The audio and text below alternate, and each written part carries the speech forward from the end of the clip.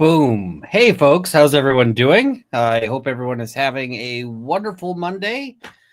I know you're not because it's Monday, but hopefully it's going to get a little bit better right now. So we've got a lot to cover, like a lot to cover because we got 3 whole days, but we are going to race through it and we are going to cover pretty much the most essential things, which is actually still a lot because these were some of the most important days. I see somebody saying the stream is struggling. Let me try killing my VPN, see if that'll help. Oh, there, maybe it'll speed up. Maybe it'll do better.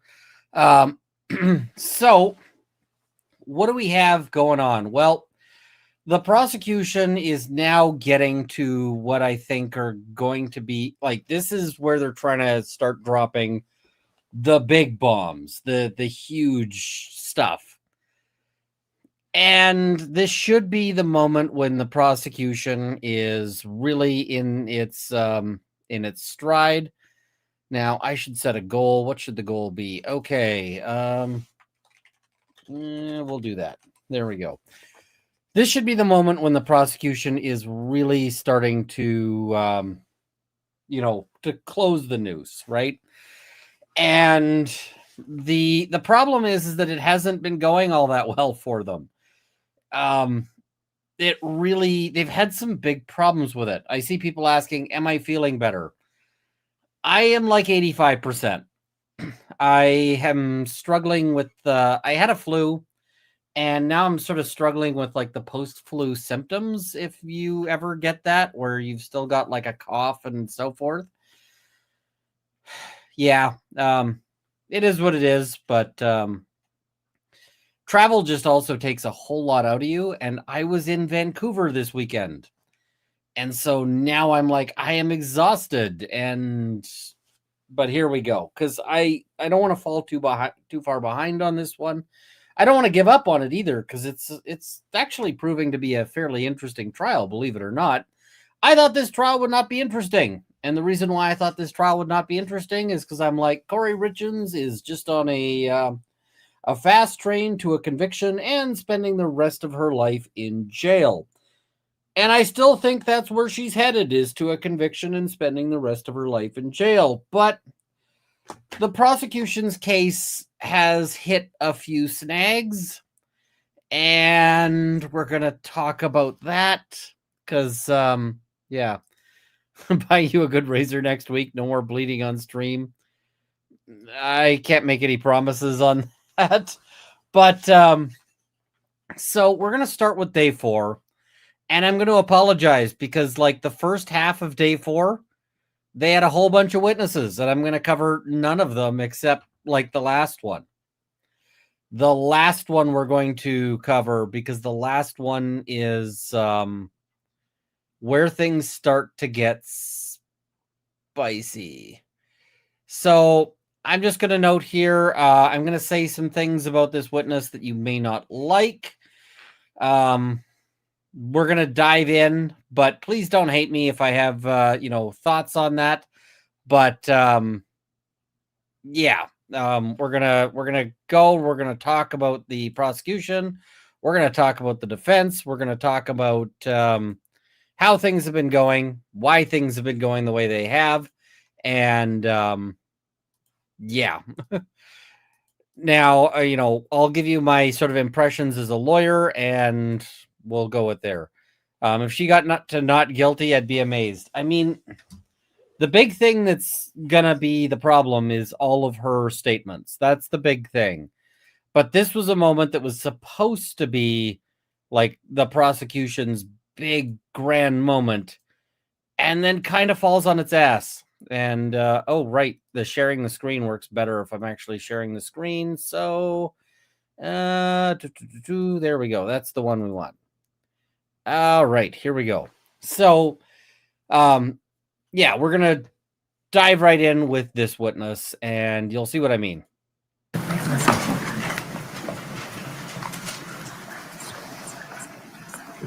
So this is day 4. So we're we're in the time machine right now.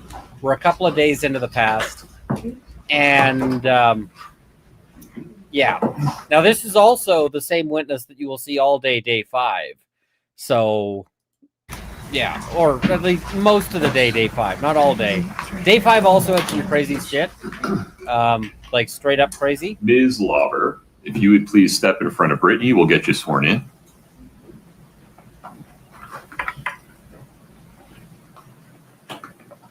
If you'll please raise your right hand.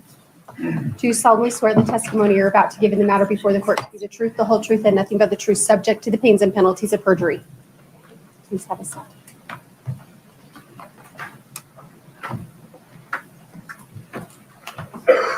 Now, one thing that I find kind of interesting is that they've taken, like, this is Utah, right?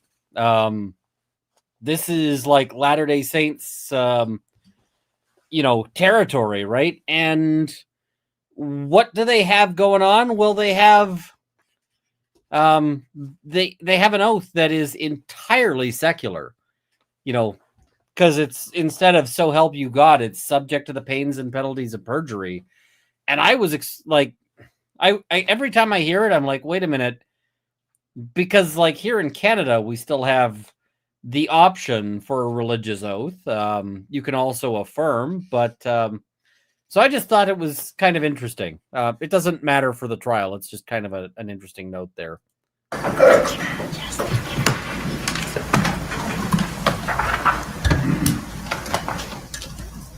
Please proceed. Thank you, sir. Good afternoon, ma'am. Good afternoon.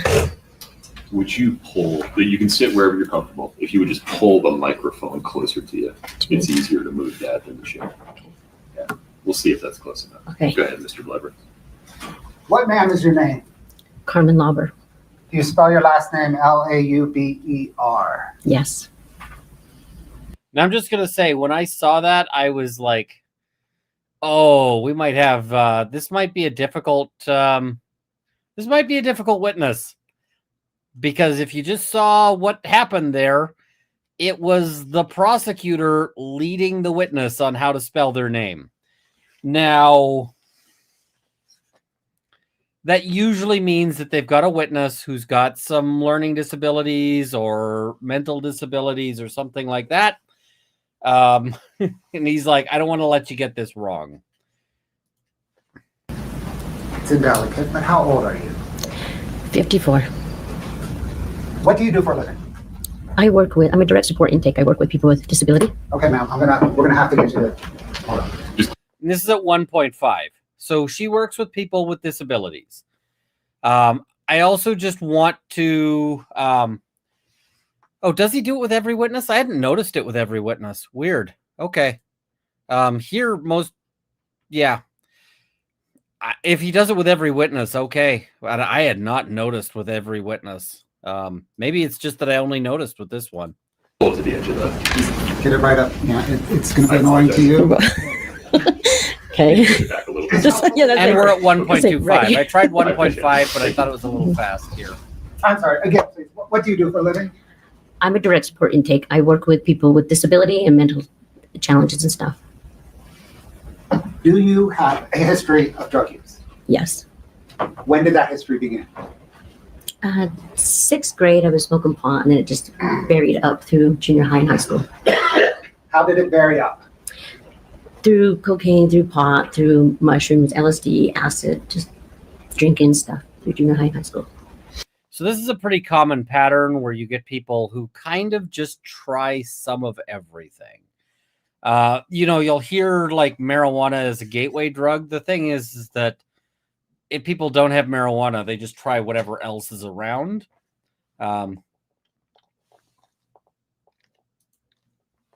Yep, real common. People start in high school and then it just becomes a thing.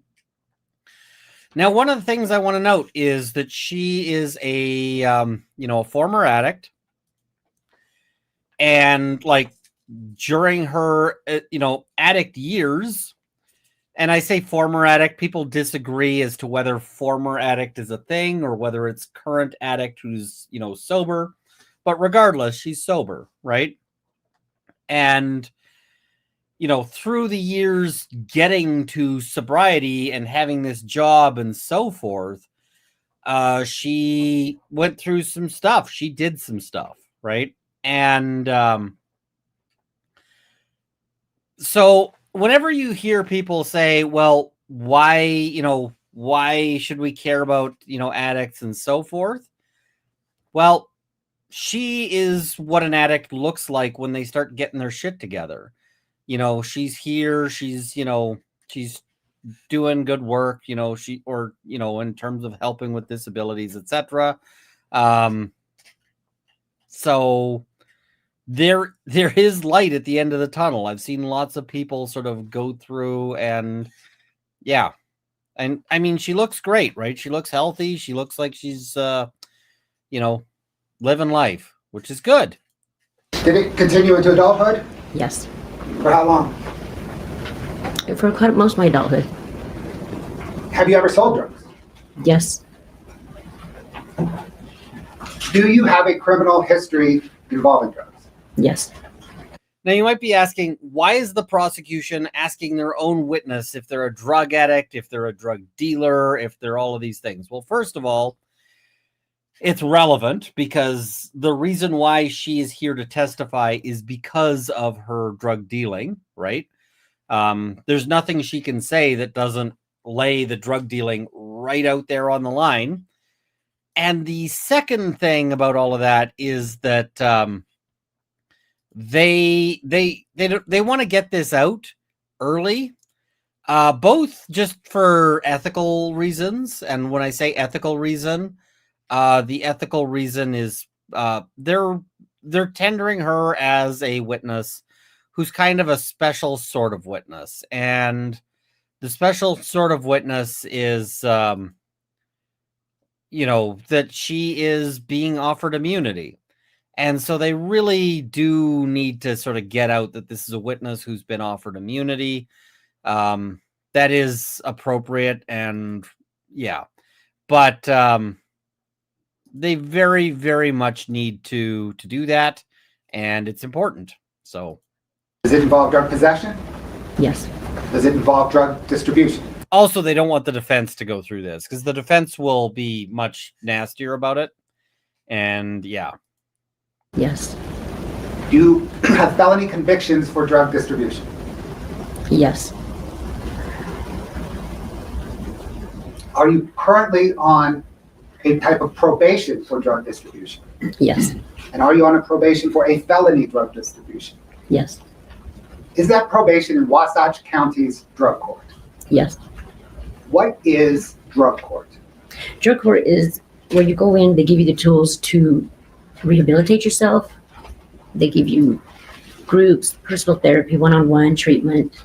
They give you random UAs. They have you complete an MRT book, just tools to rehabilitate yourself.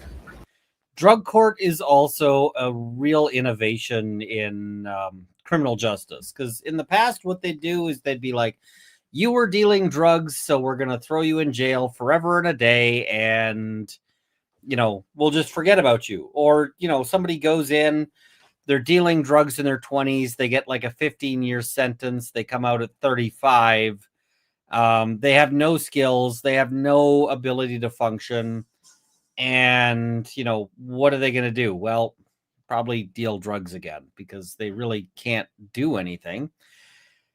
So when they put people on drug court, depending on jurisdiction, usually they're required to start out by admitting the offense, right? Like, I did this.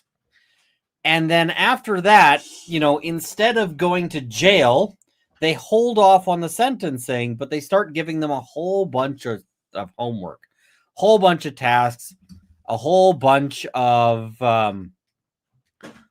work. And, that can be things like go to therapy. That can be things like, in this case, she's got to do UA, which is urinalysis. So she's got to pee in a cup and they test it and see if she's, whatever. They may have to do things like, make amends, do community service. They may have to go and try to get a job.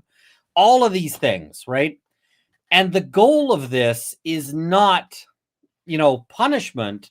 the goal is that you're trying to drag somebody out of that addicted nightmare and into being, productive citizen. And everybody, when it's successful, it can be huge success stories. One of the big problems in most areas that have drug court, there's a lot of areas that don't, but there's a lot of funding issues. So there's a lot more people who would like to do drug court than who can.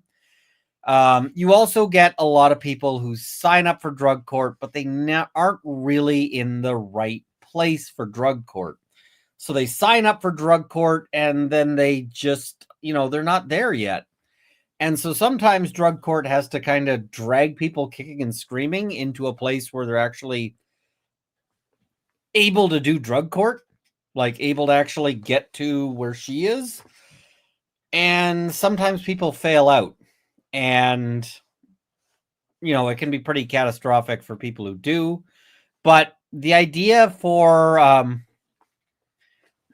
when you see the people it works on, it is amazing. I had a guy I sent, he did the drug court stuff. And when he started, the guy looked like a human skeleton because, his thing was not opiates. His thing was like amphetamines. And a lot of people who are on amphetamines tend to get super skinny. That is not a good reason to take them. But, they tend to sort of hollow out and get the, like the super skull-like, thing where you can see their cheekbones, but then their cheeks are, sort of sucked in around their teeth. Teeth are destroyed. All of this, right? They just look awful. And while the guy's in drug court, I don't really see him because he's in drug court. But, he was, and, often they don't need a lawyer through the drug court process. So it's like, off he goes. So anyway, he sent me an email and he was like, hey, I'm graduating from drug court. And graduating from drug court means that they're like, okay, you're done. We think you are, you're sober. We think you're going to stay sober. And he's like, I'd really like it if you came back, came to my drug court graduation. I was like, hell yes. This guy's inviting me to his drug court graduation. I'm absolutely going 100%.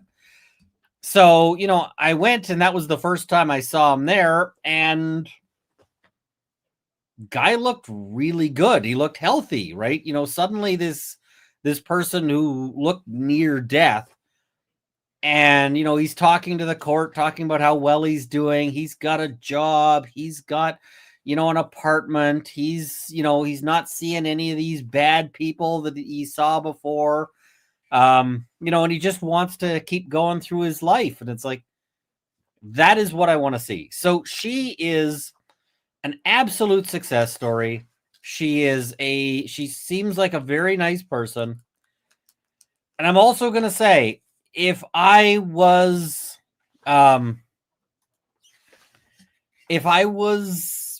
on the jury, I wouldn't consider her evidence worth a shit. And we're going to talk about why. So, yes, and Vez is pointing out meeting in Montreal /Longueuil, or I'm probably mispronouncing that, on March the 13th, which is Friday the 13th. So if you want to meet a runkle, and if you're in the Montreal area, March 13th, we'll be doing a thing. So, all right, back to her and her awesome story. When you say UAs, is that urinalysis testing Yes. to see if you're hot for drugs? Yes, we would call in daily, and you would either have a number or a color. And if your color or number was called, you had to go to 5-minute clinic and do a UA. And is the idea behind drug court that it's a rehabilitative program under court supervision? Yes. And that if you complete the rehabilitative part of the court supervision, there's some benefit to your pending charges? Yes, it's a plea in advance. Okay, and a plea in abeyance means it doesn't go down as a conviction. It doesn't go on your record, yes. Are you also pending charges in Wasatch County for marijuana possession and possession of a gun by a person who's prohibited from possessing a gun? Yes. Are you sober now? Yes. How long, ma'am, have you been sober? A little over 4 years. Is that the longest time in your life since sixth grade that you've been sober? Absolutely. Except for the time I was pregnant. The only time I quit. And then I go back to being high. But yes, 4 years, a little 4 years. Good for her. I apologize for interrupting. We're going to make a small adjustment. Turn the mic a little bit towards me. We just need to line up with your face a little better there, and then pull it forward maybe 1 inch. Okay. I feel like it's jumping out. Yeah, you can lower it Okay. a little. That's a little more comfortable. There you go. Please. Are you represented by a lawyer in connection with your testimony here today? Yes, I am. Are you testifying pursuant to several grants of immunity today? Yes. Is one of those grants of immunity in a letter from Summit County? Yes.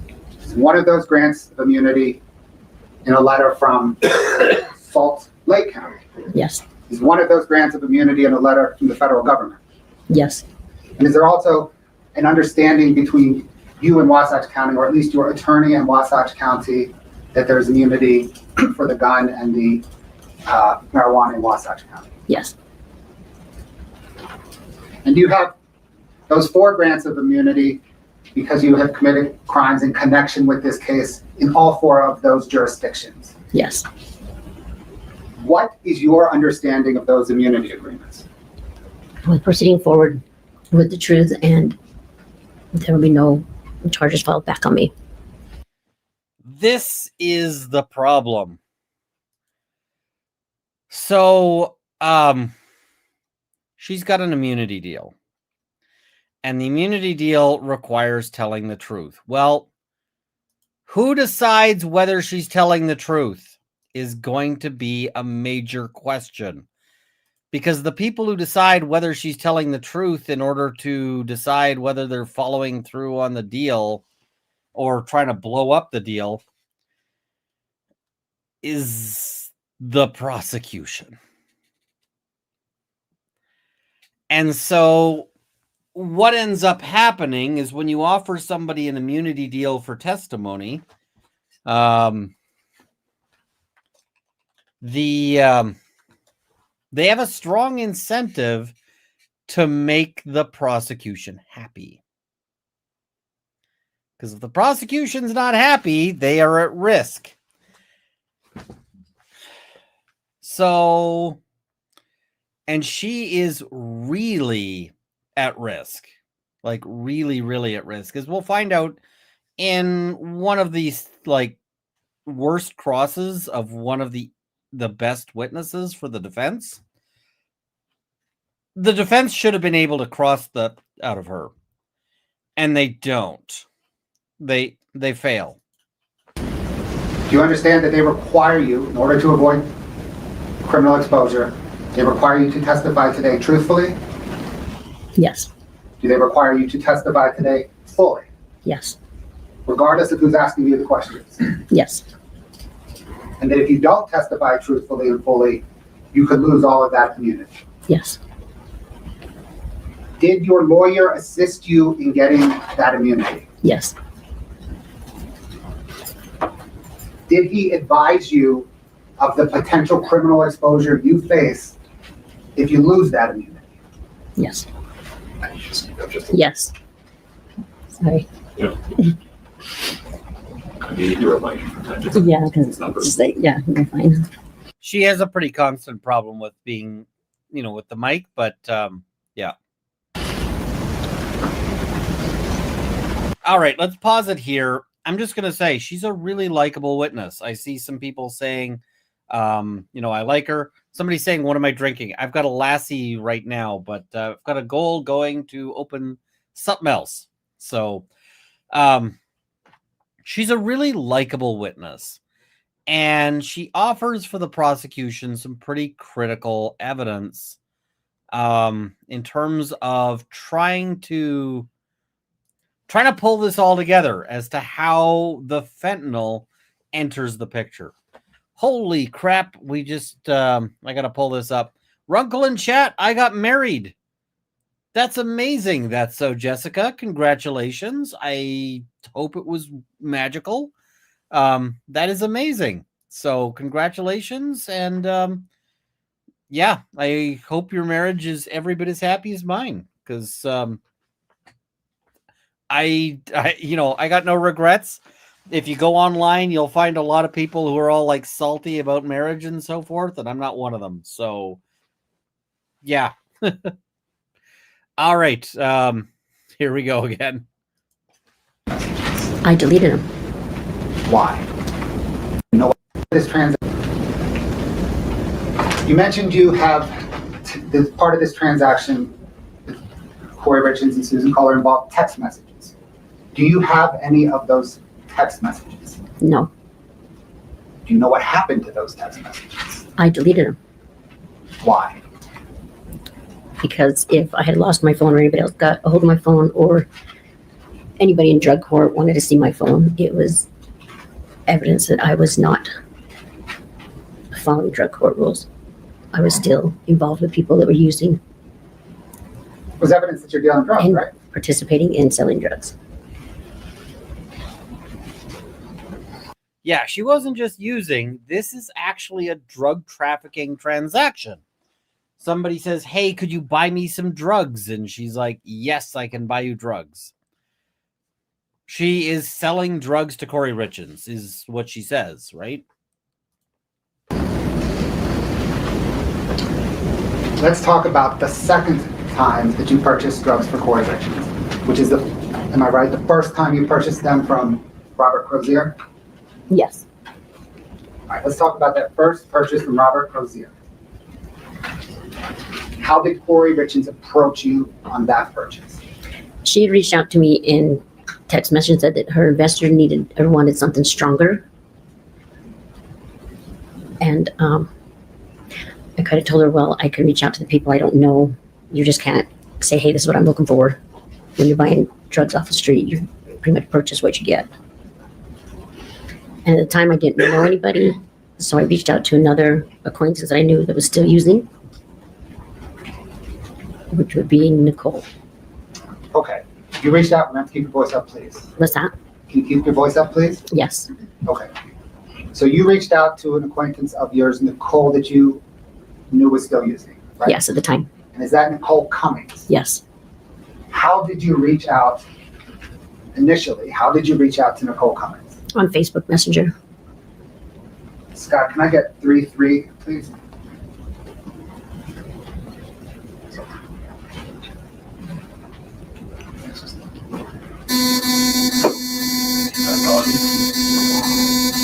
Oh God, that's annoying.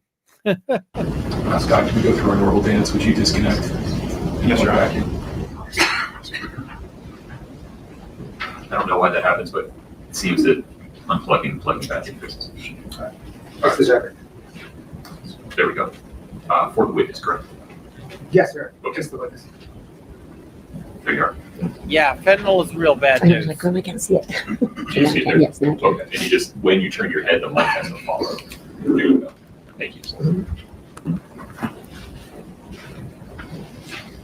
Ms. Lauber, do you recognize that document as a Facebook exchange that you had with Ms. Cummings? Yes, it's off my Facebook Messenger. And is that an accurate depiction of the exchange you had with Ms. Cummings? Yes. Your Honor, the state moves 3-3 in the evidence. No objection. States 3-3 is admitted. Would you like to publish, Mr. Glover? Yes, Your Honor.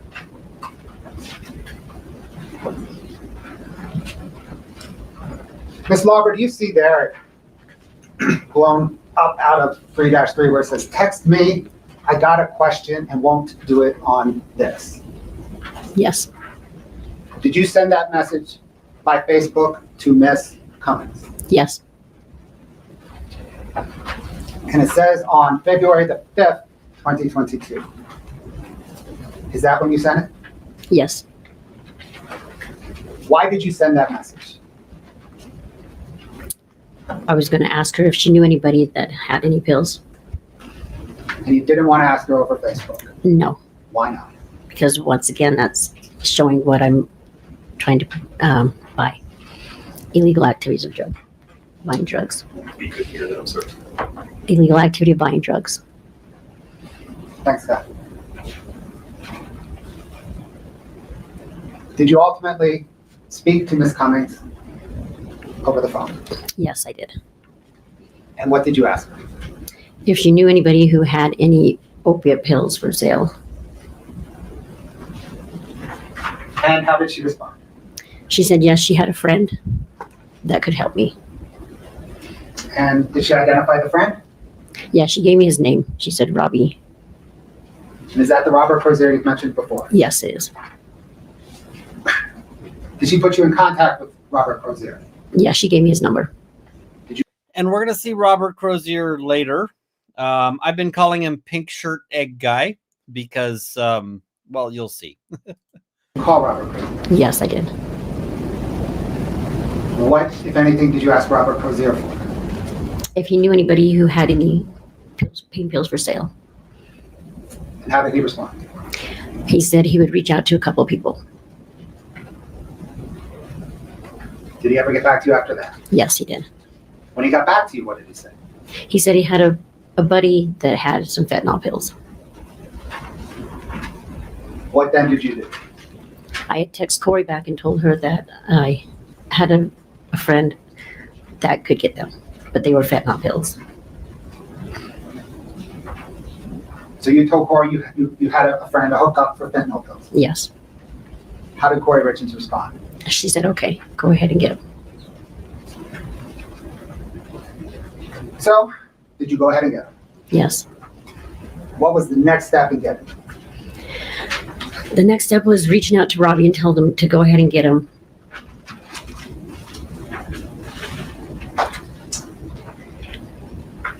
Did you arrange a time and location to purchase the pills from Robbie? Robbie did, actually. Okay.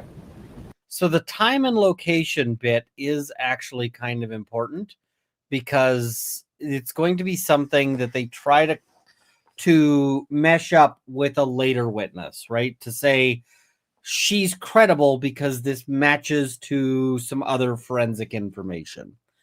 We're going to see that a little bit later. Because he was coming up from up north.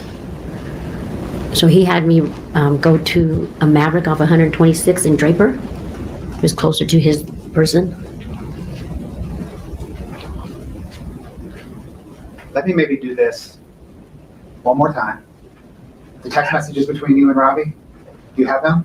No. Are they deleted? Yes. Did you delete them? Yes. Because they were evidence of drug distribution? Yes. Why was that overruled? It was leading. Yeah.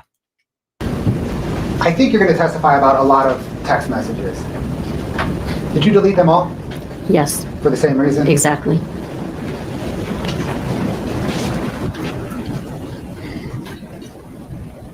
Okay, so you set up to purchase fentanyl from Robert Crozier at the Maverick in Draper. Yes. Did you front the money for these? No. That was more, way higher. How much money was involved in this transaction? $1,000? How did the money come about? Who? So I reached out to Kouri and told her yes, that it was going to be kind of pricey. And then so I asked her how she wanted me to grab them. I had to go to the house in Midway, not the mansion. It was a Midway house that she was flipping. And the money would be in there. Okay. So let me make sure I understand. Kouri Richins said she would leave you $1,000 at a small house in Midway. Yes. Scott, can I get 8-12, please?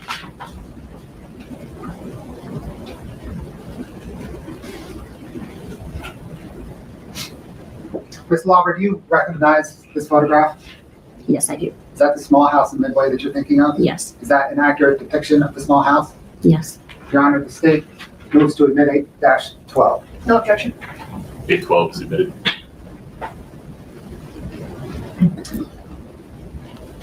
So this is important as well because we're going to see this exact house from a witness I'm not going to cover. And you might be saying, wait a minute, why are you saying this is important that we see this exact house from another witness who you're not covering?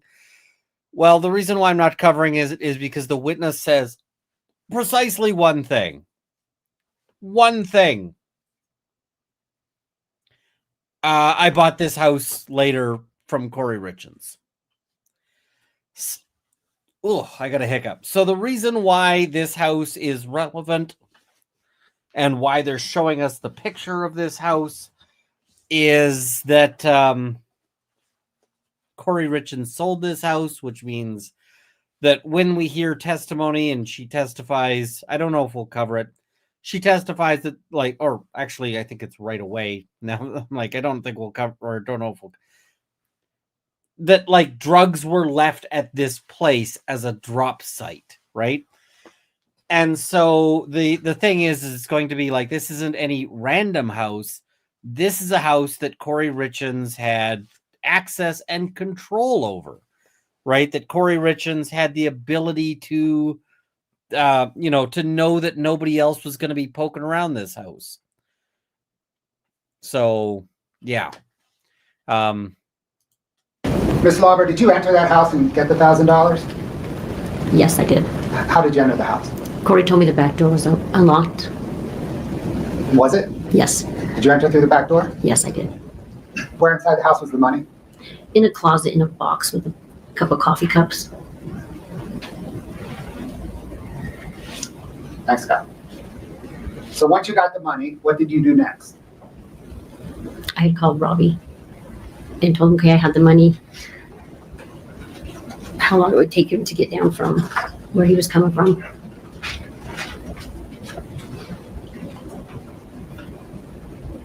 Did you then drive to the Maverick and Draper? I didn't drive at the time. I didn't have a car. Who drove? Did somebody drive you to the Maverick? Yes, Nancy. Okay. Is Nancy Peters? Yes. Where did she drive? Where did she pick you up? At my house in Heber, off of Center Street. And then she drove you from your house in Heber to Maverick and Draper? Yes, down Provo Canyon. Down Provo Canyon.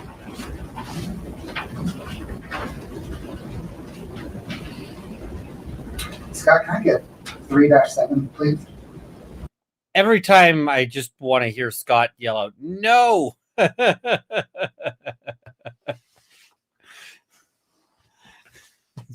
He's like, Scott, can I get this? And Scott's like, no, I quit.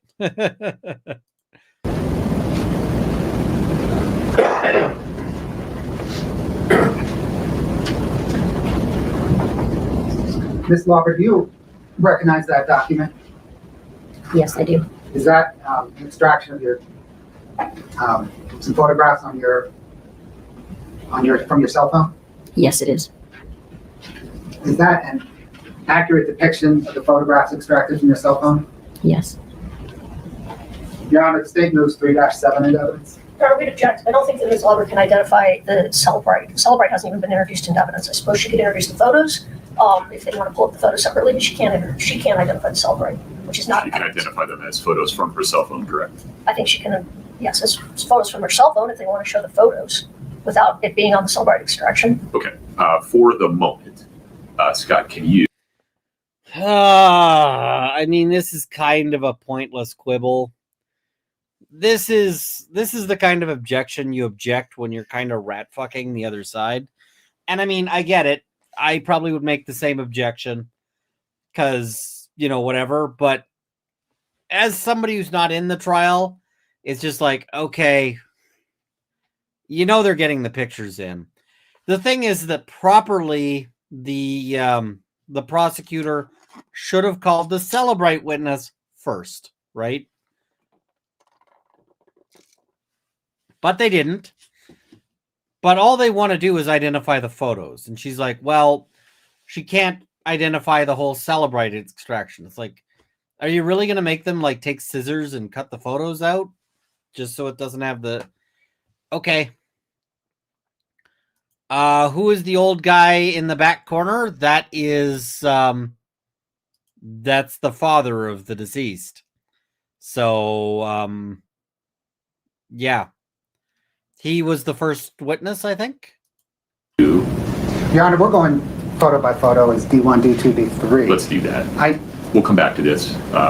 Is there? I'm sorry, counsel. My apologies. Will you approach briefly? All right. So now they're doing the approach. You were, or where you were traveling to and from when they were taken? I'm sorry, I didn't understand what? Oh, no worries. Can you see 3-7 on your Yes, that screen? is exactly what I said. Yes. If we scroll down, I think is it 3 or 4 photographs? Scott, can you scroll down? No, there's a whole bunch. There's 6 photographs. I see 3 on mine. Scroll up. There's 2 pages with 3 Okay, each. yeah, Is now that there's right? total 6, yes. And do you know where those photographs were taken In Nancy's car. as you were driving from Heber to Provo Canyon? Or from Heber down through Provo Canyon to the Maverick and Draper? Yes. Stop taking photos while you're doing crime. It's like, oh, we're going off to commit a crime. Let me take a selfie. Like it's the Chainsmokers song or whatever. You know, they're like,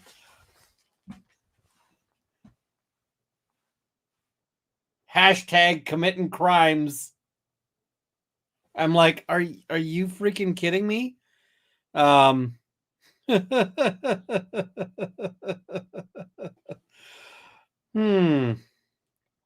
Yeah. Yeah. And do you see the time? Scott, if you can bring one up. Do you see the time Oh, yes. and day on Yes, I do. February the 11th, 2022, beginning at 5 p.m.? Yes. Is that an accurate date and time for those photographs? Yes. Your Honor, or actually, Scott, can I get 3-7 Delta 1? Is that one of those photographs? Yes, it is. Can I get Scott 3-7 Delta 2, please? Why are they Is that another one? Yes, it entering is. her selfies? Well, 3-7 Delta to 3, show, please. to provide proof that she is actually Are those doing the 3 photographs accurate depictions? you know, Yes. that she is Your Honor, doing the the crime statements- that she's admitting to do. 3-7 Delta 1, Delta 2, and Delta 3 into evidence? No objection. 3-7, D1, D2, and D3 are admitted. I just see I'm late, but Runkle, thank you for your empathy, grace, and hope for addicts. You've stopped the stream since this case started to educate chat on addicts, but you're really humanizing them. I mean, addicts are people. They're people who are suffering and, you know, struggling, and sometimes they do awful things, but they're people. And, you know, sometimes they do amazing things too. So, and anybody who can drag themselves out of that into like a better place is somebody who has lifted a heavier weight than I will ever be able to carry, you know, ever be able to lift. So, yeah. Publish Scott 3-7 D1. Is that you in the photograph? Yes. Now, when I saw this, I was like, okay, enough about her. I want to know about the doggo. I want to know about the dog. That's such a sweet dog in the back. I'm like, aw, the dog is getting a ride for crime. Yeah. Who's the dog? That is my silver lab, Hemi. And whose car are you in? Nancy's. And who's driving that car? Hammy. Love it. Nancy. Hey, D2, please, Scott.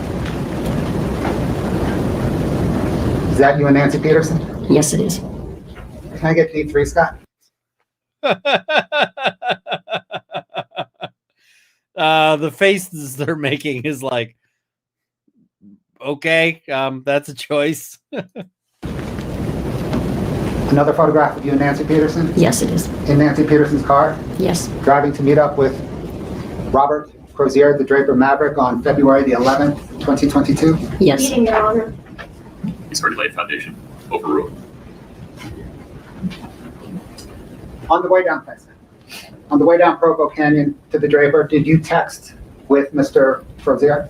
Yes, I did. What was the content of those texts? Just how far out are you? How long is it going to take?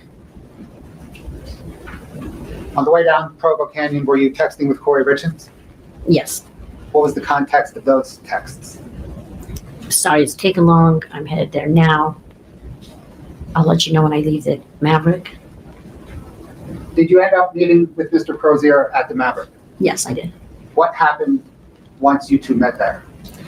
He would text me and tell me what kind of vehicle he was in. I would tell him what I was in. He came up to the window. I gave him the money. He told me he'd be back like in 20, 25 minutes. And then he left the Maverick. So the money that you gave him was $1,000. So here's the thing. She kind of went on a leap of faith because she gives him the cash and he's like, I will be back in 20 minutes. There's a lot of times where 20 minutes turns into just fuck off. And yeah. You got from that small Midway house? Yes. I'm actually just surprised that Kouri Richins actually managed to find some of the most honorable drug dealers in town, because she could have taken the money and been like, hey, I got ripped off. I don't have the money and I don't have the drugs. Crozier could have been like, takes the money and then just leaves and, you know, blocks the number. It's not like, I don't know. I suspect there's a lot of people who, you know, who are not addicts, who if I gave them $1,000 and said, you know, hey, I'll be back in an hour and I need my money, you know, they just leave. So, yeah, all of these people resisted that temptation. So, yep. Did he ultimately return? Yes, he came back. Did he have anything with him when he returned? Yes, he did. What did he have with him? He handed me a little clear baggie with some pills in it, little round pills. Can you describe, please, the baggie? Just a little clear baggie. Clear, like a plastic cup clear. You can see it through it. Okay. Small, big, like Just a small. what's small? Kind of small, like, you know, if you buy a shirt and it has an extra button in it. That kind of size. Gotcha. Like, you know, dime bag kind. Did you see about how many pills were inside that baggie? 85%. No, I didn't sit there and count them. It was 15 to 20 is what he told me. Did you said they were circular? Yes, just round. Did you notice their color? Kind of light green. What did you do once he gave you the pills? Left. Left to where? Back up through Provo Canyon, back up to my house in Heber. On the way back to your home in Heber, did you exchange text messages with Kouri Richins? Yes, I did. What was the content of those messages? I let her know that I had him. What did she want me to do with them? I really didn't want them with me at my house. This is the thing. You don't want to be holding that many pills because, you know, she gets pulled over. You saw what she looked like in those pictures, right? She was a heat magnet at that point. The two of them sitting there with their, you know, their, like, I'm sorry, cop would have seen them a long way ago, you know, long way away. And yeah, they if they'd gotten pulled over, there was a good chance they'd get searched. There's a good chance they'd get, you know, grilled. And it's a good way to go to jail for a long time. Did she tell you what she wanted you to do with those pills? She responded back with, take him over to the Midway house, put him in a shed. There was 3 sheds on that property. I didn't feel comfortable leaving him in the shed out in the open. So I went to the fire pit and kind of dug a little hole and put the gravel back on top of it and then kind of turned it to the side to kind of cover it up.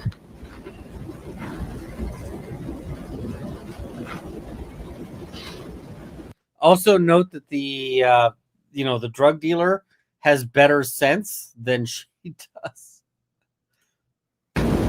Or than Kouri does, rather. Scott, can you bring up 8-13, please?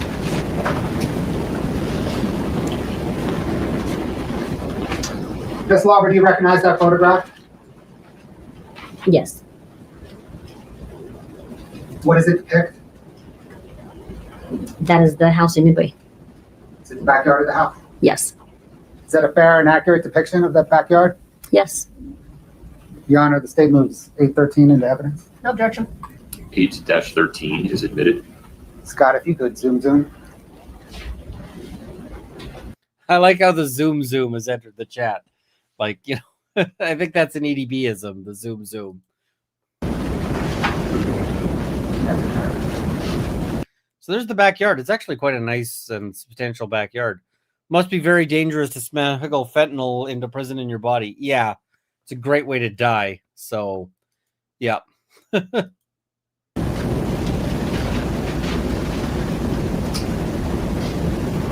not smuggle fentanyl at all, but especially not inside your body, because you will die. Is that the shed that you just referenced?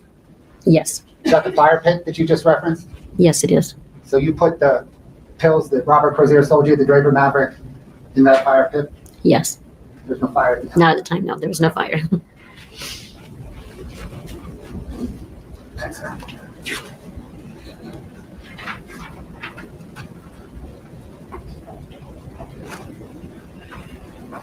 I want to pause on the drug deals for a minute, okay? So we got the Susan Kohler drug deal, the first Crozier drug deal, right? I'm gonna pause. Scott, can you bring up 2-33, please? Can you split screen it with 2-34, please? Ms. Lauber, do you recognize those two documents? Yes, I do. What are they? Letters from Kouri saying I did some community hours. Did Kouri Richins give you those letters? Yes, she did. Are they accurate depictions of the letters that she handed you? Yes, they are. Your Honor, the state moves 233 and 234 into evidence. No objection other than previous objection that is ongoing. It's preserved by the record. It's been ruled upon. The court stands upon that ruling. Forgive me, the 2-33 and 2-34 are admitted. Can we publish those, Scott, please, and split screen?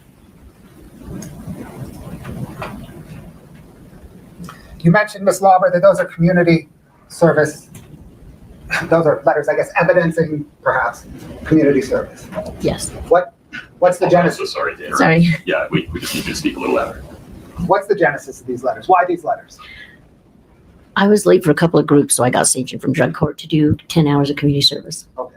So groups, you mean group therapy sessions. Yes. And because you were late, they're court ordered, aren't they? Yes. Because you were late, the court ordered group therapy sessions in drug court. Am I right? The judge sanctioned you to community service. Yes. Then did you approach Kouri Richins about getting community service letters? I'd asked her if she knew anywhere I could get a letter with a head on it saying that I get some community hours. Okay. Scott, maybe pick the one on the left and blow it up so that. So she's supposed to do community service as part of her drug court. And I mean, community service is partially just to make it a little bit punitive, a little bit of punishment, but also community service is partially to provide people with like some work experience, because somebody who's done a bit of like actual work can be. But here's the thing: you can't just knock out you can't just have somebody knock out a letter where you didn't do the work. We can just read it a little bit easier. Thank you.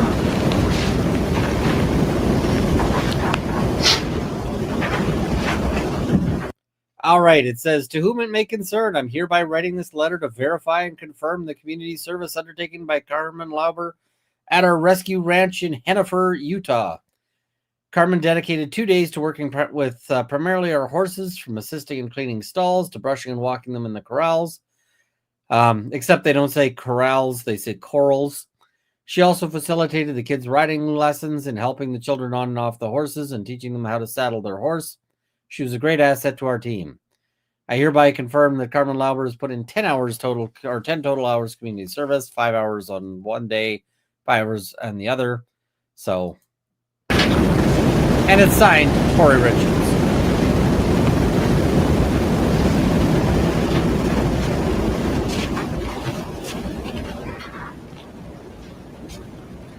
Is the other one similar? Maybe you can just flip it out. Yep. Ms. Lauber, did Kouri Richins hand you those letters? Yes. Did you perform that community service? Absolutely not. Have you ever stepped foot on a Circle R ranch? No, I have not.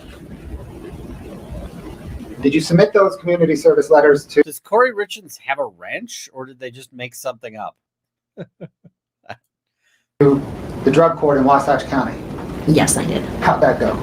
Not too well. I ended up in jail for a day and got more. I mean, I shouldn't laugh at that, but I do laugh at that because it's like Kouri Richins wrote me this great fake letter that got me thrown in jail for a day. Community hours.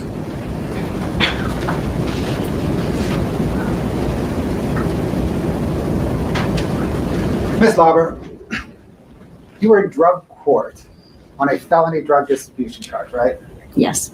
You just testified that you bought drugs for Kouri Richins, Yes. which is more drug distribution, right? Yes. And you just submitted a fake letter, 2 fake letters, to the drug court judge, right? Yes.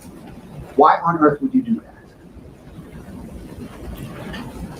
Well, I obviously didn't have time to do my community hours because I was reaching out to Robbie because they're in picking up pills. But why would you try to put one over on the court at all? In the early stages of addiction, when you're slowly getting clean, you still test the waters. You're not ready to surrender yet. You're not sure. Now, a lot of this is the language that they get from doing. So one of the problems with like these kinds of treatment programs, and just being candid here, the treatment programs have great parts and they have downsides. And one of the downsides is that people learn the language of treatment. And this is not so much her words, it's the language of like the treatment facilities and so forth. So it's like, okay, I guess, but at the end of the day, I mean, I didn't like this. I was like, this part doesn't feel honest. This part, now if she just said something like, I wasn't doing great, obviously, I was, I wasn't with the program yet, but here she's sort of, and part of the thing is that the treatment programs to a certain extent need to, they need to give people permission to fuck up.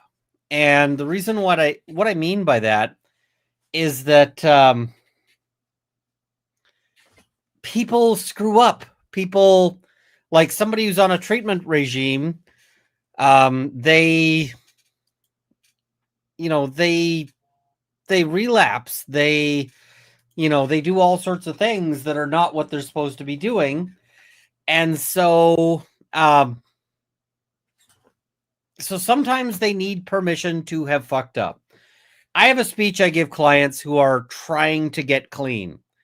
And the thing is that, what I tell people is that you've only failed when you give up, because it's expected that you're going to have setbacks. It's expected that you're going to, not everybody, but it's expected that you might have a relapse. It doesn't mean go ahead and relapse. But what it means is if you relapse, the key thing is that you don't just give up and you don't just say, oh, I'm a bad person. I had a relapse, but that you get back in there and you try again. Because as long as you're trying, as long as you're fighting for it, as long as you are working on it, then things are getting better. But so long, so you sort of have to give people like the understanding that it's okay to screw up. It's okay that they have, that they've missed a goal or missed whatever, because otherwise the alternative sometimes is that they just give up entirely. Right. So yeah. What's your opinion on the disability shaming? I thought the way they handled the disabilities was super dumb. I thought the defense fucked that up so badly. It made me mad because so a lot of people saw that and they got mad like on behalf of the witness, right? I'm mad for what you're doing to this witness. And I'm a defense lawyer. I know sometimes you got to be a jerk to a witness. I got mad because they were fucking up as defense lawyers. And I'm like, you have to get this right. You have to do it. And they were doing it so badly that I was just like, what? Okay, so we're going to skip ahead a bunch in her testimony because, yeah, we just have to. So, all right, I picked the worst place to skip to. All right, I'm skipping to a sidebar. Why did I do that? Okay, here we go. After that, do you still have your hookup text exchange? Did you speak with Kouri Richins? Yes, I did. And what was that, about a drug buy? What was that conversation about? That I could reach out to Robbie again. And how did Kouri Richins respond? Okay. Same routine. Same routine. Mm-hmm. So did Kouri give Richins then provide you with money to buy drugs? Yes. How so? In the house to Midway. I'm sorry. I didn't Wait. hear you. Sorry, what? Did Kouri Richins give you money to buy drugs that last time from Mr. Crozier, right? I'm talking about the third drug buy from Mr. Crozier now, after Eric's death. Oh, no, she gave me, she told me that the investor would leave money under her doormat at her house. The investor would leave money under the doormat of her house for you to buy drugs. Yes, in Camas. Her Okay. house in Camas. So did you go to her house and pick up that money? Yes, I was with Nick. Nick drove me. Okay, is this the same Nick Bonsavage Yes, that was in the car when you asked her whether the yes, pills caused Eric's death? yes. So Nick drove you from where? Nick picked me up in my house in Heber, and then we headed to the backside of Jordanelle to the house in Camas. Kouri Richins' house in Canada. Yes, Kouri and Eric's house in Camas. Did you check under the mat at the front door for the money? Yes, I went to the door, looked at the mat, there was nothing there. So I kind of looked at Nick and kind of shrugged my shoulders and ran around to the back door to see if there was anything under the mat there. There was nothing there. So I ran back to the front and I kind of threw my hands in the air to Nick, like, what do I do? And I went up and rang the doorbell. It took Kouri a minute to get to the door. She answered it. She told me to come inside. I told her the money wasn't there. I gave her a hug and asked how she was doing. And then I told her the money wasn't there. And then she asked if she could write me a check. So then she went over to her kitchen counter and grabbed kind of a book about so big and wrote me a check. Can I just say how insane it is to write a check for crime? Like, did she put in the memo field for crime or like?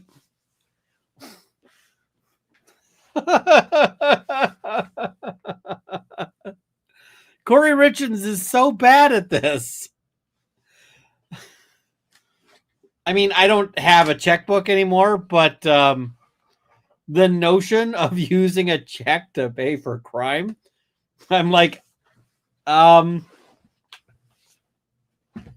yeah, I just don't get it. It makes no sense to me whatsoever.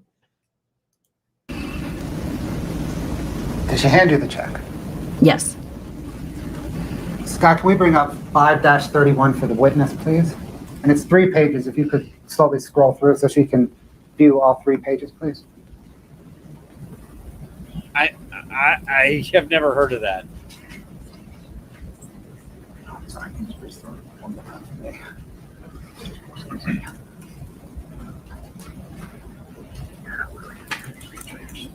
Ms. Lauber, do you recognize those 3 pages? Yes, I do. Do they depict the front of the check, the back of the check, and a deposit slip for the check? Yes. Are they authentic depictions? Yes. Your Honor, the state moves 531 into evidence. No objection. States 5-31 is admitted. Published. Yes, Your Honor. Okay, let's zoom in on the check, please. Ms. Lauber, is that the check that Kouri Richins wrote you that morning? So the memo is construction clean Midway. Okay. Yes, it is. In the memo section, do you see where it says construction clean Midway? Yes, I do. Did Kouri Richins owe you any money for any cleaning? No, she did not.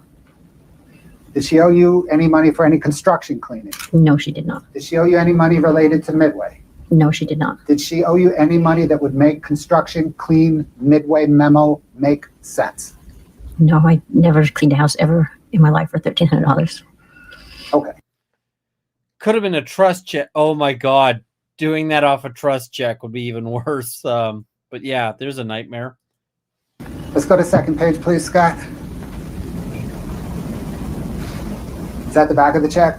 Yes. Yes, it is. Third place. Third page, please.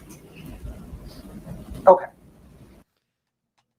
I'm really glad they blanked out the number. Because that would have been real awkward.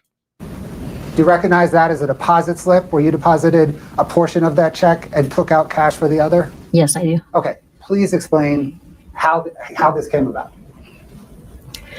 I had to go to the bank and cash the check. I was in the negative, so they had me deposit some to clear up my negative balance. And then they gave me the remaining balance of $1,000 Okay, when did you go to the bank in relation to picking up the check? the day of. So you picked up the check, Yeah, that morning, you yes. go straight to the bank, Yes, I did. and who drove you there? Nick. Okay. Do you see where the date says March 9th, 2022? Yes, I do. Is that the date that you picked up the check, went straight to the bank and deposited it? Yes. Deposited 300 of it and took out 1,000 in cash? Does that Yes, I sound right? did. Yes. Okay. So I figured out what that arrow tattoo must be. I think Kouri Richins' arrow tattoo, we're only seeing part of it.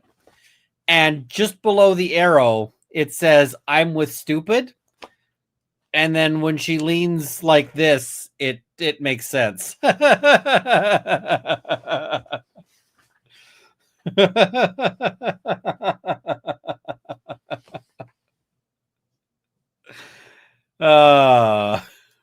Thanks, Scott. Once you deposited a portion of the check at the bank, cashed the remainder, what did you do next? Nick and I drove down Provo Canyon, touching bases with Robbie. He said it was taking longer than he thought, so Nick and I went out to a couple of thrift stores Where did you go to thrift stores? in Orem County. And you said you were texting with Robbie Crozier as you were driving again down through Provo Canyon and as you were in Orem Same County? routine. Same routine. Yes. Were you also texting with Kouri Richins? Yes, I was. Did, like before, you meet up with Robert Crozier at that same Maverick and Draper? Same Maverick off 126, yes. What happened when you met up with him? Same routine, but a little bit different. We waited there for a minute. He left for 20 minutes, came back, and said he couldn't get his friend to answer the door if we wanted to follow him. So we followed him down the road to a couple of townhouses or duplexes. I didn't go to the door with him. We parked down the street, but we could see what complex he walked into. And then we waited there about 20 minutes to a half hour. And I kept texting him like, "Hey, this is taking too long. It's too late. I don't like sitting out here. Just wrap it up. Let's go." And then he texted back. He's like, "No, I got my friend. He was asleep. I finally woke him up."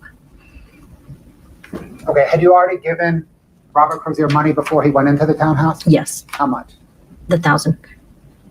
Well, no, it was only 900 because Nick got 3. I put 3 in my checking, my bank account, and Nick got 3, and then he got the remaining balance. You know that math does not add up. Sorry, hold on. Yeah, I put 3 in my account. Nick got 3, so Robbie got the remaining balance. You got the rest. Yes, Can we call that 700? yes, Okay. yes. Sorry, I had to count on my fingers. I'm like, yes. So she's struggling a bit with the math, right? Okay. Now let's see how this goes. And we're going to see, first of all, one of the worst efforts at a power move that we're going to see. So, yeah. Good afternoon, Ms. Lauber. Let me turn on my mic. This is the beginning of the cross. Ms. Howard. Yes. Okay. Good afternoon, Ms. Lauber. Good afternoon. My name is Wendy Lewis. I am one of Ms. Richins' attorneys. I'm going to hand you some binders. We're going to go old school here. Oh my gosh. These are okay. You can put it over here. I'm going to ask you to refer to these as we talk. These are the transcripts of the interviews that you did in April and May of 2023. All right, and just to help you out here, take a look. Here's the first 2 interviews, and we're tabbed here. Interview 1 with the date. Interview 2. All right. Okay. This is interview, we've got the dates, March 3rd and 4th. Okay. This is separate. This is the interview from March 10th. You want to just set that aside so we get to that? And then your last two interviews, 13th and 14th, are right here. Okay. So we're going to be referring to that. Well, that's a lot. So this is kind of the defense lawyer trying to be all power movie, because they're like, look at all the binders I've got. Well, you know why they've got that big stack of binders? Because she gave a bunch of interviews and they're all transcribed. But I mean, this is just trying to like sort of scare the witness a little bit. So yeah.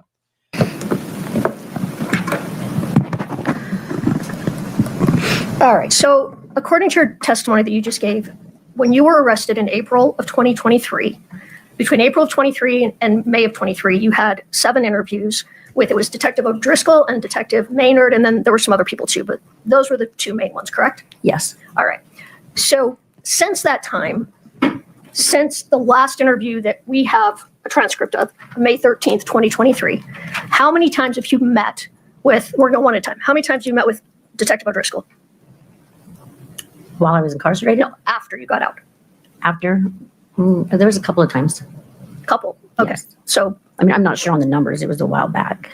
in what circumstances did you meet with him? They would come and they would check on my ankle monitor when I was on my ankle monitor. Sometimes I wasn't charging. Sometimes they'd swing by and ask me a couple questions. Questions about the case? Just about my part. Okay. So about the things you're testifying about. Yes. All right. And you say they, was that Detective O'Driscoll and Detective Maynard together? Yes. Did you always meet with them together, or did you sometimes meet with them separately? No, they were always together. Always together. Mhm. And so they came to your house a couple. What, does a couple mean 2, or does a couple mean 5? Does a couple mean, what does that mean to you? We can go out on them and say maybe 3 to 4 times. 3 to 4 times. And they would talk to you about your testimony during those visits sometimes? Not with my testimony. They'd ask, if the question came up, like, okay, where was you at this time? Stuff like that. No. Okay. Do you know if they recorded any of those conversations with you? I do believe so. I'm not 100% sure. You think they were recorded? I'm not 100% sure. All right. Did they call you on the telephone after you were released? No, I kept in touch with them with ankle monitor. So you called them on the telephone? No. Oh, I was just being tracked by ankle monitor with them. All right. Did they drive you places? They did when I was in jail. They drove Right. me sometimes up to this courthouse. And, okay. And after you were out, did they drive you to Wasatch County Courthouse? They did a couple of times when reporters were there. All right. When you were in the car, did they have conversations with you? No. All right. What other people from Summit County Sheriff's Office, if any, besides Detective Maynard and Detective O'Driscoll, did you talk to? Were there detectives? Yes. Were there any others? No. All right. Have you met with the prosecutors in this case, either Mr. Bloodworth or anyone else? Yes, I have. How many times? There was the initial meeting when we first. All right. Now, already you're sitting here going, where's she going with this? And the thing is where she's going with this is that she wants to show that this witness has been, that her testimony has been basically bought and paid for. These are good questions to ask later. This is not, I mean, I don't think I'd start with this. Yeah. This case first came up here with Bloodworth, and then I do not a have couple bouncers. times over the last couple of weeks. So when you met with them over the last couple of weeks, was that to go over your testimony? Yes. Did they practice your testimony with you in those meetings? They kind of prepared me for what kind of, I don't know what the word I'm thinking of. They kind of prepared me a little bit of it. Did they review your answers with you? Pause for 1 second, Liz. I apologize for the interruption. Hold the mic a little bit to your left. Yeah, you can move the wires again. Okay. Now pull the mic more in front of you. Yeah. Let's try that. I'm sorry, if you ask your Sorry, go last ahead. question one more time. Did they review your answers with you? Yes. All right. So they reviewed with you when the drug buys happened, correct? They would ask me the questions and I would answer. Did they correct you if they thought if they thought your answer was wrong? Not really, no. All right. Did they practice cross-examination with you? Yes. So they did a We call it a mock cross. Someone pretended to cross-examine you. Is that fair? Yeah, they kind of just brought up how you were going to bring up my past, how I was going to feel. Okay. That's all? Yes. Okay. Did they tell you how to answer the questions that I might be asking you? No. Oh my God. When I heard that, I was like, are you fucking kidding me? Don't. That is a question that I have seen backfire on people so many times. So many times I've seen this backfire on people. Did they tell you how to answer the questions? Yes. They told me I had to tell the truth. Well, now you just made, the rival witness look more honest. Whoops. You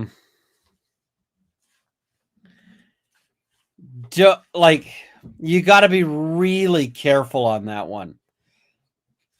Before you start going into, they told you how to answer the questions, you better have something to back that up other than just a guess and a hunch and a hope. Because usually, I mean, in this case, what the defense lawyer has is a hope. That was a fishing question. It's, hoping that she's going to say, yes, they told me, some things to say. But she didn't know that. She doesn't have that in her back pocket. She's just, fishing for that answer. And she could have gotten an answer that just absolutely, yeah. They didn't give you any advice on how to answer the questions. No. Did they help you put the pieces together so you would remember what to testify to? Actually, I'm the one that's asked, like, if I needed to know Robbie, I put in my phone, obviously it says Kouri, Doreen's niece, Robbie, Nicole's friend, just stuff like that. Wait a minute, I don't know if I understood your answer to my question. So my question was, did they help put the pieces together for you for your testimony, and what was your answer? I said I'm the one that asked for pictures and stuff like that. So you asked them to help put the pieces together for you? I don't know if it was actually helping me put the pieces together. Kind of refresh my memory a little bit. It happened a long time ago. That's true. This happened almost 4 years ago, right? Yeah. Okay. And your original interviews with detectives was almost 3 years ago. Yes. All right, we're gonna get back to that. Who else have you spoken to about your testimony in this case? Nobody. Well, now, When I was in jail, when I was okay, incarcerated, and Jill, who did you speak to about that you were going to be cooperating? there was O'Driscoll, Maynard, and I can't remember the lady that came from the feds, but I didn't really talk to her. That would be Ms. Whistler. I cannot remember her Okay, name. we'll get back to that too. Would you talk to Nick Von Savage that you were cooperating in this case during the time you were in jail? Yeah, he's one of my best friends. Okay, so you told your best friend that you were cooperating. Yes. And you told your best friend, man, I don't even remember what happened. You got to help me out here, right? Just in the part where, in the car, yes. Okay. Because Nick was with you one of the times you met Robbie Crozier. Yes. And you had Nick help you remember that because you did not remember that specifically. You did not remember the dates, right? I don't remember the dates exactly, no. Okay. Today you remember the dates Well, yeah. because they were told to you. Well, no, the more you think about it, the more it pops up. Okay. All right. So the dates you couldn't remember 3 years ago, you thought you remember them now. Yes. All right. We'll get back to that. Ms. Crozier, do you have mental health diagnoses? Do I what? Any mental health diagnosis? Okay, buckle up. This is and me and Bob Mata. I like Bob Mata. I like his stuff. I like him as a person. We disagree strongly about this moment. And I mean, I won't ask you guys where you land because I feel like that's kind of like I've got the home field advantage here.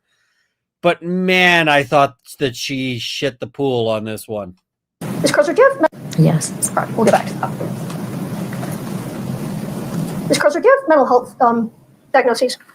Do I what? Any mental health diagnoses? No. You're not diagnosed with any mental health problems? No. You're sure? Yes. What about anxiety? Yeah. Do you take medication for that? Not so much anymore, no. Okay. Are you on any medications today? No. Okay.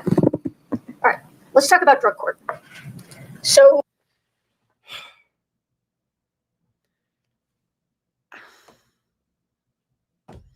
What the fuck? Like, this just came off as snippy. And what she needs to do is she needs to get this to say that Carmen is more vulnerable to being pressured than other people. And the thing she should have done is she should have waited, got the pressure out first, got out the fact that if she does not cooperate, she's looking at like 600 billion years in prison, right? Because that's the thing. If she doesn't cooperate, she's looking at forever in jail. And so what you need to do at that point is you establish that there's all that pressure, and you just say, and you were diagnosed with anxiety, right? You're diagnosed with anxiety, correct? And at that point, you can then like tie that in and say, so you'd be extra vulnerable when, to these pressures, right? But it just comes off here like some unrelated, snippy, shitty, attack. And I'm just like, how do you blow this? The other thing is that for the defense wants her to look with it. Because what the defense wants to say is that she is willing to lie to stay out of jail, right? And so when they start getting into her learning disability and so forth, I go, well, you don't actually want to elicit that she's got a learning disability. You want to elicit that there's problems with her story because she's been told to tell this story by the detectives, and she is a vulnerable person who is at risk, and the prosecutors and the police are being assholes to her. And, that's where you want to get this to. What you don't want to get is that her story is confused because she's got a learning disability, and that you are going after somebody with a learning disability with a bunch of confusing questions, which is really what this comes down to at the end. And it just makes me so mad. In 2021, you were given the opportunity to participate in the Wasatch County Drug Court. Yes, All right. And that is an opportunity, right? absolutely. Okay. And when you were allowed to go to drug court, you had been arrested for a number of felonies. Yes. It was, let me grab some papers. Oh, and we didn't hit the goal for opening up a like an alcoholic beverage, but in honor of the appearance of the guy with the mustache at the back, in honor of this guy here, we are going to open up. Somebody was very kind to deliver to me some things of Sunset Sarsaparilla.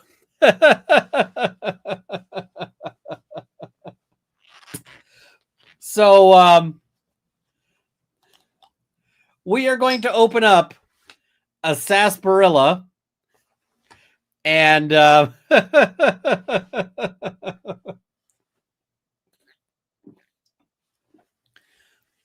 yep. It was, let me grab some papers. No, she actually testifies that she's got a learning disability. So she does have a learning disability.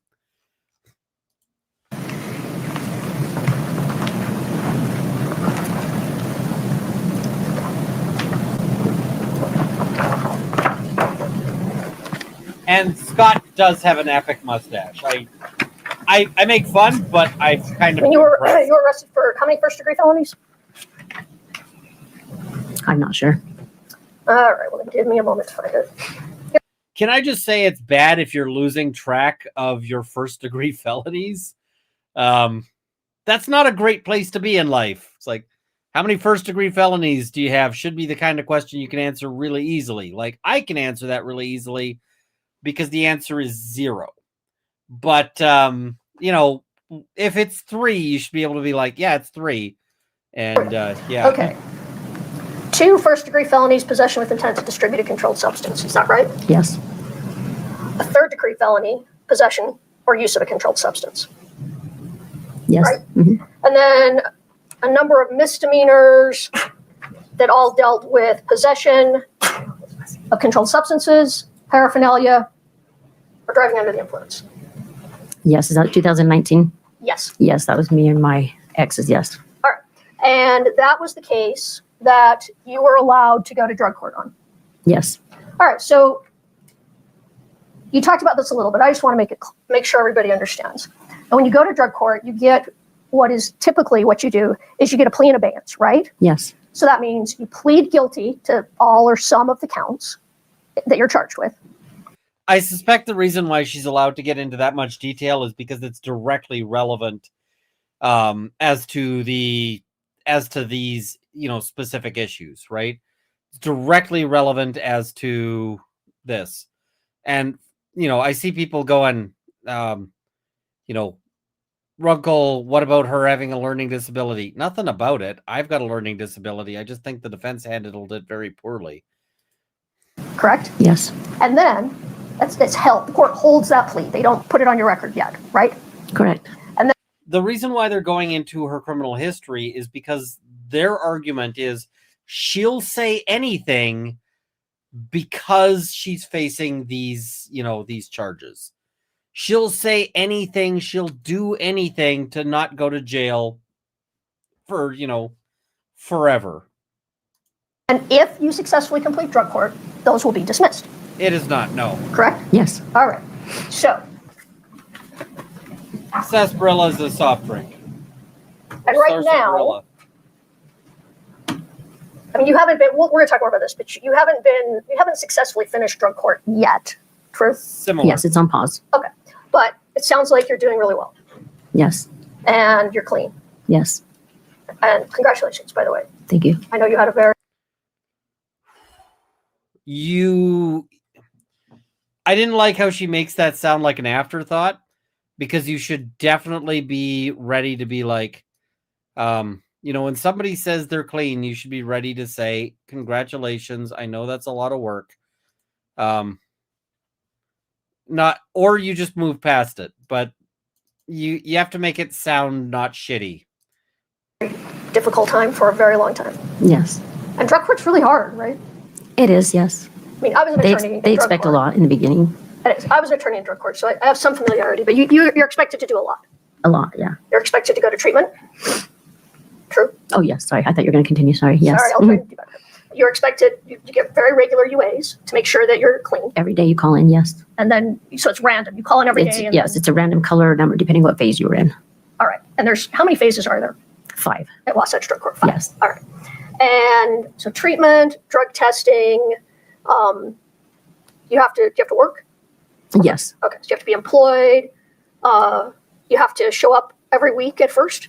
Yes, for your groups. So you had not only did you have one-on-one therapy, you also had attended groups Monday through Friday, depending what phase you were in as well. So you had 5 groups. Okay. You had therapy twice, 2 or 3 times a week with your one-on-one, depending what phase you were in. All right. And you started your drug court program in 2021. 9 of 2021, I believe. I think it was September. Yeah, I do believe. Well, let's take a look. Or maybe that was my initial evaluation. I think you might be right. Let's just.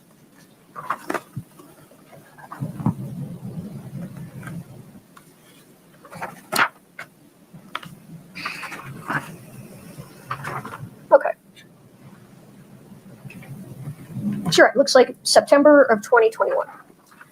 Now, is it fair to say that between September of 2021 and when you were arrested, which we're going to talk about, you talked a little bit with Mr. Bloodworth in April April of 2026 or 22nd for that? Not quite. I mean, no, I mean the date. April The date, 2023. Yeah, 23. You were arrested. You're right. I think it was April 26th or 7th. That's what it was, yeah. Yes. Okay. You were struggling in drug court, fair to say? In the beginning, yes. Well, that whole time, until you were from September of 21 until your arrest in April of 23, you were struggling. Not the whole time, no. All right, let's take a look at that. So, See, this part is actually good. The problem is she flubbed a bit before that, but she's like, you were sucking at drug court. And this is important because, you know, she's got to succeed at drug court, or else she's looking at, you know, forever and a day in jail. And it's like, you weren't succeeding on your own. You were, in fact, failing at this point. And, you know, your failures were going to have major, major consequences. You know, failing at drug court when she has the kind of sentences she does is like failing at flying a plane. There's a lot of ground to hit, and all of it is bad. do you recall? And welcome, that? EDB Raid. Good to see you. Let me show you. I'm going to show you a document. Might be easier. Yes, at least here in Alberta we do. Katie, do we have its defense exhibit 1007? Can you pull it up on the screen just for Ms. Lauber?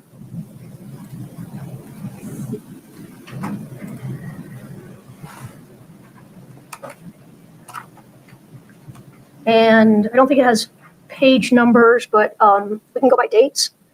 So maybe pull it up starting from 9/22/21 for her to look at. This part is actually good.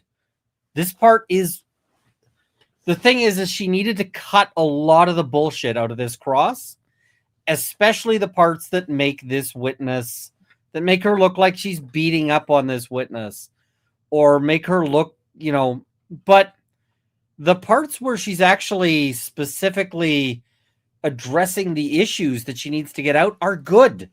There is a good cross buried in here. The problem is it's like if you have, you know, I don't know who likes having cereal. I like having cereal for every once in a while, like a bowl of Cheerios or whatever. It's just kind of a refreshing snack, right? But you think you take your bowl of Cheerios and then you add like a ton of gravel to it. That's kind of what this cross is it's Cheerios and gravel. And they needed to get all the gravel out so that then it's going to be delicious. Because, yeah. This cross could have been a nice, crisp 15, 20-minute cross. And it would have been really good. It would have been really amazing if they had done this as a 15, 20-minute cross. But it's not. This cross just keeps on freaking going.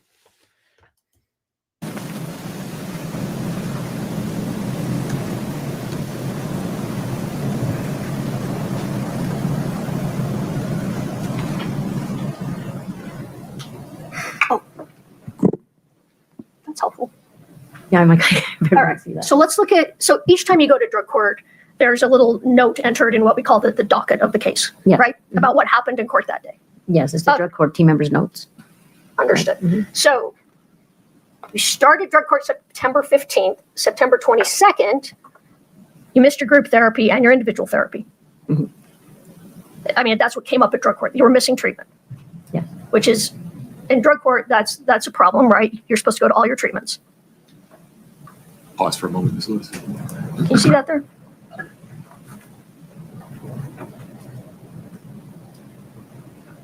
Yes. Okay. And you had to pay a $40 fee, or you had to pay for your mistreatment. Yes, that's still in the beginning of when I entered drug court, yes. Correct. So that'd be a sanction that you had to pay for that. No, if you missed it, they considered that a waste of the therapist's time when somebody else could have took that spot. All right, well, that's fair. It was not a sanction, no. Okay, so the next month, October 20th of 2021, a little lower on that page, you failed to appear at drug court.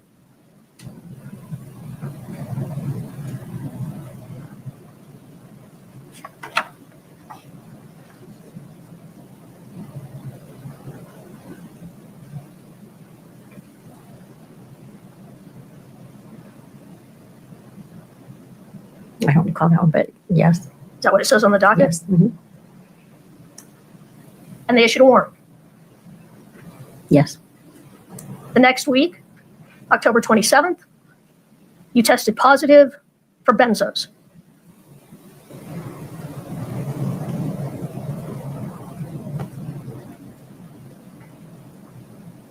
Well, I'm going to rephrase that. You actually tested positive on October 10th, October 6th, October 8th, but it was at the 27th drug court hearing that those problems were addressed. That would be a more accurate statement of what happened, right? Yes. Once again, still in the beginning of drug court. That's right. And benzos would be drugs, I don't know. Well, you tell me, do you know what benzos you were taking? That was my Valium, I believe. Valium. All right.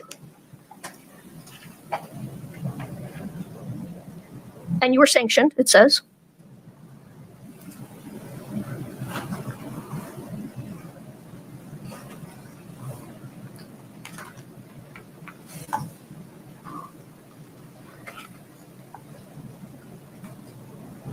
Yes. All right. Now, you continued through November to miss therapy, true?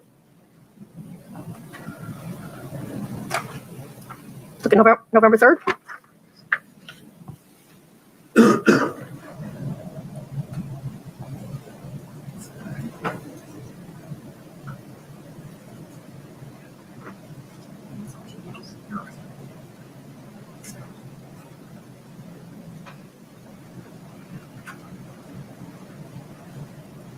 It's okay. Take your time. Do you see it? I know you guys are moving them all over, so. Would you ask the question again, Ms. Lewis? I mean, I understand the question, but you're moving the paper like back and forth, or whoever it is. Can you see the note from November 3rd? Oh, come on. This is where things are bad.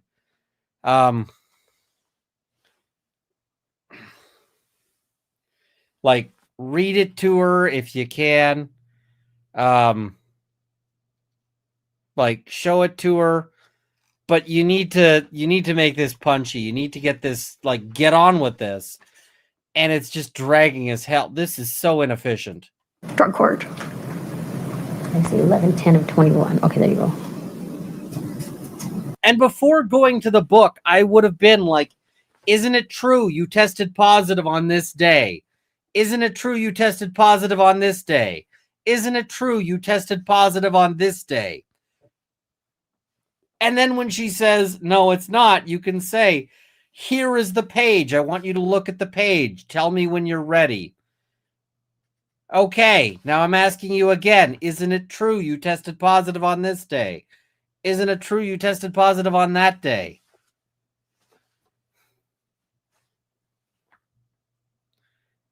You know, not like she's making the witness say it, but it's taking forever.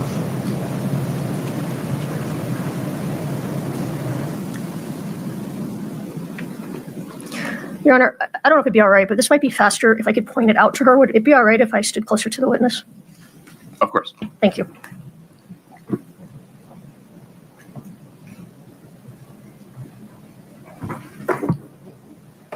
All right, let's see. Ms. Lauber, just remember, when you answer the question, yeah, there you go. Yep. Perfect. Thank you very much. All right, November 3rd, drug court, you missed therapy and received, oh, you didn't get a sanction yet. They waited. Yes. All right. And then November 17th, you came in and you'd missed your drug test that week. Missed a drug test, correct? Okay, yeah.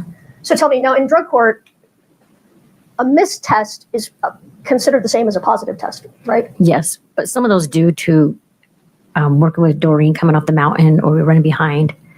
Sure, that happens. But as a participant in drug court, you are expected to make all your drug tests. Yes, unless you call ahead and say, I'm running behind from work, can I do it next day? And they sometimes allow that, but it wouldn't show as a missed drug test if you had got permission. It'll still come up as a missed test because you didn't go the day of. it would, well, you got a sanction, so Yes. it was a mistest. Yeah, so therefore, I went the next day, but still received a sanction for it. It doesn't say that, but all right.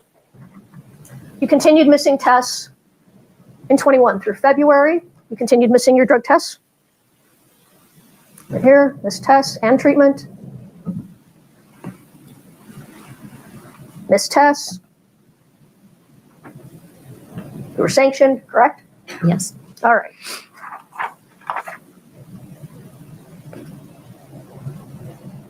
All right. Now let's get, you got a negative drug test, it looks like in, What's the year on that? there, you got a negative drug test. No, what's the year on these ones? 2020. Oh, now we're moving into January of 22. Okay, so what were the years on these ones? I misspoke. I said February was December of 21. Yes. All right. Still, once again, the beginning of drug court. She's getting corrected by the witness. Like, this is when you need to be in charge. You need to be, the godlike figure of knowledge, and that everything better than the witness does. You need to know their story better than they know. You need to be, as the lawyer, able to correct them on their misspeaking, not the other way around. You saw this with LaHood. You saw that there were moments when some witness says, oh, that was December 2023. And he's like, it was 2022, wasn't it? That's where you need to be. That's, you need to be in the seat of power. And instead, we have a lawyer who looks like she doesn't know what she's talking about and has to be corrected by the witness. No, you cannot afford that here. This is a pivotal moment for the defense, because this should be the moment when the defense is starting to just, this should have been the moment when everybody in my chat started going, oh my God, the defense has something. And you know what I'm seeing in my chat? The chat is like, F this defense lawyer. I really like this witness.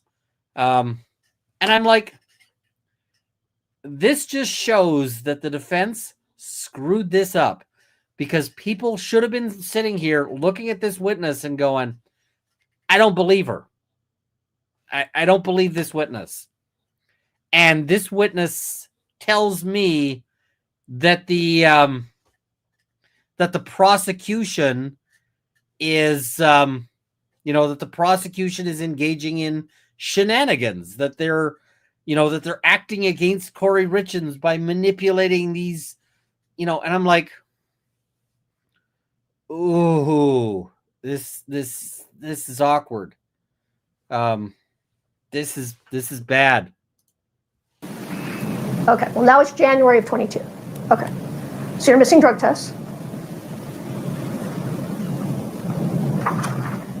Then on January 28th drug court, they said you had tested positive for methamphetamine.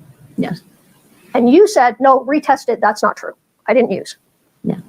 But then the next week you came back and you said, well, actually I did use. You don't need to retest it. I relapsed, which happens. Well, yes, working with active users, once again, Yeah. with the clean company, they were all still active users. Well, but it was your choice to use. Absolutely. But if you keep getting offered and offered, and as a drug addict, yes, obviously you're going to relapse. You're going to All right. fold. And you lied about it. Yes. All right. That's what addicts do when you're using. That's true. Addicts lie. All right.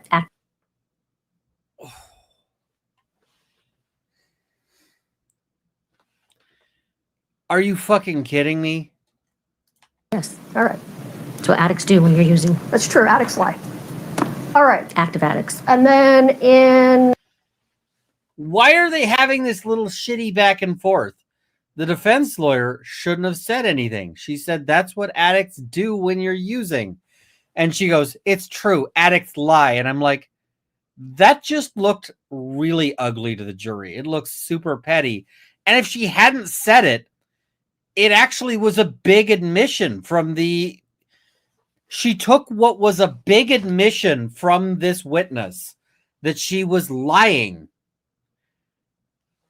And then she like let the witness spin it around to make Lewis look petty. And the witness comes out ahead in that interchange. I'm like, why? Ooh, just let the witness talk.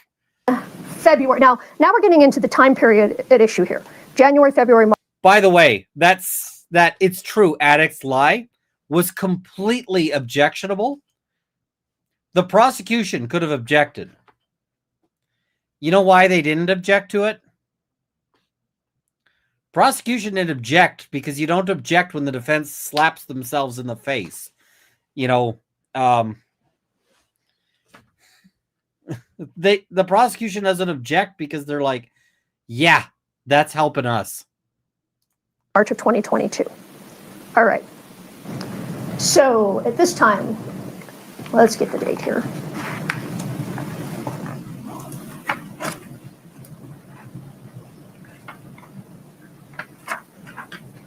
Thing is, she already made her point. You're struggling.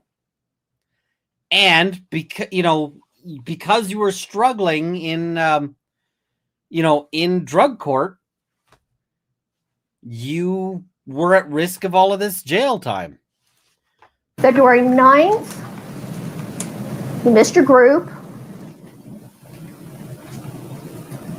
your treatment, so you were sanctioned then, right? Yes. February 11th, you tested positive for amphetamines. Tested Yes. positive on February 11th. Okay, yeah, And again, you denied it. of course. But that's the same day you said you were out buying drugs from Susan Kohler, right? February 11th, 2022. Yeah, yes, Okay. I was with Susan that day, yes, So you're using. yes. Once again, when you're going to relapse when you're around active people, I yes. understand. And let's see. And the thing is this could have been done in a way that's actually compassionate, right? So you're relapsing again. And, that's understandable, right? But the purpose of the, you can get it down to saying like, I understand that, this is difficult, that you were going through struggles, and the system doesn't have compassion for you, right? The system, is going to treat you badly because of these relapses, right? Get to there. So, yeah. As we move into March of 22, you tested positive for methamphetamine February 11th, March 1st, and March 3rd, and March 16th, correct? I'm not 100% sure, but yeah, I was there. It's from drug court notes, yes. So I'm sorry, I didn't No, mean to like you're- poke you with that. You're fine. So, well, if it's in there, it's accurate. Yes, All right. So this whole time that you say you remember purchasing drugs, all these text messages, you were high. I'm sorry, what was that? Sorry. This whole period of time that you just testified, that you say you remember all these texts and you remember all this information from March of 2022, you were high that whole time, February, March 22. Not the whole time, no. You were using very regularly. Yes, well, yes. Okay. Now, this continues all through. Ms. Lewis, may we pause for a minute? May we take the document down so the witness is not distracted? We may. Okay. Thank you. Sorry about that. All right. So this continues. The missing drug tests, the positive tests. Sometimes you do well, other times you're doing poorly. Continues all the way up until your arrest of April of 2023. Sorry, what was the question again? The question was, we started talking about, we were talking about that you were using all through February and March of 22. And now I'm saying from February and March of 22 until your arrest of April of 23, you numerous times either missed drug tests, missed treatment, were sanctioned, tested positive. You had a lot of missteps between the beginning of drug court in 2021 until your arrest in April 2023. Correct? Yes. All right. In fact, You were held back on phases. Yes. You were asked to restart phases. Yes.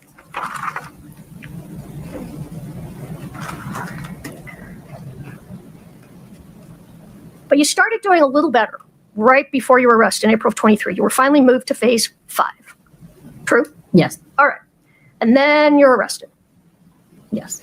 And you are arrested for, well, first of all, there was, all right, well, let me do this in 2 parts. You were arrested for possession of marijuana, correct?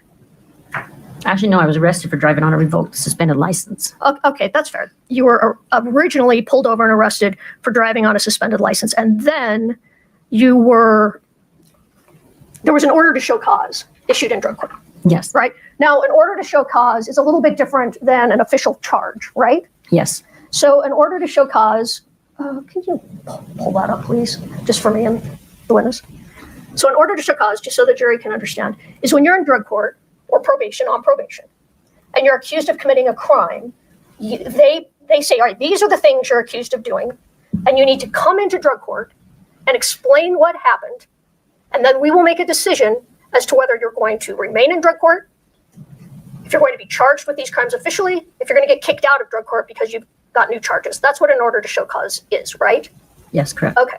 So you got an order to show cause, and it was for, I think that's in front of the screen. Does that look like what an order to show cause looks like? Yes, it is. And Yes. you recognize that as the order to show cause that was issued in May of 2020. Well, I'm looking at the date. You were ordered to April 26th, the day of your arrest. 2023. Would you restate the question? Is that the order to show cause that was issued in your case in April of 2023? Yes. Okay. Your Honor, I'd move to admit and to publish Defense Exhibit 1008.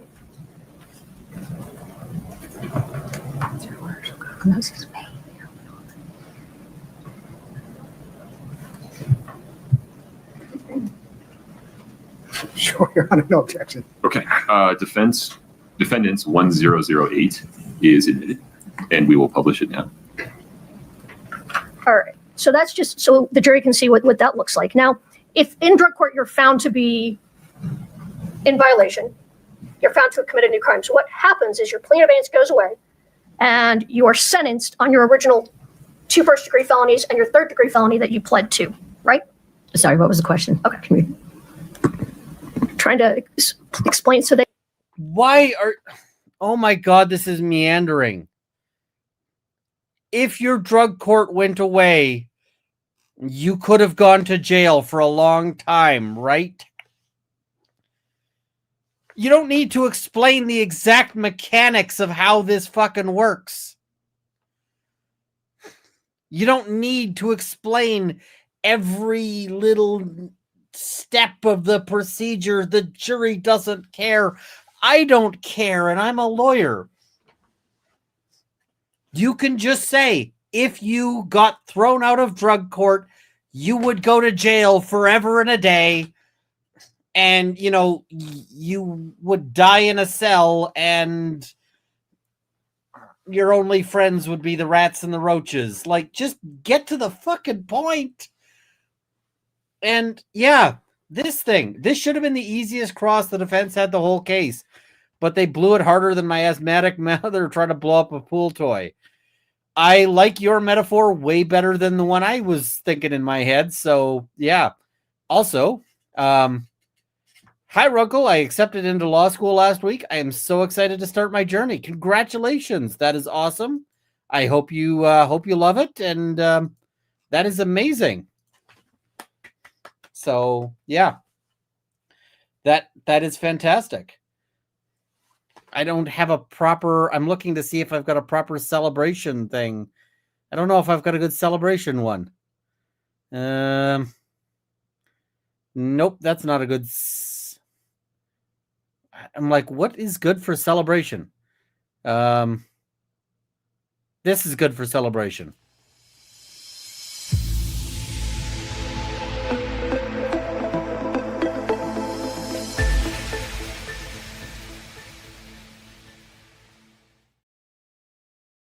There we go. Celebratory pupper. All right, here we go. y'all understand how this works. If you were to go into drug court and the drug court found that you had in fact committed new crimes and violated drug court, then you could go back. Your plea in abeyance would no longer be in effect, and a plea of guilty would enter. Your Correct? plea in abeyance would be revoked. Revoked. So you would be guilty of those crimes. This part of the cross-examination should not be using the phrase plea in abeyance. Oh, you need punchy. You're not going to plea in abeyance. And you would go back to your sentencing judge and be sentenced on your original 2 first-degree felonies and 1 third-degree felony. Yes. And in addition to that, you could be charged with the marijuana that was found in your house the day of your arrest, correct? I wasn't aware of marijuana, but I guess if you have the paperwork. Okay, well, we'll talk about that. I think you've just forgotten. And there was a firearm found in your... Why did she need to go to, we'll talk about that? The witness just said okay about the marijuana, right? So just roll on. Oh. home. Yes, that was my roommate's son, yes. And, well, possessing a firearm, whether it's yours or not, Yes. is a crime if you're a felon. Yes. A serious crime, Yes. potentially a federal crime. Yes. All right. Okay, that part at least was good. That little tiny snippet about the gun. Good.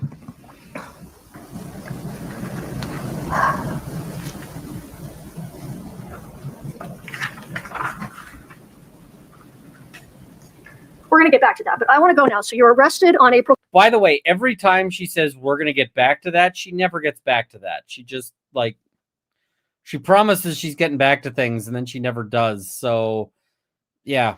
26th. You don't know yet about the firearm. You said you've forgotten about the marijuana, but you don't know about the firearm. You just know you were brought in on driving on a revoked license. Yes. The next day, Detective O'Driscoll and Detective Maynard show up to talk to you. April 27th, 2023. I guess it was the next day, yeah. All right. And at that time, you didn't know why they were there. No, I had no idea. But they told you, hey, we searched your place and we found a gun under your bed, correct? Yes. And they tell you your drug court is in jeopardy. You could be violated. Yes.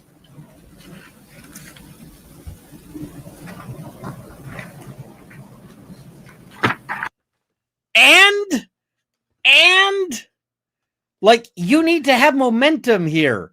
What you need to be saying is, and if you're violated, you will go to jail for fucking forever and you will die in a cell. And that's why you're throwing, like, look at this. Your drug court is in jeopardy. You could be violated. Yes.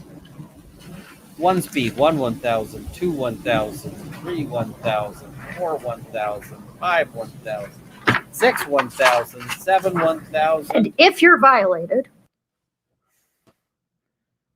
You've got 7 seconds of dead air when you're supposed to be just rocking and rolling here. and you go back and be sentenced on your 2 first-degree felonies and your third-degree felony, you are looking at 2 5-to-life prison sentences and 1 0-to-5 prison sentence potentially. Yes. And the court could choose to run those consecutive, which means you do 1 5-to-life, then you do a second 5-to-life, and then you do your 0-to-5. That's a possibility. Yes. So you were potentially looking at a long sentence if you were violated in drug court. Yes.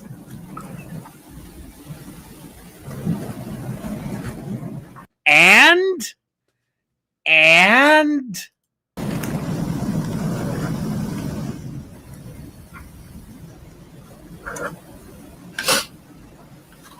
while we're young,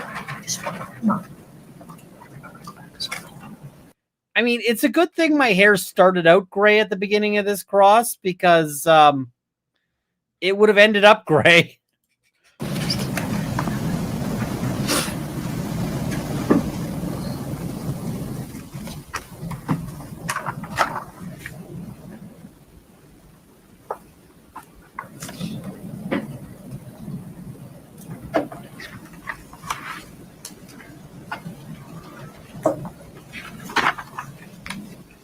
But in that very first meeting, Detective O'Driscoll and Detective Maynard say, hey, we're not here to jam you up, though.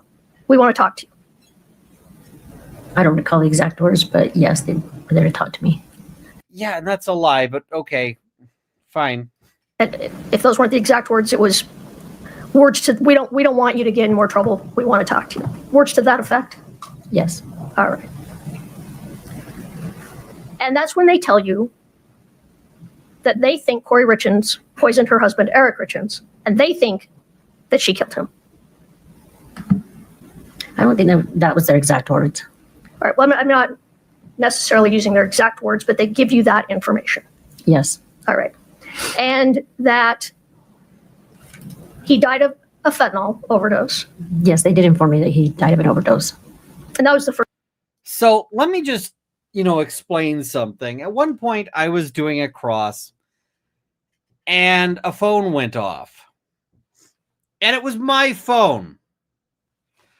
And I pulled out my phone. I shut off the phone. I said, Your Honor, I really apologize. I forgot to silence my phone. She said, Mr. Runkle, it's your cross that you're messing with. So I'm not going to yell at you. But if it goes off during your friend's cross, I will have a very different thought. So make sure you turn off your phone. And the reason why the judge was like, I'm not going to go after you because you're messing up your own cross, is that,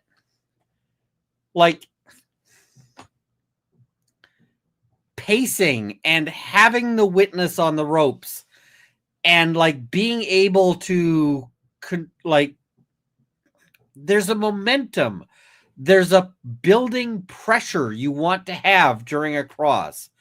You want to have a point where you are, and you're keeping the witness from answering or from having time to think between answers.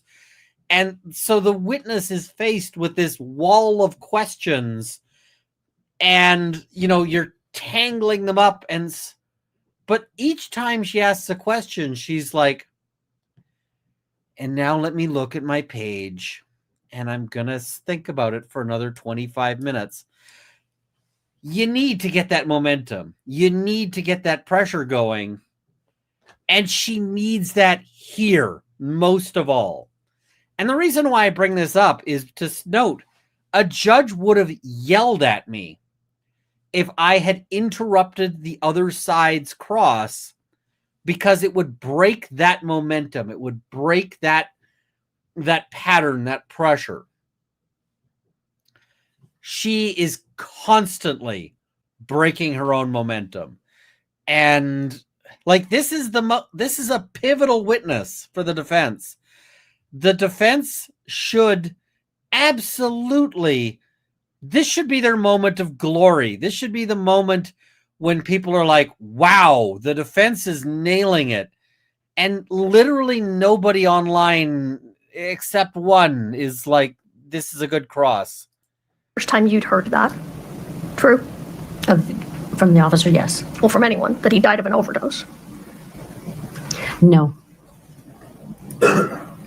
One of Doreen's workers were driving down the road. It was Nancy. This is the other thing. This is another illustration of how much she's fucking up. True?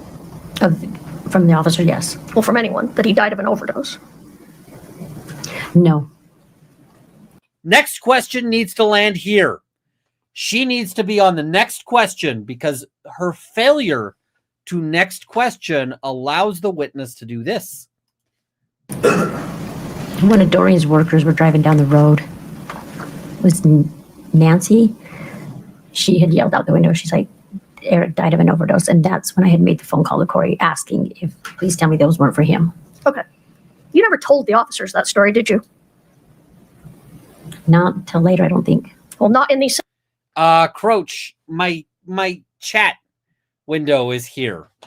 So when I'm reading chat, it's to the right. And the actual screen is to the left. 7 interviews, correct? Yeah, correct. All right. In fact, what you tell them is you don't use fentanyl, correct? Yes. And you tell them meth, heroin, maybe a few oxys here and there, but I literally never dealt with fentanyl. Correct. That's true. Wasn't it? Yes, correct. Okay. One reason you didn't deal in fentanyl is you had a daughter who had some problems with fentanyl. I had a couple of daughters. You have a daughter. I'm sorry. You should not pass tense. You Yeah, still have no, your daughter. She is doing great. Yes. And I'm happy to hear that. But she had a problem. Oh my God. Don't bring up the witness's daughter unless you have to. You know how I would have handled this? Because you know how destructive and how dangerous fentanyl can be, right? And then if she says no, then you can say, well, your daughter had problems with fentanyl, right? Or you know people who've had fentanyl, right? You know, avoid. With fentanyl. She had a problem with heroin and it turned into fentanyl, yes. Yeah. And did you tell them she overdosed? I know she survived, but she overdosed, right? My daughter has overdosed a couple times. All right. So fentanyl scared you. Absolutely. All right. This just Did they tell you, hey, seems it's okay. shitty. You're not going to get any new charges until we push the button, correct? Objection, Your Honor. All right, we're gonna. Oh yeah, this is where it begins. But they tell you, hey, it's okay. You're not going to get any new charges until we push the button, correct? Objection, Your Honor. Foundation on push the button. Is sustained. I don't know what that means, Ms. Lewis. Well, why don't you let's look at the April 27th. You need to fucking quote. They told you, and then you should have the exact words written on your page so that you can say, they told you, and I quote, you know, whatever it is they said, we're not going to charge you until this happens. This is not time for an idiom. This is time to, and she gets burned on this over and over and over again, where she paraphrases and she's like, let me refresh your memory with an inexact quote. And the prosecution gets up and is like, that's not what it says. And she's like, you have to be exact. You have to be correct. The law doesn't allow you to just kind of wing it here. Jumping ahead a bit. She told me that's what she could get from her friend. Okay, and what are Roxy's? It is a pain pill. Is it an oxy? opiate. I'm sorry, say that again. It is a pain pill. It's an opiate. It's not. Is it oxycodone? Yes. What are Roxy 30s?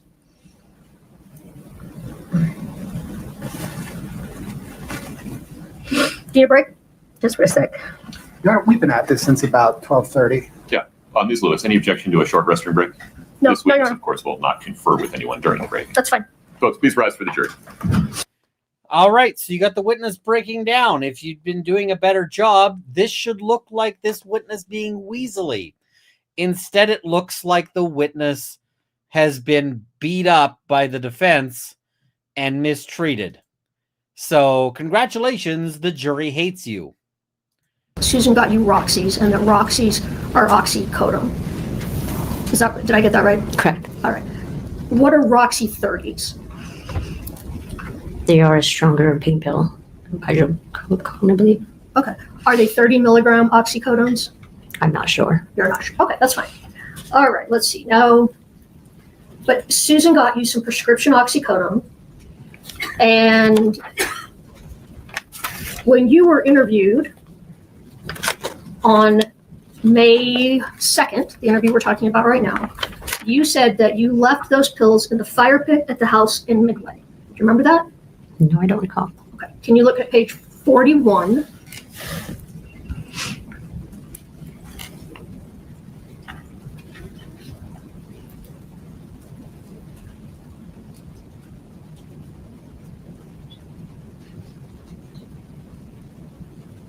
you see that?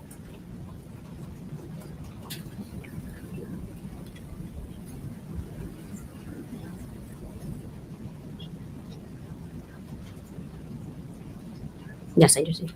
So at that time, you said, I left the pills in the fire pit at Midway, and the money was in the fire pit in Midway. Remember? That's correct, right?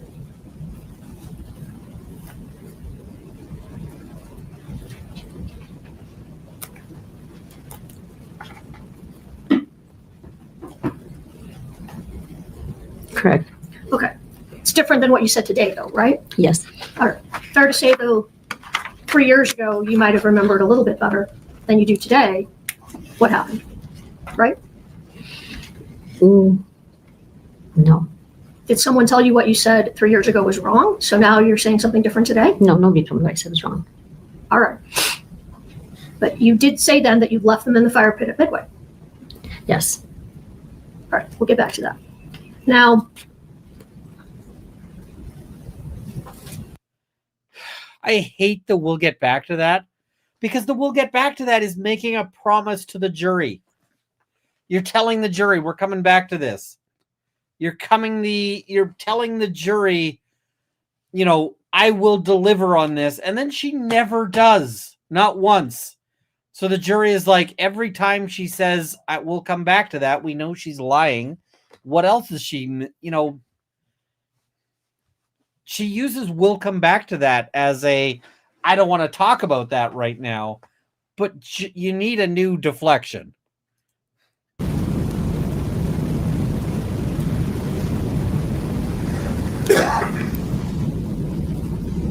in that interview, you told Detectives Maynard. Yeah, I think the defense killed themselves when they asked her if she had a learning disability. Just gave the witness more credit in my book. The slow answers, asking for the cops to write her statement.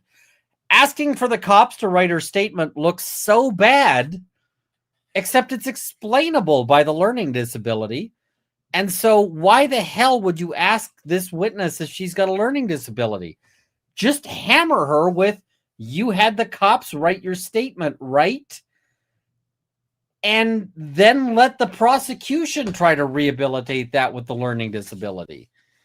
And yeah. Detective O'Driscoll and Agent Sorensen, that you never did a hand-to-hand exchange with Kouri. Turn to page 41. Oh, hey, we hit the goal. 41. Awesome. It says, you never exchanged pills with Kouri. Isn't that what you told them then?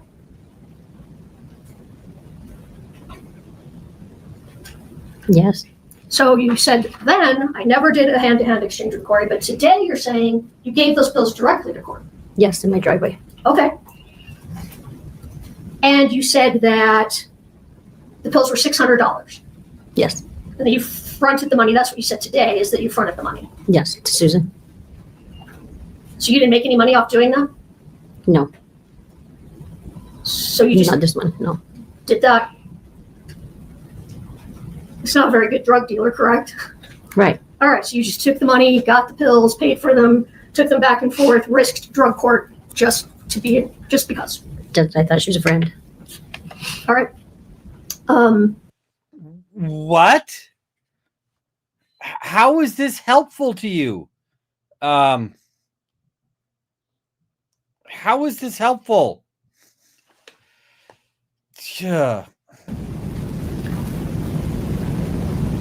It is a verbal tick. The thing is, she says, we'll get back to that as a way of explaining why she's not going in any more detail about this thing. But you can't do that because it just looks bad. So it's a bad verbal tick.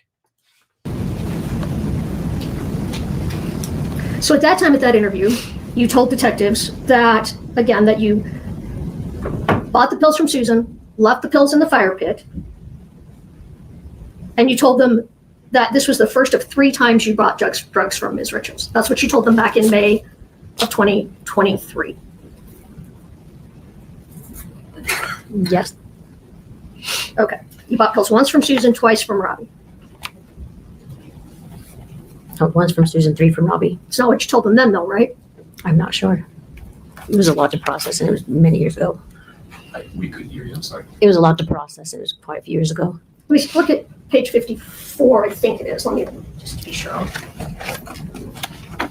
Okay, so we're gonna jump through a little The bit picture more. of the two pills, Tablets, yeah, that's fine. but there's a whole lot of. No, how about,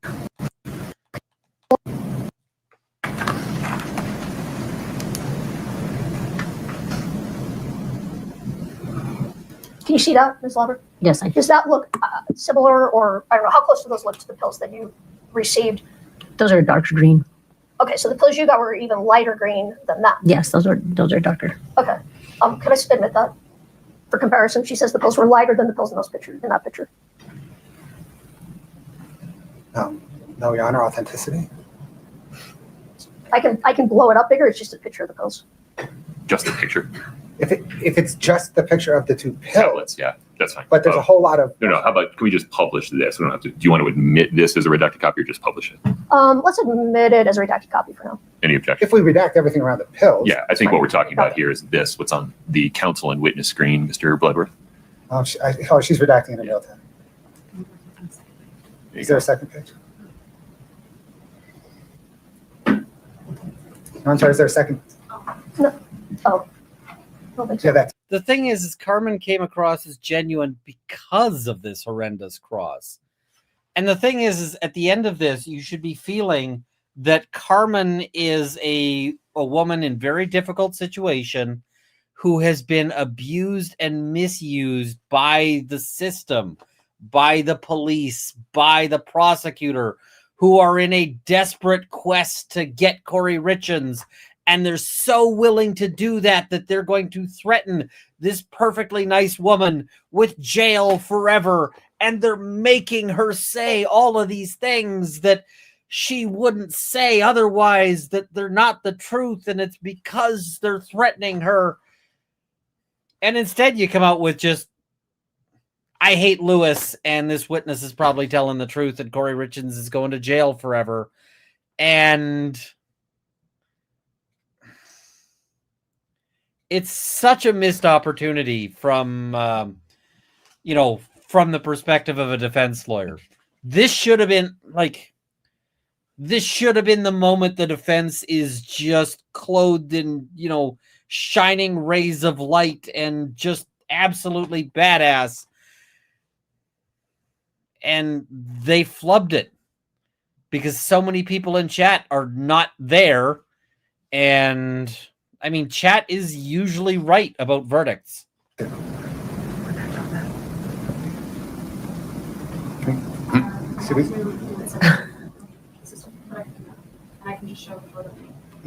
if we want to publish the photo of the two pills now, that's fine. Yeah, we'll mock and up then redact it later. And Understood. Let's publish just the photograph of the tablets. Thank you.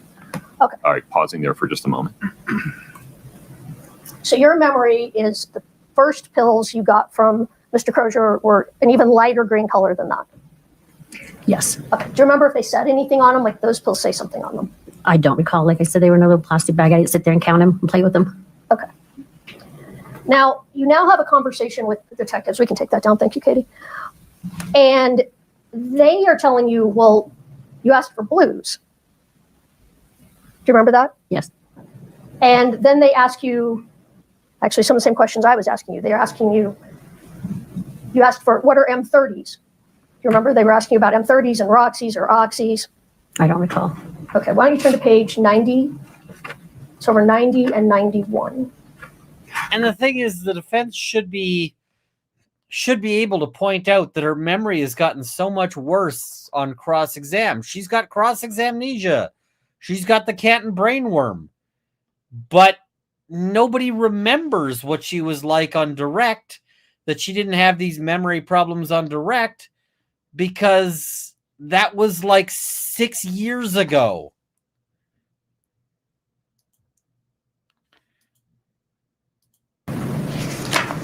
You testified on direct, you bought pills from Susan on February 11th.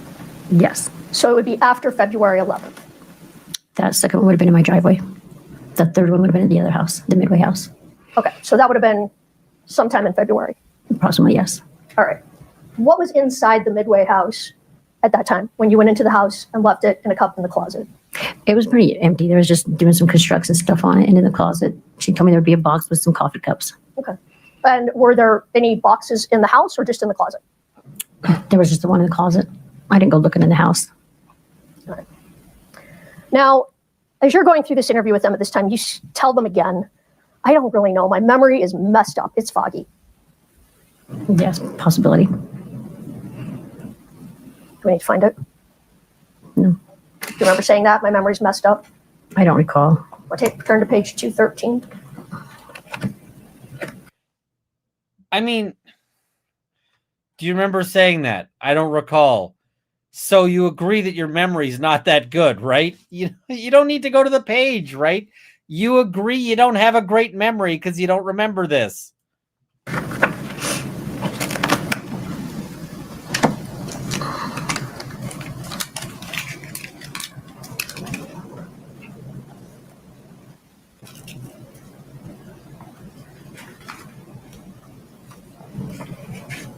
What was your question? That you told them your memory's messed up and it's foggy.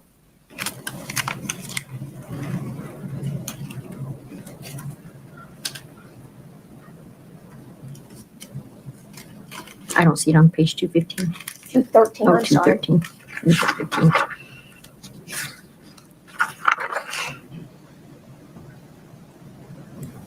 Correct. Okay.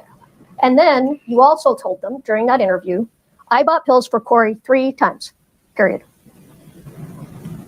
That's on page 165 if you don't remember saying that. If you remember that, you can just say, yes, that's, I remember. I don't recall. Okay. What page? 165. Okay, so that's day 4. Let's go to day 5. Now, day 5 has some interesting stuff that happens. One of the things that happens on day 5, I cannot show you because I don't have a clip of it, and I wouldn't show you if I did. Because one of the things that happens is a whole ass undercover, detective gets up on the stand in a televised trial, and they show his face across the country. And, yeah.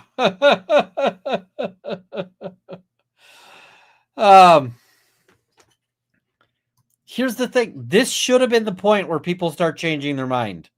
This should have been the point where people started to go, and like, where they started to go, oh man, I think she could be innocent. Now, here's the thing. I see a path to acquittal for Kouri Richins. I see a path to it.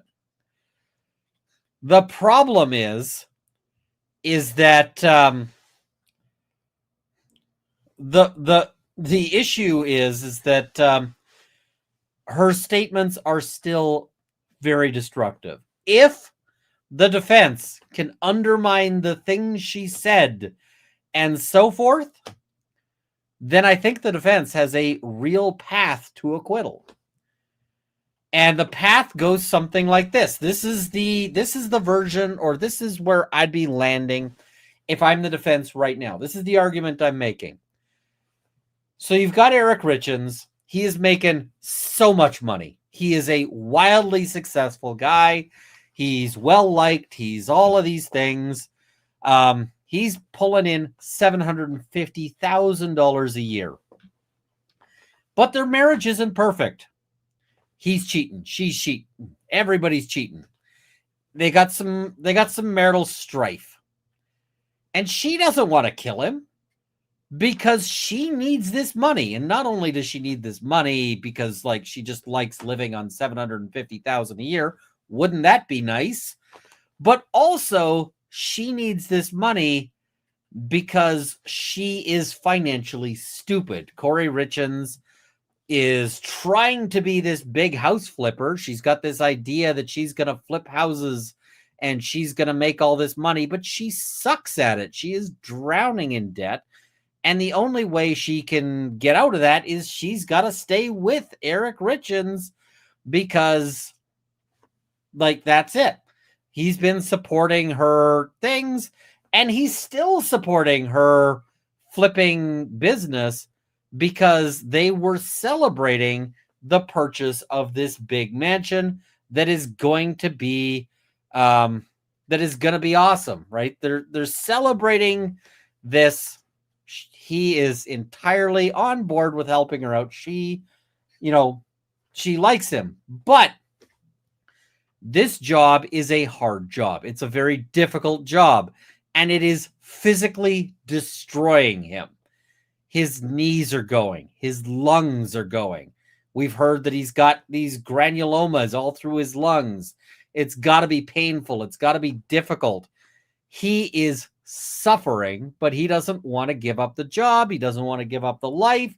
He doesn't want to give up any of these things. He is just doing his best. And that is, and she is trying to help. He had pain pills some years ago. Years ago, he had a prescription for pain pills, and they helped. But of course, they don't write you prescriptions for that kind of pain pill forever. But he is suffering. He's hurting. He's having a hard time getting through his day. And he says, I really could use some pain pills. I really want to get. And so she goes and picks up some pain pills for him. She goes and she's trying to buy just oxys because, oxys are a reasonable thing to take.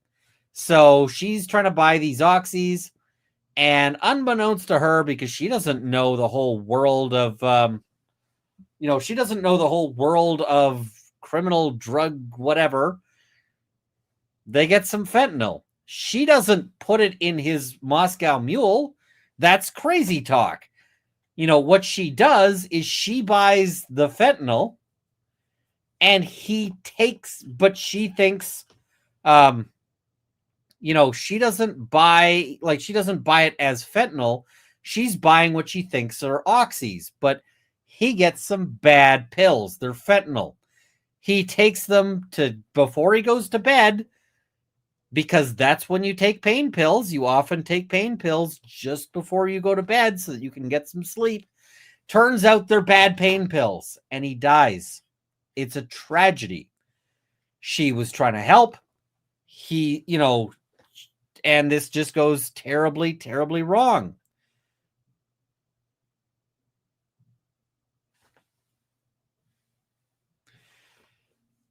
It's believable. It is possible. I think that there's enough there, at least for reasonable doubt.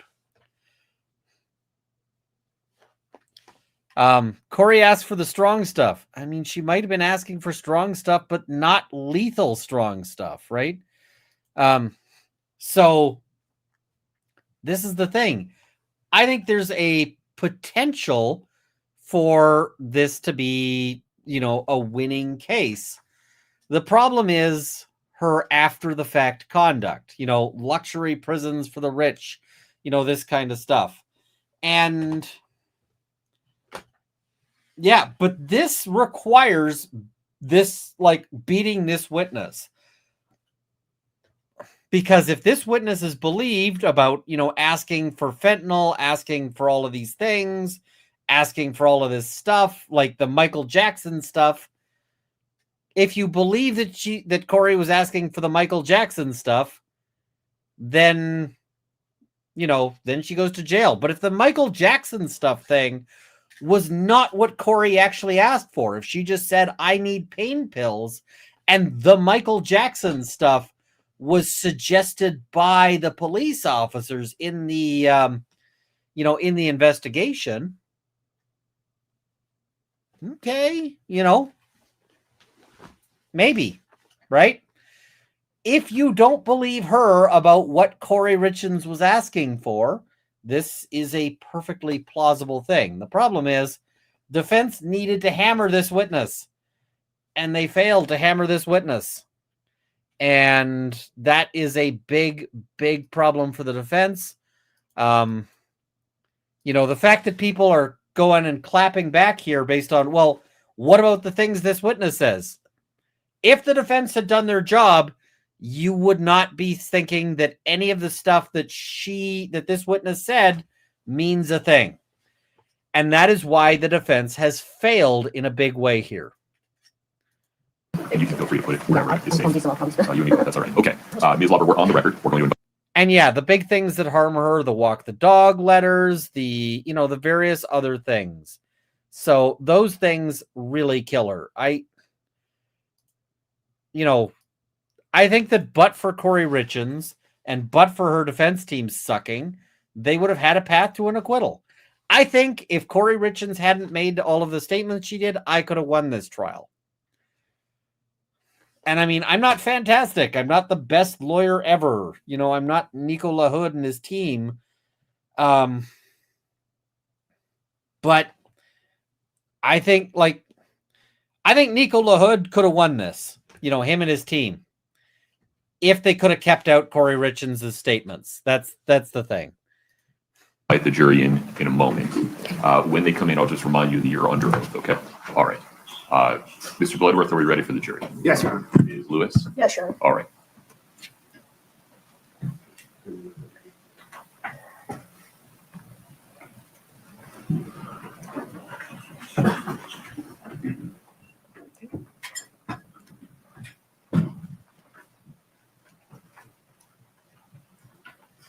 We're going to get to today. Today was a good day for the prosecution eventually.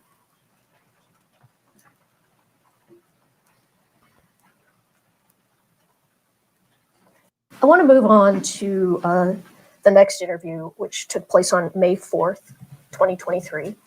So I don't know if, in case we need the binder, do you want me to put you in the right spot or can you find it? This one? Yeah, I think that's it. And it's dated. Oh, the binder. Okay. Skipping ahead. Notice on that check, the check is dated March 6th. Yes. So she didn't write it then. She already had it prepared, correct? No, she wrote it that morning On March 9th. when I went to her house. Yes. So you think she And she could have written any damn date you want, because that's how checks work. backdated it for some reason? I have no clue why she wrote the date, but the date I picked it up was the night that I deposited in my checking account. Okay, I understand you picked it up on March 9th, but the check is dated March 6th, correct? Yes, that's what it says. All right. And you were paid how much a piece for cleaning the Midway Mansion? Nick and I got paid $25 an hour, and the other was $20. And it came to approximately between $300 and $400 a piece, correct? I'm not 100% sure on that. No. All right. And isn't it true that you cashed the check and paid the other workers? You paid them. She paid you and you paid them. Not at this. No, she sent Nick Venmo. What about the other two? Nick, she sent the money to Nick, and then it got paid out through. You remember through- that? We Yeah. can pause there for just a moment. My apologies. We need to hand out some glasses. Okay. She's like, you paid Nick, right? And then she paid you and you paid everyone else.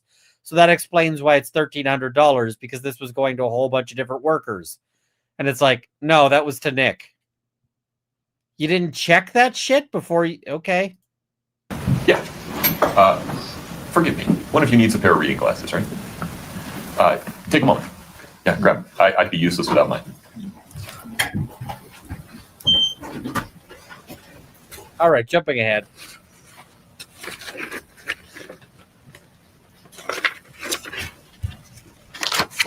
Let's take a look. You would then go and just ask the question again. I was, okay. I'm just trying to point out that it's down here and then over here. Okay. So they asked you if you'd been talking to anybody about what's going on. And then isn't it true you said, no, you haven't told anyone. You've just told people you're in custody on a drug court violation. Is that right? Yes. Okay. But that wasn't true, was it, Ms. Lover?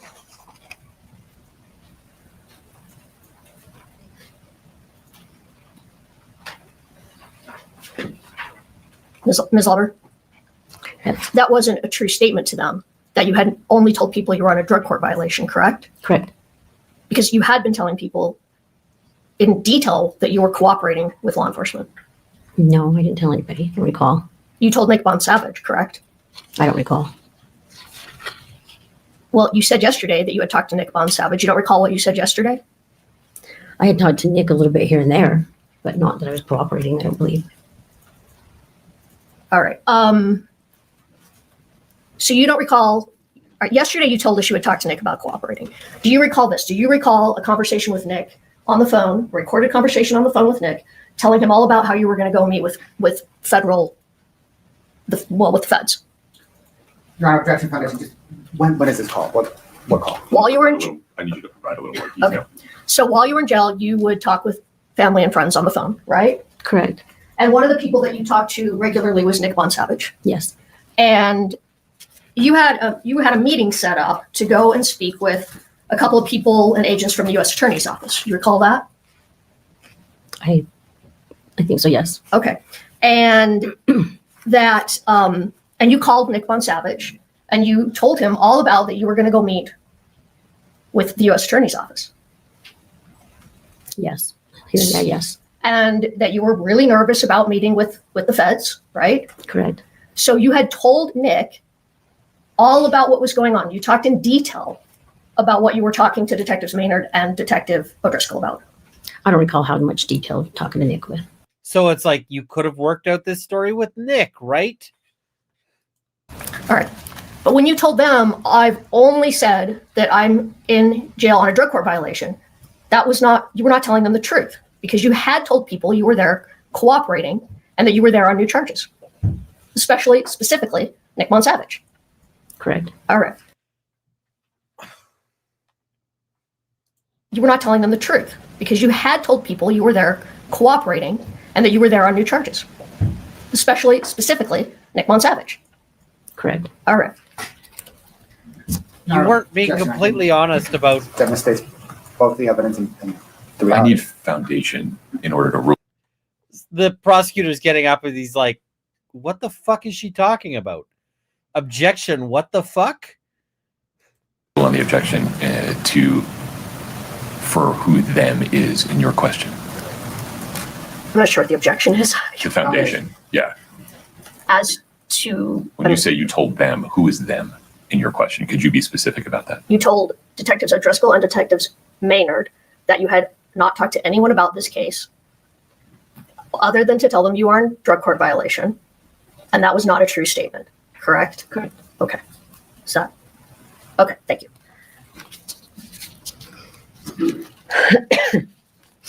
You also they give you a tablet when you're at the jail where you can text people, right? Is that Correct. right? Mhm. And you were also texting your friend Nick Bonsavage, right? Correct. And By the way, if they give you something at jail that you could use to talk on, it's all recorded. So, yeah. do you recall texting him about how you absolutely can't lose your drug court? Yes. Okay. Do you recall what you said to him? That's a great line. Why is this buried in like hour 72, at which point nobody's listening? Because in the time they were spending here, moisture from their ears have grown fungus and nobody can actually hear what's going on anymore. Like, No, not exactly. Okay. I'm going to show you. Just a text right now. I highlighted it. I'm not introducing it. Just gonna use it. Yeah.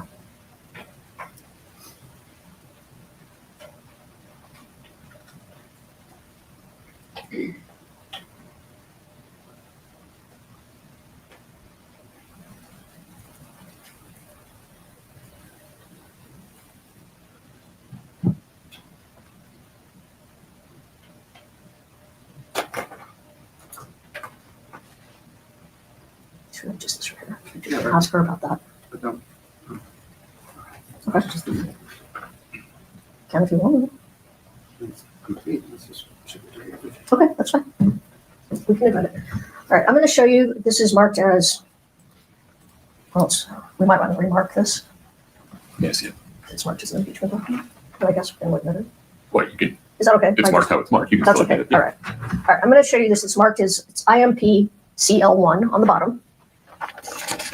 Just take a look up here. Oh, you can look it on the screen. That's fine. Did you pull it up? Okay. Thank you. Sorry. Oh, that's fine. Thank you. Mhm. All right. So this is a text from you to Nick at the top, correct? Correct. And you tell him in that text, well, that Ms. Lewis. Do you want to admit it? yes, we did. Okay. Any objection, Mr. Blevin? Oh, yeah. All right. We'll publish this to the jury. They can read along with you if they want. Please proceed. All right. And you tell him midway through. I have my ups and downs. I fucking can't lose my drug court. I fucking worked so hard to finally get clear-minded and get on a good path and live a straight life. And I have a supportive man, right? Correct. Okay. So you tell him that you absolutely cannot lose your drug court. Correct. Okay. I've said that multiple times. And the point, like, this is great. If this was a good cross, if this was a punchy cross, if this was a cross that was being done right, this could have been, you absolutely cannot lose your drug court, right? Yes. And they're threatening that they're going to take your drug court away. This witness would say anything to not lose her drug court, to not go to jail, to not any of these things. Like, and all of this stuff that is just freaking fantastic for the defense. It's like the Cheerios buried in the gravel, right?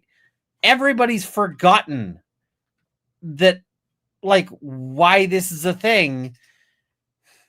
And I'm like, this is the world's best cross-examination buried in like 6 hours of shit. And nobody's sifting through the 6 hours to remember which parts she got that were good. So, like, I think if you dig through it, this worked out well for the defense. I'm just worried that most people and most jurors aren't and didn't. There was a couple of us that would text each other, hey, don't forget to go do your UA today, as a group. Nobody figured out anything. All right. It was a random phone call every day that you made. I understand. So this is another interesting point. Correct? No, that's not correct. It's not correct that that was part of your order to show cause. No, So if the prosecutor in your case testifies otherwise, he's wrong? nobody figured out anything on how to do the UA system. You and Nick Bond Savage didn't figure out how to game that system. No. There was a couple of us that would text each other, hey, don't forget to go do your UA today, as a group. Nobody figured out anything. All right. It was a random phone call every day that you made. I understand that. All right. So the thing that the defense is suggesting is that she got in trouble for figuring out which days you'd have to pee. And so then they could figure out which days they could do drugs so that they wouldn't pee hot. And, that put her at risk of getting breached later on because when they found out that she was up to this. Just wait 1 moment. She's going to ask you a question, Ms. Lover. Okay. Okay. So Ms. Whistler asked you how often that when you were using drugs, how often you were using. And you told her hardly ever, like maybe once a month. Recall that? Correct. Okay. But that wasn't true, correct? Correct. Because you were using a lot more than once a month during February and March of 2022. Correct. Okay. So you weren't honest with Ms. Whistler, correct? Correct. All right. So then she wants to talk to you about the first drug purchase, the one with Susan Kohler. And turn to page 34, just so you have it ready. But first I'll ask if you remember, and then if you don't remember, you can look at the interview, okay? All right. Now, you told Ms. Whistler that you couldn't remember when you sold pills to, or I'm not sorry, excuse me, when you bought pills from Susan Kohler, but it was wintertime, correct? Correct. And then you tell Ms. Whistler, the other guys, referring to Detective O'Driscoll and Maynard, they made it much easier because they drew it all out for me. Do you remember that? No. Okay, take a look at page 34.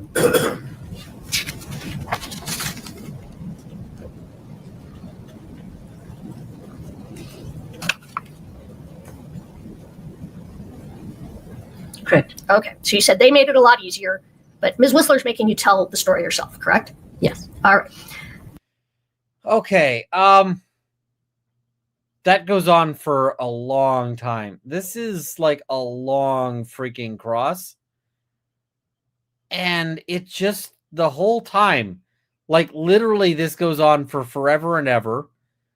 And by the time it ended, I was like, this should have been the easiest witness to cross forever. Like this should have been your best freaking moment.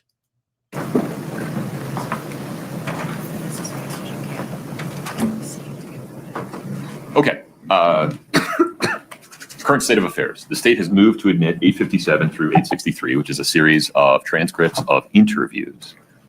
Okay, so, I mean, my thought, quite honestly, if you ask me what I think actually went down, I think Kouri was taking a bunch of stuff, and I think Kouri decided to take him out. But it is possible they were both using drugs. It is possible. I just don't know. All right, so here the prosecution tries to tender the entire transcripts of Carmen's interviews. And the thing is that this is actually really bad for for Kouri Richins if it goes in. And the prosecution's argument is, well, you said she recently fabricated this, so this goes in. So, yeah. Between of Ms. Lauber by other government officials. None of those were subject to cross-examination, right? No. They were all just interviews.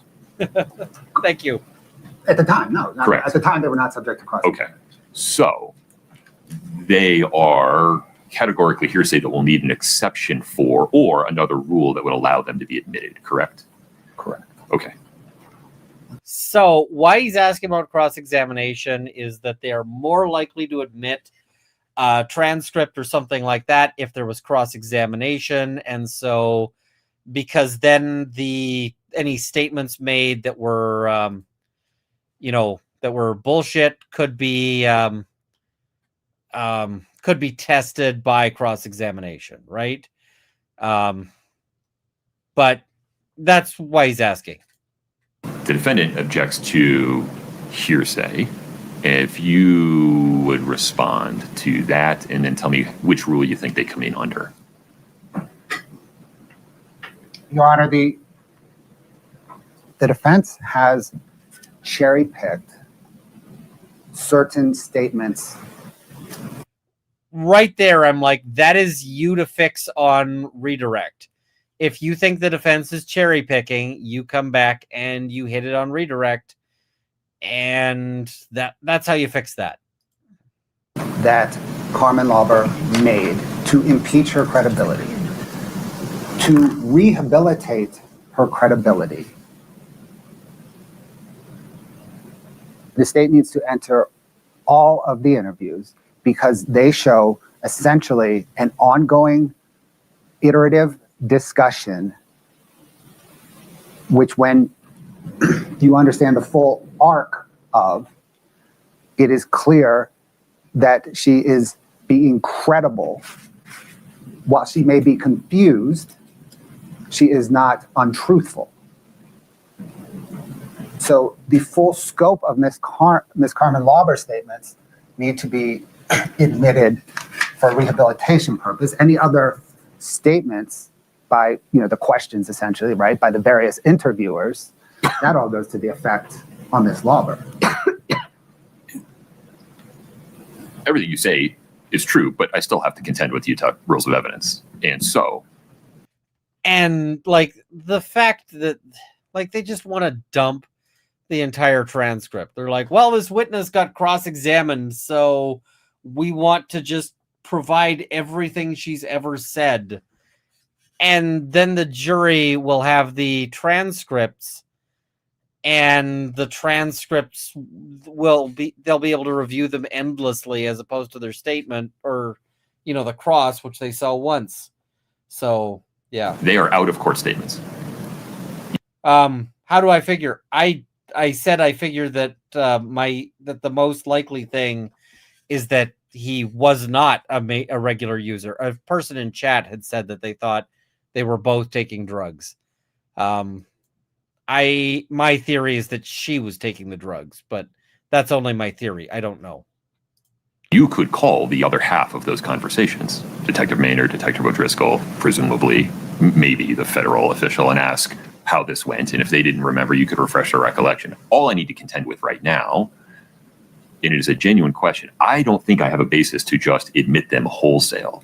There may be a basis for you to ask Ms. Lauber about other prior consistent statements that she's made to rebut the argument from the defense of a recent fabrication, and I'm not suggesting otherwise. So this is an interesting question. If you got a lawyer for the first time, how do you know if they'll be effective? If you got a Unetti or a Lewis before mid-trial when it's too late?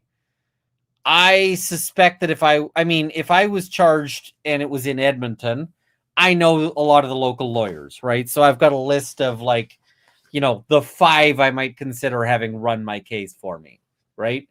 If I was charged with like a murder or something, somebody breaks into my house, I end up having to shoot them and I'm charged with murder and I'm like, it was self-defense. I know which lawyers I'd go to, right? I know who I'd hire, and some of them are really expensive. If I was not a lawyer in that jurisdiction, right? Let's say I go to Montreal, and in Montreal I get charged with something. I'd probably go watch some lawyers, right? I'd watch how they conduct trials and then decide, and figure out like, oh, this person's very good or this person sucks, and try to find one that I liked. Yeah. But we can't do it through the wholesale. We can't do that through the wholesale admission of the transcripts.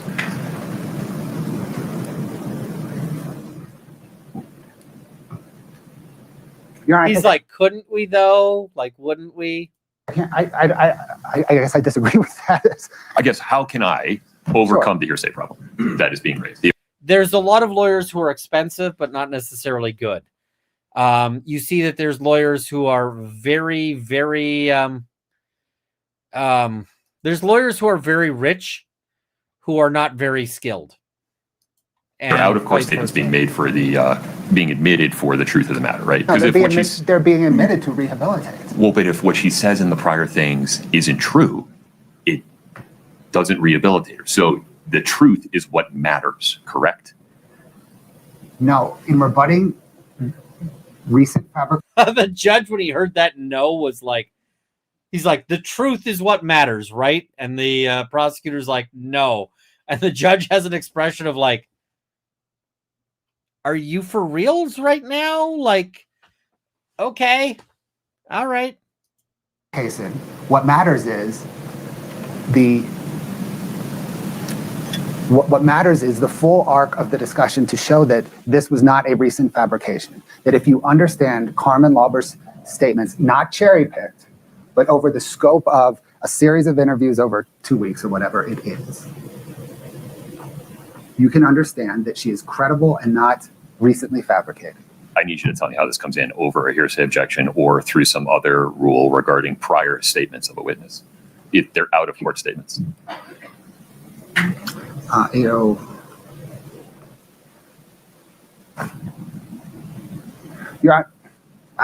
know. I start with hearsay. They are out-of-court statement. Yes, the state is not offering them for the truth of the matter asserted in Carmen Lauber's statements. The state is offering them not to say what she's saying back then is true. We're saying the opposite, actually. We're saying that a lot of what she said back then, we're not offering for the truth. We're not offering Carmen Lauber's statements to show that she had 3 drug deals. We're offering Carmen Lauber's statements to show, regardless of whether they were true or not, this is the evolution of the detectives, of her providing information to the detectives, whether or not that information is true. Because the defense in impeaching Carmen Lauber has suggested that the investigators were planting information with Carmen Lauber. And you can call those people to testify subject to cross-examination to say that's not how it went at all. And the evolution of them was X, Y, and Z. And I think I think the defense, or I think the judge gets this one right. Yeah. And the transcripts does the same thing, and there's no hearsay problem. The statements that are not hearsay, 801 D1A. Yeah, that's why I asked about the cross-examination problem, right? The prior statement has to have been cross-examined, right? Under D01, No. The declarant testified. Sorry. No, subject to cross without a 801. You see, he gets called on that. It's like, he's like, I can bring this in. It's like, and his colleague is like, if it's subject to cross-examination, or maybe it's the defense. D1A, right? She testified about the prior interview statements. Where's the inconsistency? She has been cross-examined about the prior statements, and the statement is inconsistent with the declarant's testimony. But that's the foundation you haven't laid.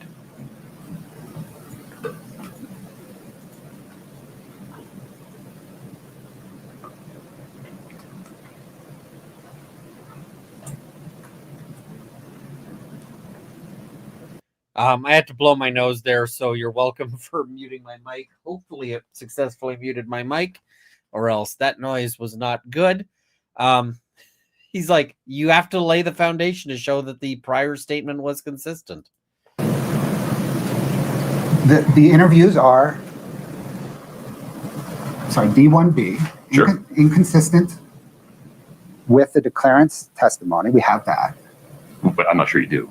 He's like, where do you have that? Where is that? These transcripts are 100 pages long, maybe less, maybe more. There's how many of them? There isn't foundation for all of these statements being inconsistent with her sworn testimony. Consistent, I'm sorry. Sure, D1B, that's fine. D1B is consistent with. Right, and there isn't foundation for all of them being consistent either. You just have to lay foundation. That's the problem with the wholesale admission. It may be that we just need to do this piecemeal, maybe call Carmen Lauber back. I'm not suggesting that there are not pieces of these transcripts that are admissible. There certainly are likely to be pieces of these transcripts that are admissible as a non-hearsay exhibit.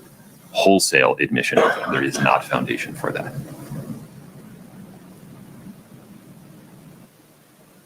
Yeah. Your Honor, I think the consistency comes in the arc of the statements. That's where the consistency rises. Sure, we have individual sentences. This is an ongoing interview, right? It might have taken place over the course of several days, but it is an ongoing interview. And to appreciate the consistency of the interview, the giant interview, the jury, that is the consistent statement. That is consistent with her testimony. Her testimony being that this is generally what happened. I might be confused on days. I might be confused on details between various buys. But she is. If I was the judge, I wouldn't allow this either. But yeah. In the great arc of her interview, she is consistent. And you have to understand the great arc of her interview. The thing is what he wants to do is he wants to tender the entire interview because it helps him, and he wants to tender it for the jury will read that interview and take that as the factual version of things. That's what he's doing here. It is weasel shit. This is weasel shit from the prosecution. It's a I hate this move. I hate it. To appreciate that consistency. And forgive me, I just want to make sure the record is clear on the scale of what the state is asking here. So if somebody could please give me the page counts for each of these exhibits. Looking at it.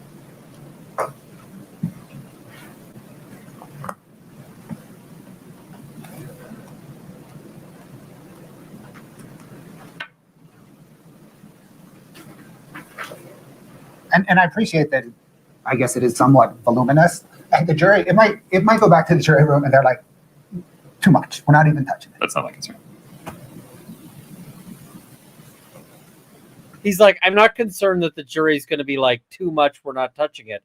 I'm concerned that the jury's going to treat this like they were just handed the Bible, dude.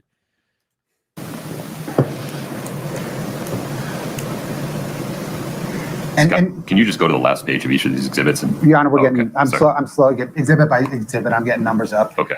And Your Honor, maybe just to put a finer point on the Rule 801 D1B, there is the recently fabricated piece, but really the defense's argument is acted from a recent improper influence or motive.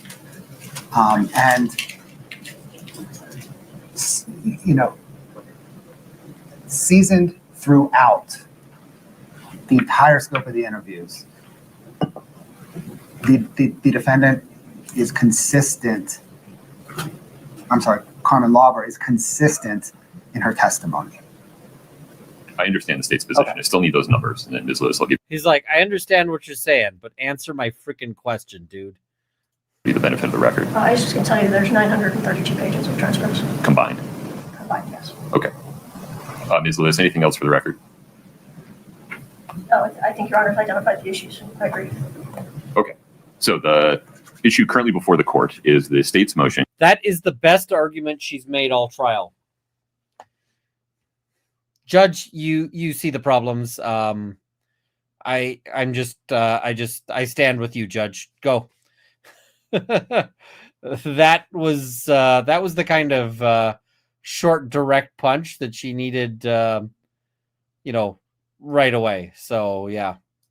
To admit proposed exhibits 857 through 863, which constitute 932 pages of certified transcript of interviews by law enforcement and other government officials of Carmen Lauber in 2023, correct, Mr. Bloodworth? Yes. Okay.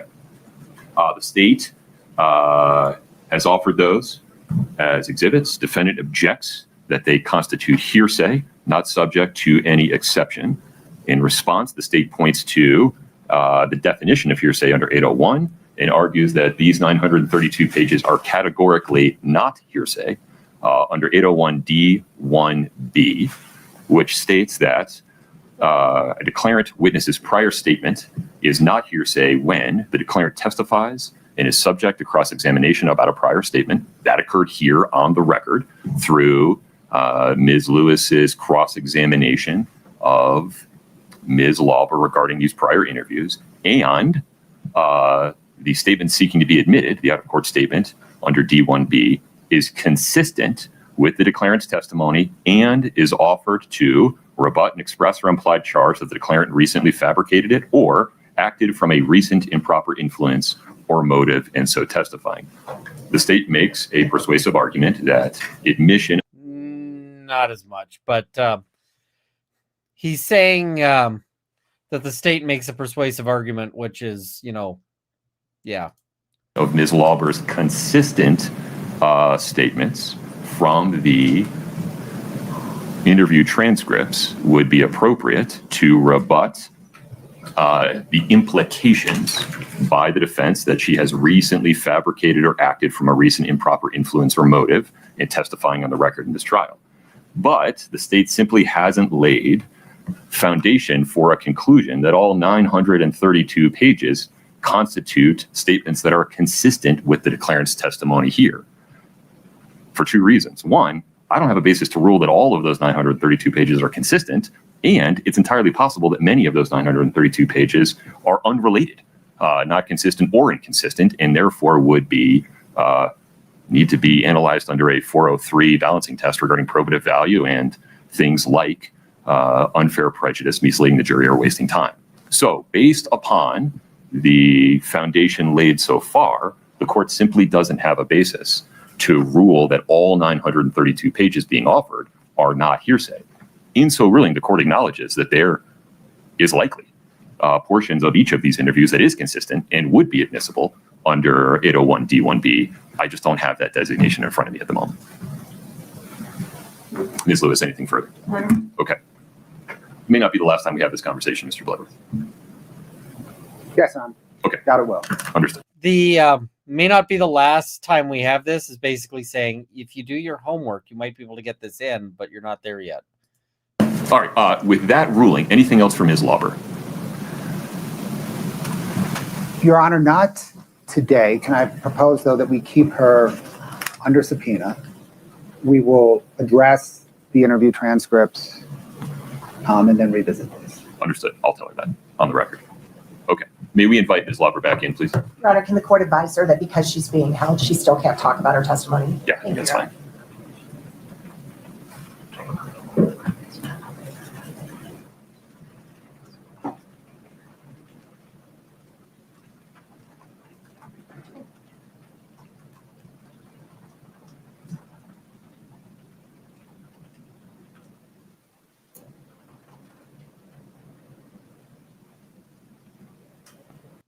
All right, we need to see the next guy.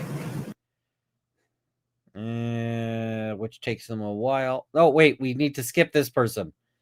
Kouri Richins, ask Hayden Jeffs. We don't care about her. We're going to skip her over.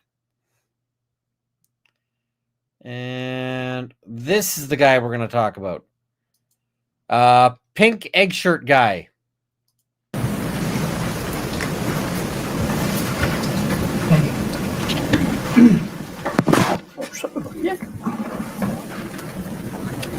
Good afternoon, sir. Good afternoon. What, sir, is your name? It's Robert Crozier. You spell your last name Crozier? Yes, sir. And yeah, when I saw this guy, I was like, who is this dude? And then it was like, he's like, my name is Robert Crozier. And I was like, game on. And I will tell you, this guy is such a fun witness. He is the most fun. Sir, do you have a criminal drug history? I do. Can you please explain it to us? I had a distribution charge in December of 22, and 2 possession charges in 23.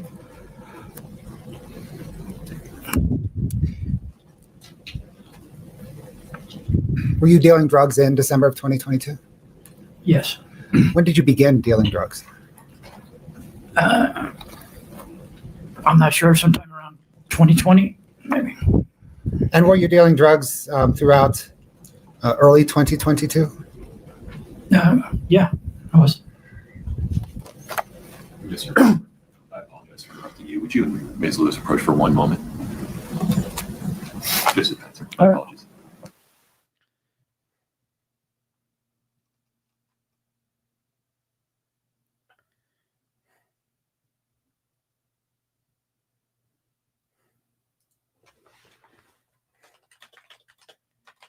All right.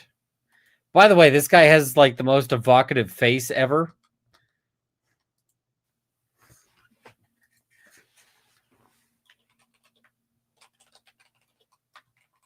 Let's let you take a quick restroom break while I handle a quick issue. Please rise for the jury piece. Thank you. All right. We're going to be in recess until 1:25. Do I have present? Watch me carry for a minute. Court's in recess. If you want to stretch your legs, now's the time.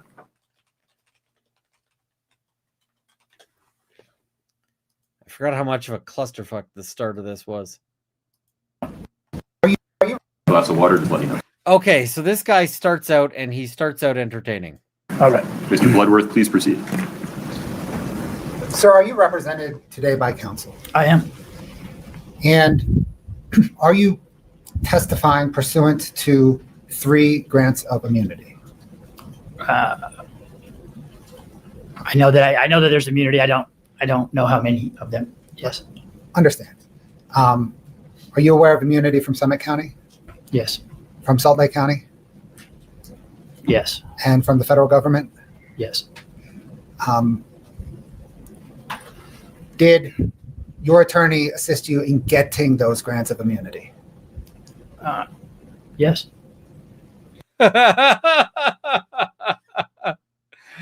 Oh, look at his face. He's like, yes, eyebrow, question mark, exclamation mark. As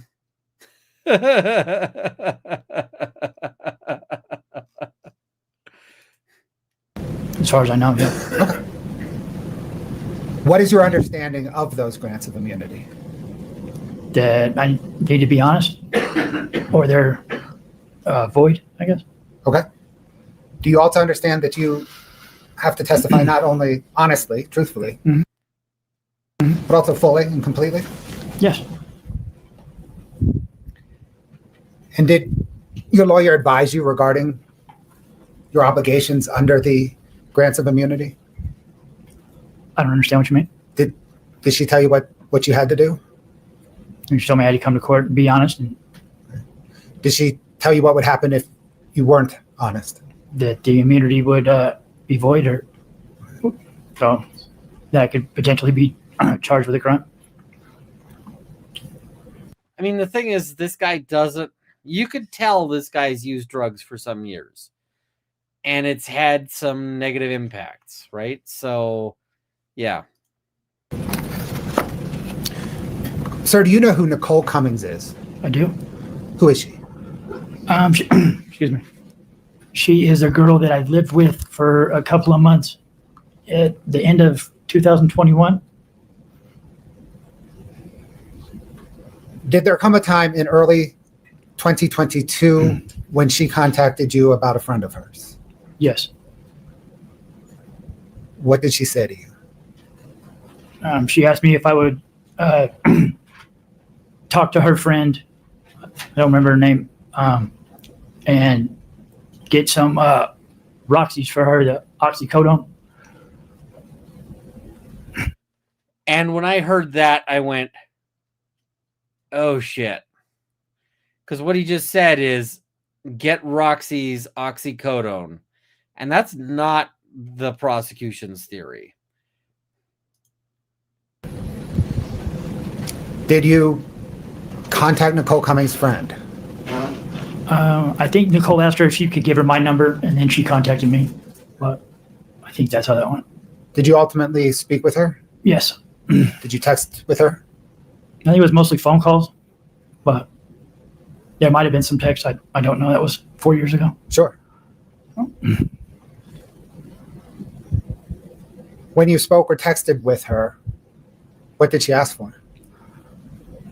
As far as I remember, she was asking for Roxy's for the oxycodone. Did she identify what she was asking for by any label other than Roxy's? No. Did you at that time believe that Roxy's meant oxycodone? Yeah, that's the only thing that I know. I know that they mean. Excuse me. Did you set up to sell to her? I said, yeah. That's the only thing that they know that I know that they mean is also a thing. Set up to meet her in Draper. Did you set up to meet her at a Maverick and Draper? Yes. I'm sure that the immunity deal covers his involvement in the death, because otherwise it wouldn't be a useful immunity deal. Like, obviously it has to cover that. Did you ultimately meet her at that Maverick and Draper? Yes.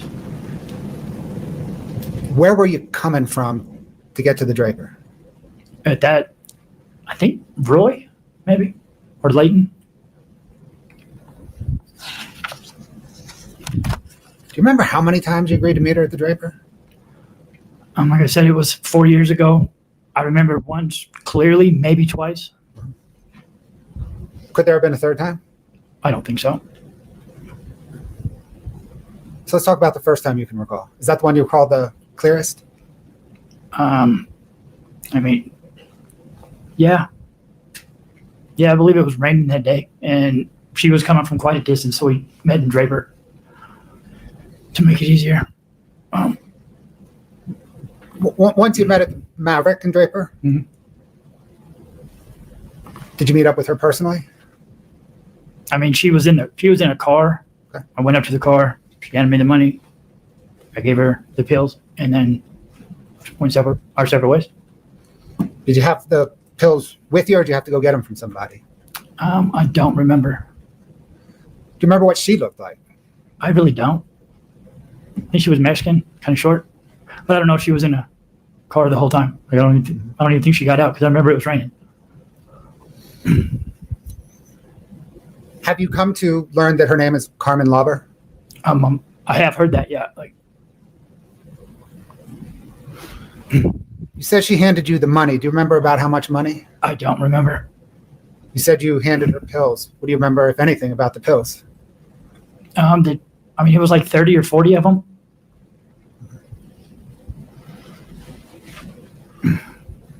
Do you remember anything else about that first buy with this lady?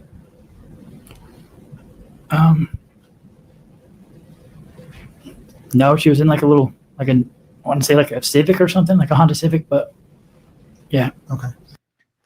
And this is what a bad witness for the prosecution looks like, because this guy is not giving them anything.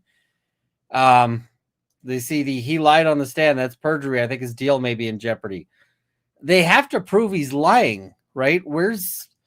And the thing is, it's going to be tough. Yeah. Were you selling a lot of drugs around this time? I wouldn't say a lot, no. I mean, the thing is consider the possibility that he might be the one who's being honest, and that, Carmen might not. I sold or got pills for maybe 3 or 4 people. So yeah, I wouldn't by any means say it was a lot. I know they played his interview, but his police interview wasn't under oath. This is under oath. If you got to lie in one place versus the other, you lie in the police interview. And was this about early February 2022? Yeah, I believe so. The other thing is this guy is fairly cooked mentally. So if he's doing the best he can and is just has a shit memory, then that's also, then he's doing the best he can. Can we talk about the second time? Okay. How did the second time come about? I really don't remember. Like, I'm not even real clear if I met her a second time. Oh. To be honest with you, like, I know that I met her the one time. And it might have been twice, but I really, it was like 4 years ago. So, like, I don't really remember if I met her more than once. But if it would have been the same thing, like, I would have gotten the money from her, given her the things, and left. Like, there wasn't a lot of interaction. We didn't, get a drink together or anything. It's a drug deal. Yeah. Not rocket surgery. Right. I guess, right? Had you met her? He wouldn't get charged with manslaughter. He's got an immunity deal. So, like, people saying, oh, he's saying this so that he doesn't get charged with manslaughter. He's got an immunity deal. He could say, I gave her the pills because she was planning on killing the dude. Like, if this guy got up on the stand today and, like, had gotten up on the stand there and had said, I gave her the pills, and she said, she said to me, my boss wants to kill her husband, the prosecution would be perfectly happy with that. Prosecution would be perfectly fine with that. He wouldn't be going to jail. He's got an immunity deal. Kouri Richins would be going to jail. At the Maverick Draper for anything else other than a drug deal? No. Had you met her anywhere other than the Maverick Draper? No. So am I right that the only times you've met Carmen Lauber is at the Maverick Draper? That's right. And the only times you've met her at the Maverick Draper was to sell her drugs? That's correct.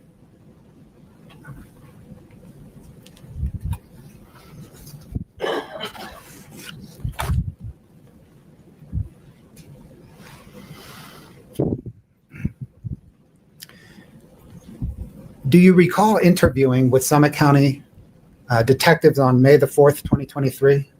Vaguely. I remember, like, I was in jail. I hadn't been there very long. I was on a lot of drugs at that time, so, like, I was detoxing from those drugs. And I remember, like, going in a conference room and speaking with them, but I don't really recall a lot of the discussion. Which jail? Davis County Jail.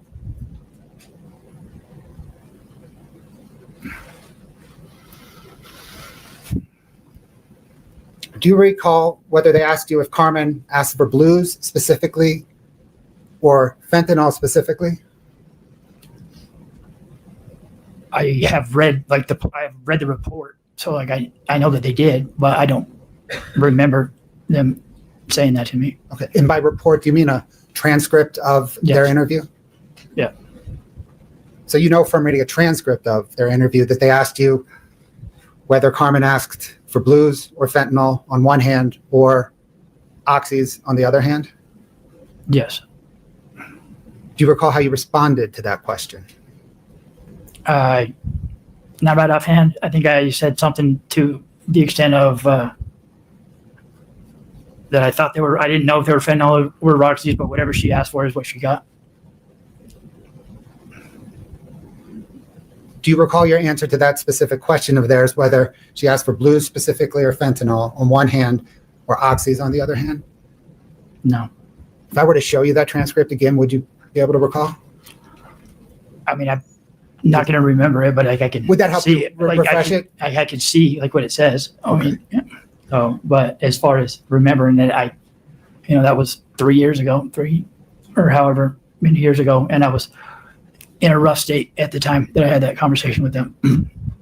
Scott, can we bring up for the witness, please, 8-46, Tango?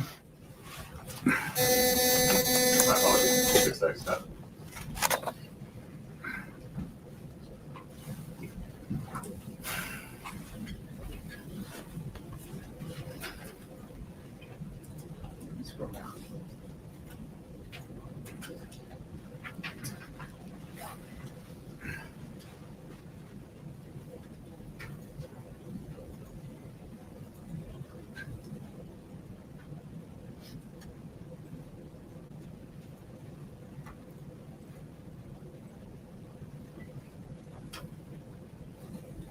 Are we moving too fast for you? No, I was reading. I'm sorry. Okay.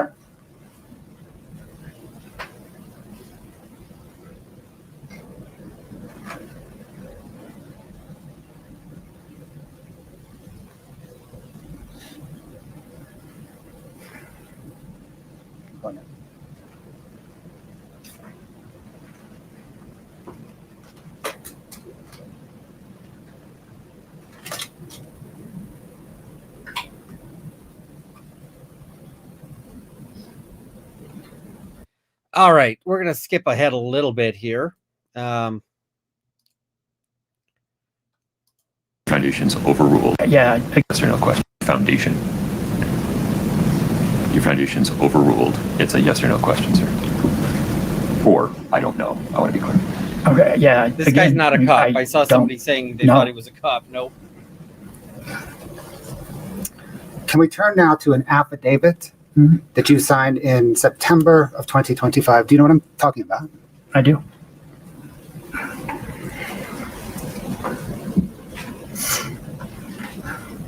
Did you swear to the affidavit saying that it was true? Yes.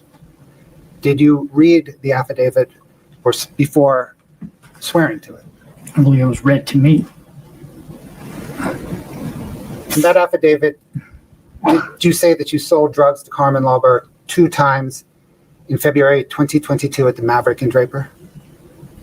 I believe it said the same thing I've been saying, that it was once, maybe twice. Like, I don't recall if it was more than that. But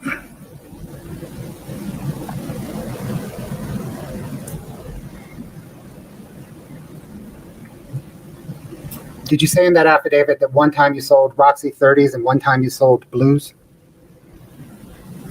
yes, but again, blues are, at that time, blues are Roxy 30s. Like, they're synonymous. That was Yeah. your understanding of what blues are, right? Yes. At that time. Yes, and if I sold somebody blues, then they were the Roxy 30s. This is real bad for the prosecution, right? They're saying, he's like, I'm not the source of the fentanyl. I was selling Roxy 30s.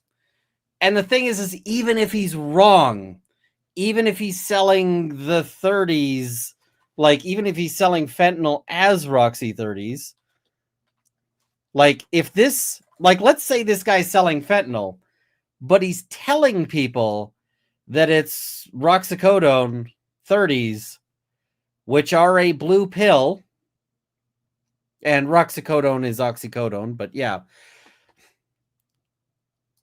they're a blue pill.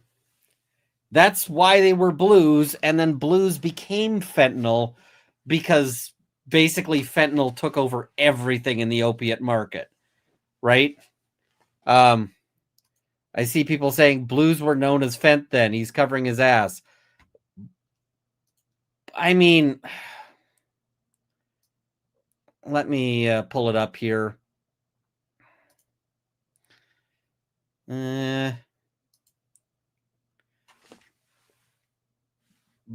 Original blues, right? This is what this is why they were called blues. And the thing is that fentanyl started being sold in blue pills to duplicate this. When fentanyl came on the market, nobody wanted fentanyl, and everybody was buying, like, the fentanyl dealers were packaging their stuff to look like the real pills. That's how they were selling it. And there were a lot of people who were very much keen on saying, I want to get real pills. I want to get the real stuff because the real stuff won't kill you, right? It is. So, I mean, this guy might be being honest. I don't know. I don't know.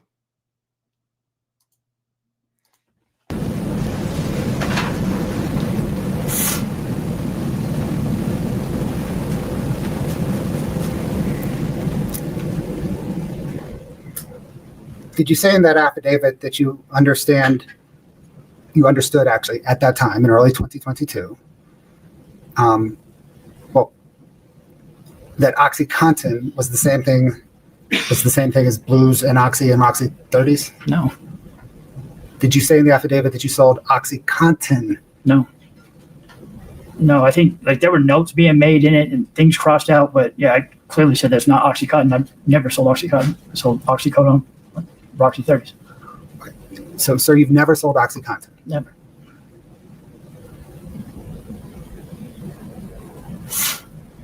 Scott, can I get 847, please?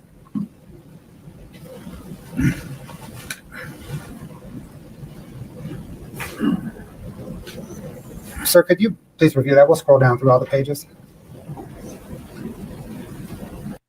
I mean, here's the question. Is he being honest now or is he being honest then? We don't know. Did the police tell him to say something? We don't know. You can't just assume the version of things that gets you to a conviction because you're like, if you're on the jury, you're required to be considering reasonable doubt. And that means you have to consider both possibilities, right? You have to consider that he might be truthful now versus before.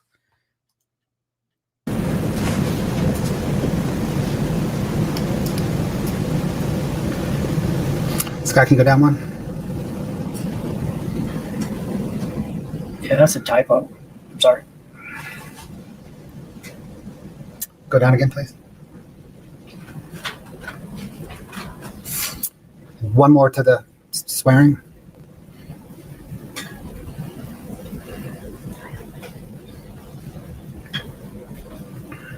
Can you go back to the top, please, Scott?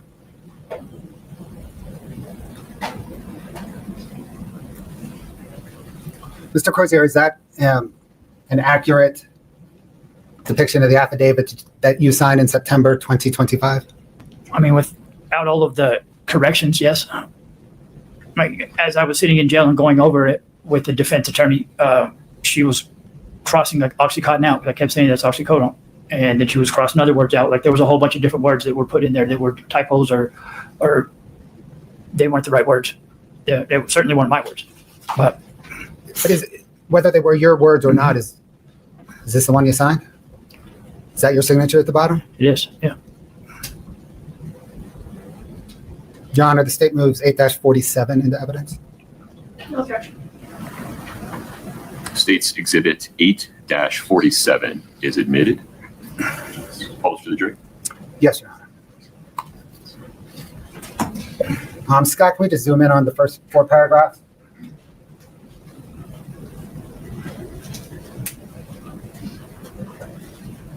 So is that first paragraph accurate? Yes. Is the second paragraph accurate? Yes. Is the third paragraph accurate? Yes.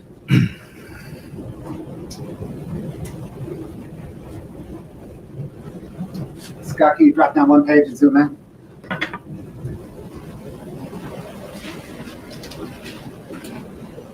Is that fourth paragraph accurate? No. No, it's got it. Yeah, it's got the, or it says oxycontin and not oxycodone. Is that fifth paragraph accurate? No. Again, it says oxycontin and not oxycodone.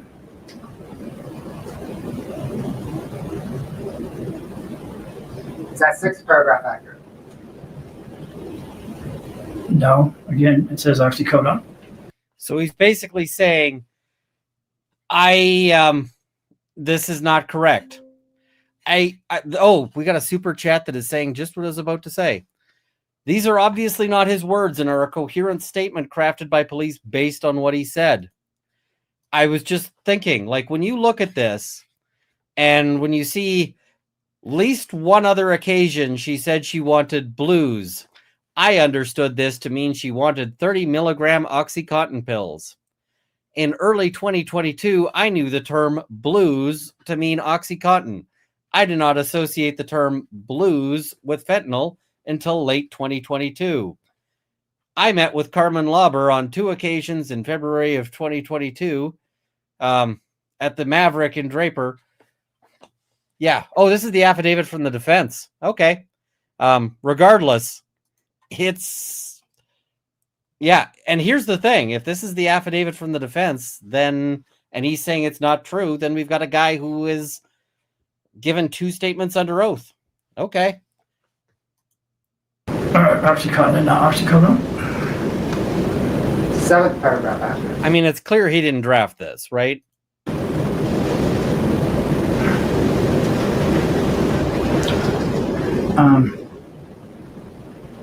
No, because it says that I met with her 2 times, and I'm not sure that I met with her 2 times. How about the eighth paragraph? Yes. How do you know whether what you were selling, were you selling pills at the end of 2022? I wasn't selling Roxy's anymore. I was only selling fentanyl at that time. Were you selling pills in late 2021 and early 2022? I was selling Roxy's then, yes. How do you know what was inside the pills that you were selling? Because I had multiple people that had prescriptions. So you're getting the pills from other people? Yeah, I had, yes.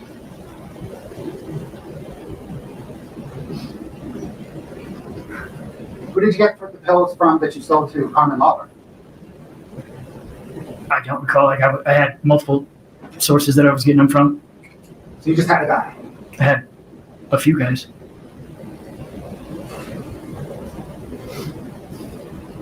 Is paragraph 9, is that accurate? Yes. Is that accurate with the handwritten correction? Yeah, the possessing, yes. Are those your initials next to that possessing it's handwritten? Yes. How about paragraph 10, is that accurate? Yeah, yes. How about paragraph 11?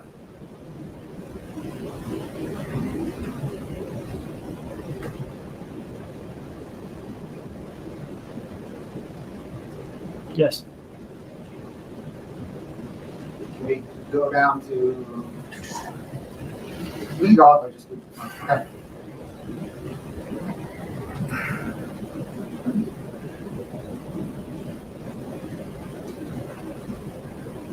Paragraph 12, accurate? It is. 13?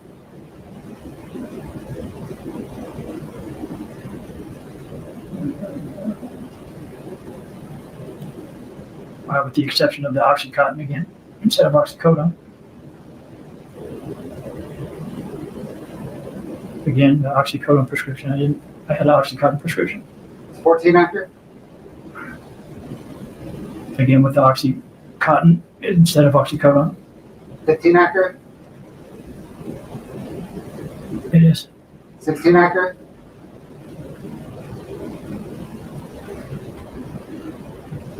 With the Oxycontin instead of oxycodone. Let's scroll down to that's your signature? It is. Can we go to the next page, Scott? Is that your signature? It is. Now in there you say that you read the foregoing. Did you read it? It was read to me, yes. Is the foregoing a power of attorney or is it something else?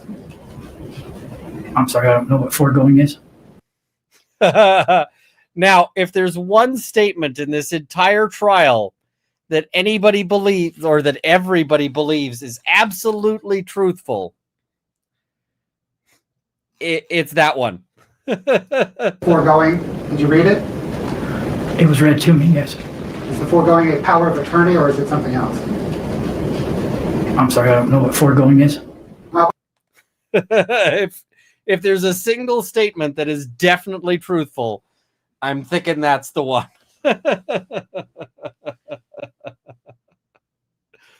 Attorney or is it something else? I'm sorry, I don't know what foregoing is. What's above there? First three pages. I'm sorry, what was your question? It says right there that I read the foregoing power of attorney and understood the contents thereof. You're telling me that you didn't read it, right? Saying that it was read to me, and every time it said Oxycontin, like we were saying, okay, that needs to be oxycodone. But those changes weren't made. Yeah, apparently not. Thanks, Scott.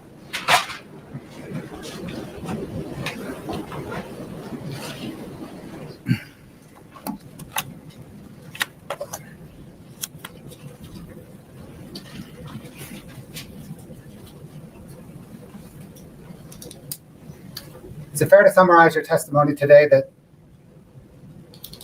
you sold Carmen Lauber on at least one, maybe two occasions, M30s and blues, and you believe that M30s and blues referred to at that time oxycodone? Yes.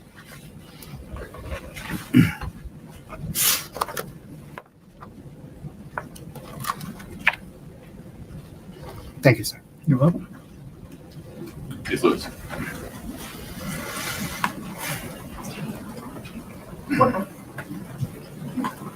Need a glass of water? I do not, thank you.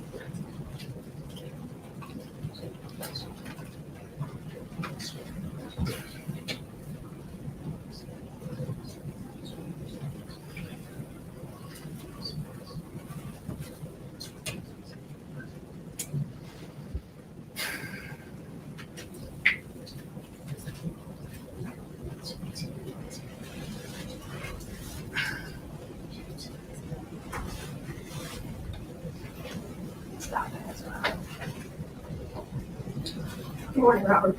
Good morning. We've met before. Good afternoon. Yeah. I don't know. It's all a blur. Why are you all a blurring? You're not supposed to be in a blur. Okay, here we go. Before, right? What's that? We've met before. We have. Yes. Okay. Just gonna ask you a couple of questions about that first interview. You said that with the detectives that you really didn't remember that interview. No. You did say, though, just a moment ago, well, they were just telling me what I'd been doing. Do you remember that? I do. All right. So during that interview, remember that they just told you what you'd been doing and you just kind of agreed. Is that a fair statement? Yeah, I didn't really want to get in trouble. I was already in jail. I had bail. I was trying to get out. I wasn't. And they kept telling me that I wasn't in trouble and nobody was going after me and things like that. But still, I mean, when they originally came and talked to me and were asking me about, I had no idea who any of the people they were besides Nicole. They showed me pictures and I was like, I don't know who that is. But yeah. All right. Let's fast forward to September of 2025. Okay. And you were interviewed by myself and by my investigator, Mr. Bertram. Correct? Yes, And were you sober when you and I and Mr. Bertram met? I was. And do you recall at that interview you told us you thought you had sold to Ms. Carbon 2 times? I think I said once, maybe twice. All right. Same thing I've been saying. You said once, maybe twice. Mhm. And that the first time was Roxy 30s, which you've explained, Mhm. right? I can answer, sir. I'm sorry, yes. And Roxy 30s, and we're going to get to this whole Oxycontin, Okay. oxycodone thing in just a minute. Okay. But Roxy 30s, would that be 30 milligram oxycodone pills? Yes. All right. And you said you met her at the Maverick to sell them. I'm not sure why they're cross-examining because, quite frankly, this is pretty, pretty awesome for the defense so far. But okay. And you, Yes, Lucas. If you would just add a question mark at the end of these as you go. oh, all right. And you met her at the Maverick to sell them, correct? Yes. And that you remember it was early 2022, correct? Yeah, it was around this time. Okay. There was snow then. Okay. So can you remember? She's got to ask questions. She can't just make statements. But you can make a statement with correct and get him to agree.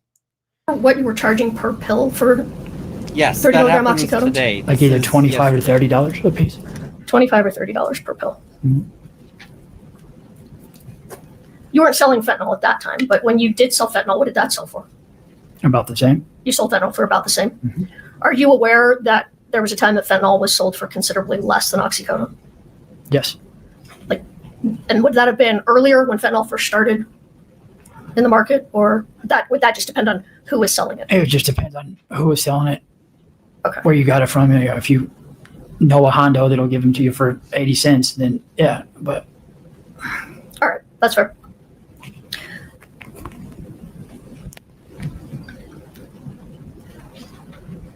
So do you recall, let me back up. So you said that when you sold her, the time that you clearly remember the first time she was sitting in a car, was anybody with Ms. Lauber? I don't remember.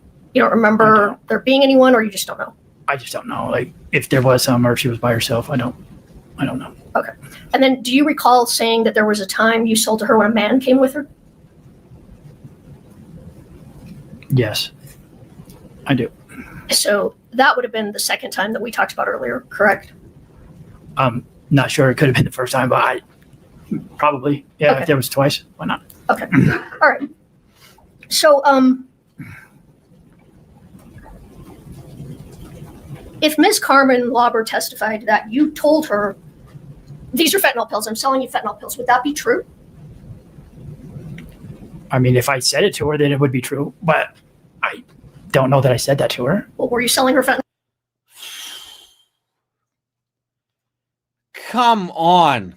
Are you telling me you're cross-examining the best witness you've had so far out of his story? Like, Pills? okay. I don't believe so, no. Okay. And let's go over that again. Because I know this was, you were using during that period. But why was it that you remembered that in 2022, early 2022, you were selling oxycodone and not fentanyl?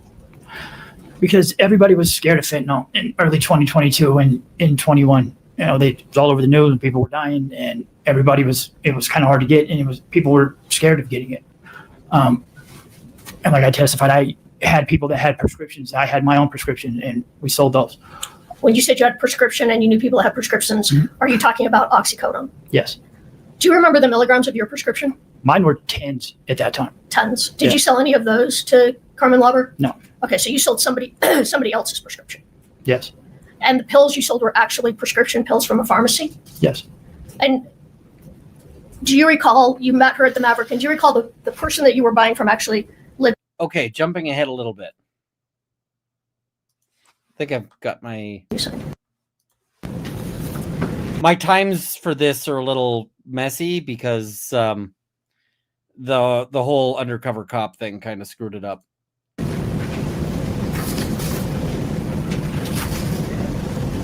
And I didn't end up having time to while I was sick.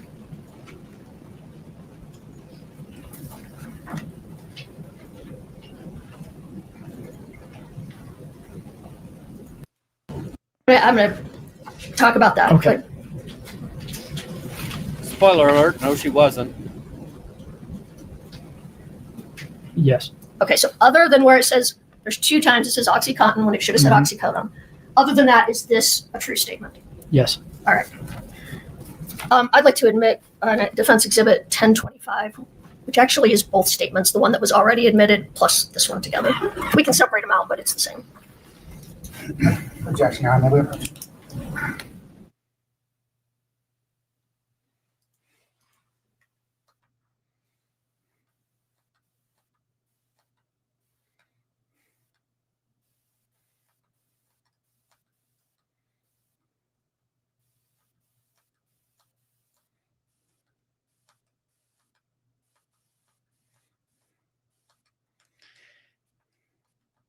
And 20 minutes of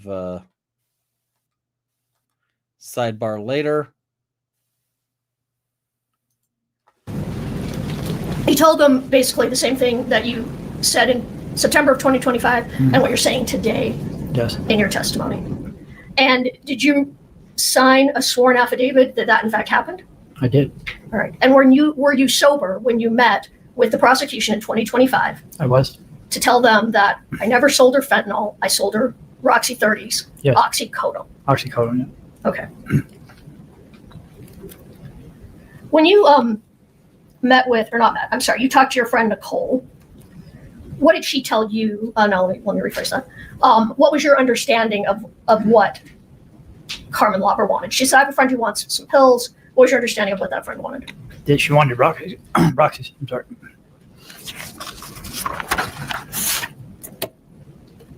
So again, you didn't start selling fentanyl until late 2022. That's right. You had no access to it in January, February, March of 2022. No. When you did start selling fentanyl, what color were those pills? Like almost purple. A really dark color. Yeah. Yeah, they were very distinctive. Okay. So not light blue, not light green. Mhm. Did anyone ever ask you for the Michael Jackson stuff? I'm sorry. I think that answers my question. Nobody ever asked you, Carmen Lauber didn't ask you to sell her the Michael Jackson drug. No. Is that, Do you know what that is? what do they call it? Prohypnol or something? Propofol. Propofol. There you go. Yeah, I've heard of it. Rohypnol is an entirely different thing, which drug dealers do sometimes sell, but I don't think that's what he was selling. I watched the Michael Jackson thing when he died, but yeah, nobody's ever asked me for that. Do you know if you can even I buy that on the street? I doubt it. Okay. It seems like they would keep that under a tight lock and key. All right. I mean, you can buy just about anything on the street, but not easily. So, All right. I'm just going to summarize and then we're going to be done. Okay? So when you initially agreed with detectives that you might have sold fentanyl, you were high, you were coming down, and you don't remember saying that specifically. True. That is correct. Yes. And when you met with myself and Mr. Bertram in September of 25, and you said you were selling only oxycodone, you were sober, correct? Yes. And you were being truthful? Yes. All right. When you met with Mr. Bloodworth and his investigator in April of 2025, you were sober, Yes. and you said you were only selling oxycodone in early 2022. That's correct. You sober today? I am. In fact, congratulations, you just finished your treatment program, right? Thank you. I did. What was your sober date? August 26th, Of 2020? 25. 25. Congratulations. Thank you. Robert, I want you to look at the jury. I want you to tell them. oh my God, this was so cringe. This is super cringe. 25. 25. Congratulations. Thank you. Robert, I want you to look at the jury. I want you to tell them. Are you telling the truth here today? Yes, I am telling the truth. Okay. I have nothing further. Mr. Blood. Oh, I mean, that was cringe. Mr. Crozier, how were the pills that you sold to Carmen Lauber packaged? They were in a bag. Those little tiny clear Ziploc bags? Oh, yeah. I don't remember, but a Ziploc bag or something. Yeah, they were in a bag of some kind. Yes. Like one of those little bags you get with a spare button on a shirt? Well, I don't think you can't fit 20 or 30 pills in a little bag like that, so they were probably a little bigger than that, but yes. And you got that bag from your plug, right? Yeah, from one of the guys that sold you the pills. Correct. You did not get that bag from a pharmacy, correct? No. Thank you. Anything further, Ms. Lewis? No, Your Honor. May we release this witness from the subpoena? We met, Your Honor. Yes, Your Honor. Mr. Crozier, you're free to go. Thank you so much. Ms. Lutkins, thank you.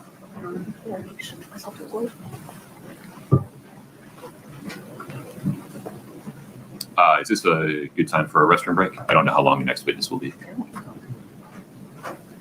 All right, and we are not going to cover the next witness because time. So I will take a couple of minutes because I need to use the washroom, and we have a ways to go. So I'll be right back. I'm just going to put you on feeding the ducks, and I will be back in like 2 minutes. So, don't go anywhere. I will be back. Where's my thing that I put up for this? Here we go.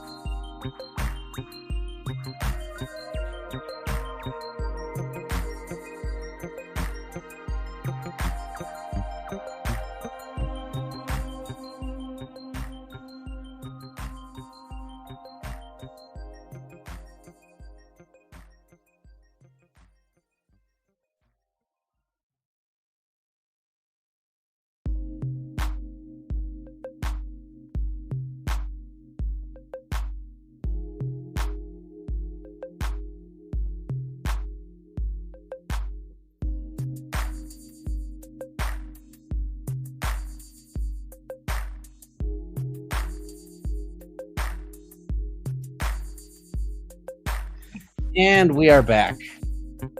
And we can turn off the ducks. All right. So let's jump ahead to the present day. And the present day shows that the prosecution was actually getting a little nervous.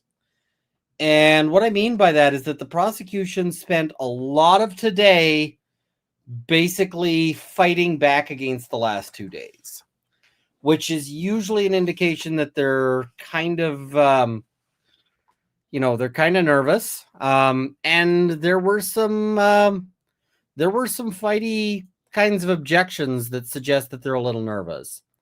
So let's have a look. And yeah, okay, let's dive right in here. So, no, what? Okay, hold on. I got to fix something here.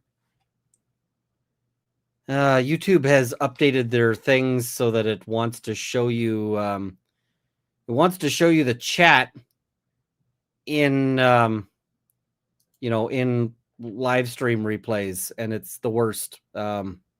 I don't know why YouTube does that, but when you maximize it, it tries to stick the chat in there, and it's like nobody wants the chat. So help me out, Mr. Blood Earth. What is detective? Is it Detective Davis? It's Lieutenant Detective. Okay. Lieutenant Davis, right? Sure. He, United States and closed captioning is not available for this portion, I'm afraid. calling him to authenticate. Oh, and I got to turn up the volume. May 4th, 2023 interview video of Robert Crozier in rebuttal to Robert Crozier's testimony. All he's going to do is authenticate the video. Is that so? They have a dispute over this, this witness that they want to bring in to authenticate the video, and the judge is like, seriously, you need to argue about this? Like, why can't we just admit the authentication? Is anybody disputing that? That's the first I've heard that that's all he's going to do. But is that issue in dispute? I mean, you reserve your arguments about whether there are other bases to bar the admission of that video, which I believe there are. But authenticity probably isn't one of them. Do we really need to call a witness, or can we just stipulate that it's authentic, and then the parties will reserve their arguments regarding admissibility? I would agree it's authentic, but yes, we would have other objections. So can we just have a clear stipulation on the record that the May 4, 2023 video recording of law enforcement's interview with Robert Crozier is authentic? Yes. Your Honor, may I add to that the transcript of the video as well? Is it a certified It transcript? is certified. I think that follows from the rule regarding certified transcripts. Ms. Lewis, do you agree? I agree. Okay. So it sounds like we don't need that guy. Correct, Your Honor. We may as well use this time to litigate, I guess, what other objections to admissibility the defense has on the video. Forgive me, the state is offering the video under which rule or exception? Your Honor, 801, it'll be D1A, and perhaps some of it will be D1B. The defense's cross-examination of Mr. Crozier elicited testimony that,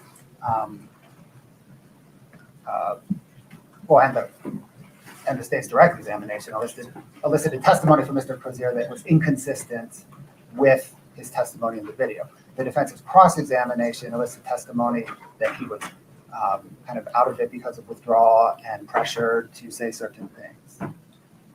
And the video, rebuts that testimony. The video itself is, I think, 13 minutes long, and from the state's view, the entire 13 minutes, pieces of those 13 minutes are direct impeachment, but the entire 13 minutes goes to whether or not he was high and out of it, and whether or not he was pressured into saying certain things.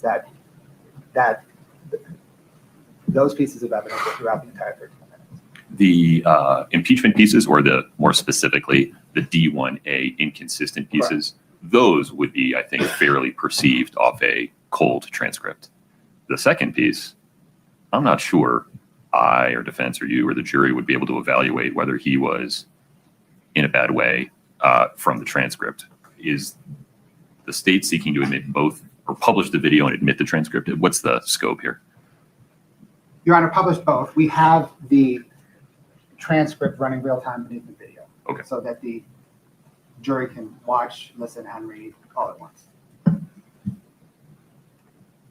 All right. Ms. Lewis, do you have the video with the transcript? I don't have them together where it Okay. shows it under. No. Okay, so he does end up allowing the video. And so basically what the result of that is that because the defense essentially, like, he's telling a new story, the judge is like, well, they can listen to the video and see. They can, determine and make their own call as to whether or not he was being truthful or the like. So that's a big win for the prosecution today. And yeah. Person who's calling? Yes. Okay. Dr. Ulmer retired in January of 2023? Yeah, technically, her last day of work was the end of December of 22. Okay. And did you receive a call from Kouri Richins then? I did, subsequent to her retirement. And did you return her call? I believe I didn't return her call. I believe she was just put on hold and then connected with me. Okay. So who is this guy? This guy is the pathologist who determined that the cause of death was fentanyl. So we're jumping to Kouri Richins phoning this guy. Have you had an opportunity to listen to a recording of that phone call? Yes, I'm not sure where it came from either, but yeah. Is it consistent with your recollection of that phone call? I did not have any independent recollection of it until I heard it, but yes, it's me on the phone call. Okay. And have you had a chance to look at the transcript of it? I have. Okay. And is that accurate to your, Yes. when you listen to the Yes, tape? it appears to be. Okay. State would offer States Exhibit 2-60 and 2-61T. He's reviewed it. Certainly can ask questions if he needs his recollection refreshed. I think we could move to admit at that point, but if the state would just... I think the state's admitting it as evidence of defendant's words and statements in the relevant time frame. I misunderstood. No objection. And so, okay. We'd ask permission to publish it then if it's offered and admitted. So 2-60 is the audio recording, correct? Correct. And 2-61T is the transcript. Correct, Your Honor. Okay. Those two are admitted. Scott, give me just a moment here, sir. give that a try. Okay. I'm going to ask you to listen to this. It's about 9 minutes long, and then I will ask you 3 questions regarding it. Okay. Thank you. Can we advance it 30 seconds? Right now, okay? Thank you The so first much. 30 seconds Thank you is. so much.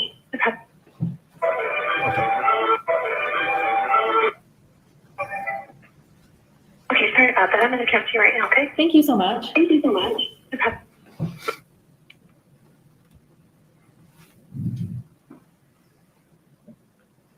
I'm not hearing it. Did we lose it, Scott? I think so. All right, no problem. Let's start over. We're getting quicker at this. He's like, can we skip the first 30 seconds? So they play the first 30 seconds. And then it then it craps out. It's like, all right. Scott, if you would disconnect and reconnect on your end, I'll do the same on mine.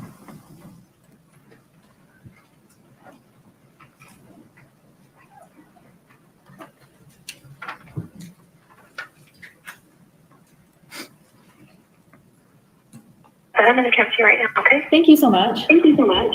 Okay.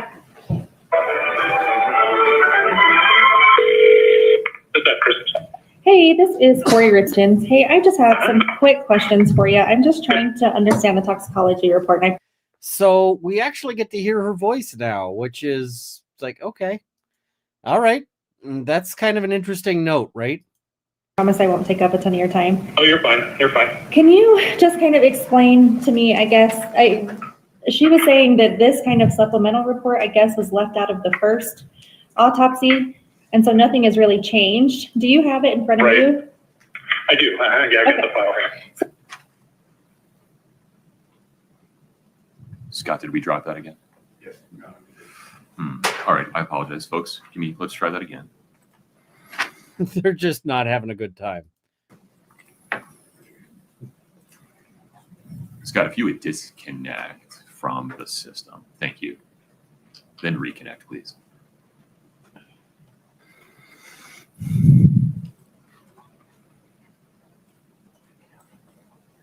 If we do any additional microscope.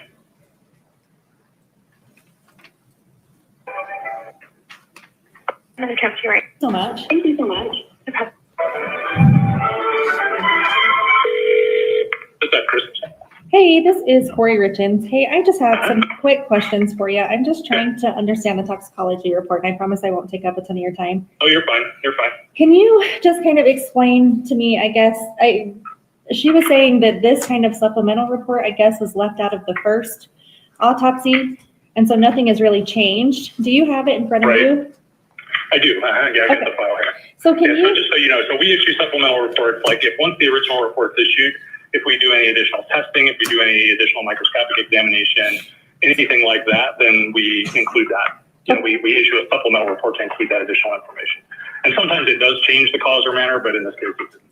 Okay. So you know what the jury is thinking is like, why is she so interested in this supplemental report?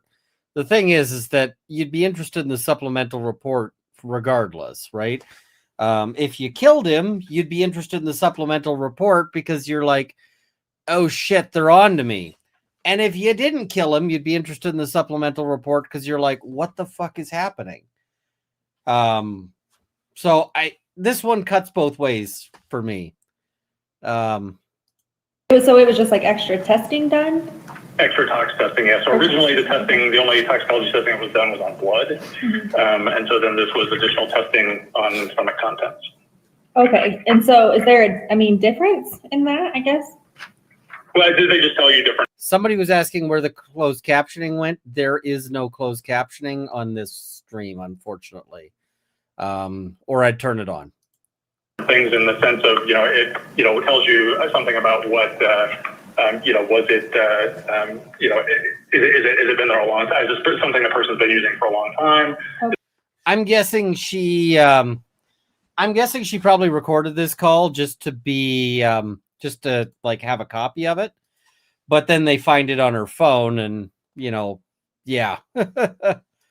Is it something they ate? Is it something they, injected? Is it, whatever? And there's different things you can learn by looking at different substances. I mean, we fully expected to find it in the stomach. It's just a question of what was there. So does this tell you, like, if it was like injected, if he ate it, is that what this, can you tell from this report? Not definitively. I mean, it seems like, with what the amount that's there, that it probably was ingested. Probably taken by mouth. Okay, and so so the 15 ng, like, is that like a substantial amount? Is that like a trace? That's a lot of fentanyl in the blood, yeah. And that's, people die with half that amount or less in their system. Okay, so that's quite a bit. Yeah. So what's the next one down, the norfentanyl? It's a metabolite of fentanyl. Now, you'd think you would normally be a little bit, like, she doesn't sound shocked by this, right? Which is kind of a weird thing.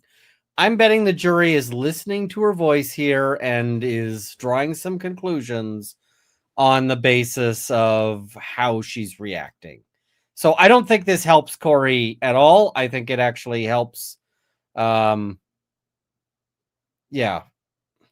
and I'm in the wrong place, aren't I? Here we go. The text is super small, though, so yeah. Your body changes fentanyl into after you take it. Oh, I gotcha. Okay. And then, sorry, just the third one, the acetyl. I don't know how you say that. Acetylfentanyl. Oh. Yeah, that's just it's a form of, it's a variant of fentanyl that is usually only present in the setting of illicitly manufactured fentanyl. Illicit manufactured, like a pharmacy? No. A lot of most fentanyl that we see that ends up leading people to die these days is related to fentanyl that's manufactured by drug cartels as opposed to by pharmaceutical companies. Oh, good Lord. So this is like more of like a cartel. No, I mean, that's not what it is. You call this street fentanyl as opposed to prescription. Fentanyl. Okay, I see. And then is the ethanol, is that alcohol? That's alcohol. Mm-hmm. Okay, and I can't even read the transcripts on my computer at full size because it is larger, but it's blurry AF. Is that like the 279? Is that kind of like a substantial amount, or is that like one drink? Is that 5 drinks? You can't tell how much it is, and in this case, since this testing was sent, quite a long time after the original autopsy, most likely that's related to postmortem change, but it could be stuff that he drank. There's not really a way to sort that out. It could be related to decomposition of the stomach contents, or it could be related to stuff he drank. But either way, in the stomach contents, there's no way to know what that level means in terms of, if that was a blood level, that would be the same as a 0.28, which would be, that person would be pretty substantially intoxicated. But because it's gastric contents, you could in theory pull something out and it would be, 100% ethanol, depending on if they just drank a stomach full of, if they just drank a bunch of Everclear or something else. Mm-hmm. So it doesn't really tell you much about how much they drank or what they drank or anything like that. I gotcha. In the stomach. And it's not present in his blood, so. I gotcha, okay. So it's not present in the blood, just the gastric or whatever. Right. Okay, Yep. And then just the last one, what is quetiapine? Quetiapine is an anti. This hurts her pretty badly because the quetiapine, I believe, if I'm not misremembering things, that was prescribed to her. She should know what that is because it's her prescription. Psychotic medication. It's called Seroquel. Okay. It's a prescription mental health medication. Mm-hmm. That's prescribed for different things. I gotcha. Okay. And it has like 16,000? 16,000 nanograms per milliliter. Mm-hmm. Okay. And is that, quite a bit? Like, that's a big number, but it doesn't really mean that much. So a nanogram is a millionth of a gram, and a gram is not very big. So even 16,000 of them is not a huge amount. Okay. Is there could those have been mixed, or is that not kind of a? Could what be mixed? Quetiapine and the fentanyl, or is that a normal, drug thing? I don't know. It's not. Guys, if I could turn on the closed captioning, I would. They're just, if you can see at the bottom, it says closed captions are unavailable. I don't have closed captions to turn on. So I would turn it on if I possibly could. Most of the time, if we see those together, it's because somebody was taking quetiapine as a prescribed medication and they were abusing fentanyl. But, do you have any indication he was abusing fentanyl? No, that's why all of this is just like, what the heck is this and going on? So I guess that's why I'm confused just about all of this. No, giggle? Oh, that's the jury's gonna just hate that. And also, she's if she's sitting there arguing that if she's sitting there arguing that he had a fentanyl addiction or an opiate addiction, Yes, honestly. So I don't know. So, I mean, I know it doesn't mean anything now, but just kind of something for me to, try and figure out, I guess. I mean, this is the thing, is that now if she says, hey, he was taking pain pills, well, then why did she tell this guy that, she'd never heard of him taking opiates, right? And then I'm assuming the acetopian, is that like an aspirin or something? Acetaminophen, that's just Oh. fentanyl. Yeah. Oh, that's fentanyl too? No, that's Tylenol. Oh, Tylenol. I was like, holy shit. Okay. Yeah. So just I mean, there's no... Okay, Kouri is dumb in some ways, but do you believe she doesn't know what acetaminophen is? I don't know. I mean, Utah's got schools, right? Like Tylenol, caffeine, and then the naloxone, I'm assuming, is just something that they gave him while he was here? Probably would be my guess. It'd be, somebody that's unresponsive. It's a very common thing for EMS to give people. Okay. So she knows what the naloxone is, but she doesn't know what acetaminophen is. Okay. All right. Okay. No, that works. So I was just trying to figure out, if this is anything different, if we found out anything new with this. Oh, come on. Pause there. It's okay. We can fix it. Scott, don't change anything. Okay. It seems like if I do this, press play. Yeah, like she said, it doesn't change anything in the cause or manner of death. It's still, definitely, death from fentanyl intoxication, and we still don't know how he got it into him. Yeah. And I mean, is that anything you could ever find out? If it was, I mean, do people normally eat that? Like take it, swap, is that something you like shoot? It's not usually something people eat. Well, that's not even true anymore. So with illicitly manufactured stuff, sometimes people take pills that have that. So yeah, these days you can't really tell. Yeah. All right. Well, I appreciate your time. I do. Thank you very much. And if you have other questions, don't hesitate to give me a call. Okay. Awesome. What was your name? Dr. Christensen. Oh, Christensen. Okay. Perfect. Thank you so much. I appreciate it. Okay. Okay. Bye-bye. Yep. I'd like to follow up on a couple things there. So that was not great for Kouri.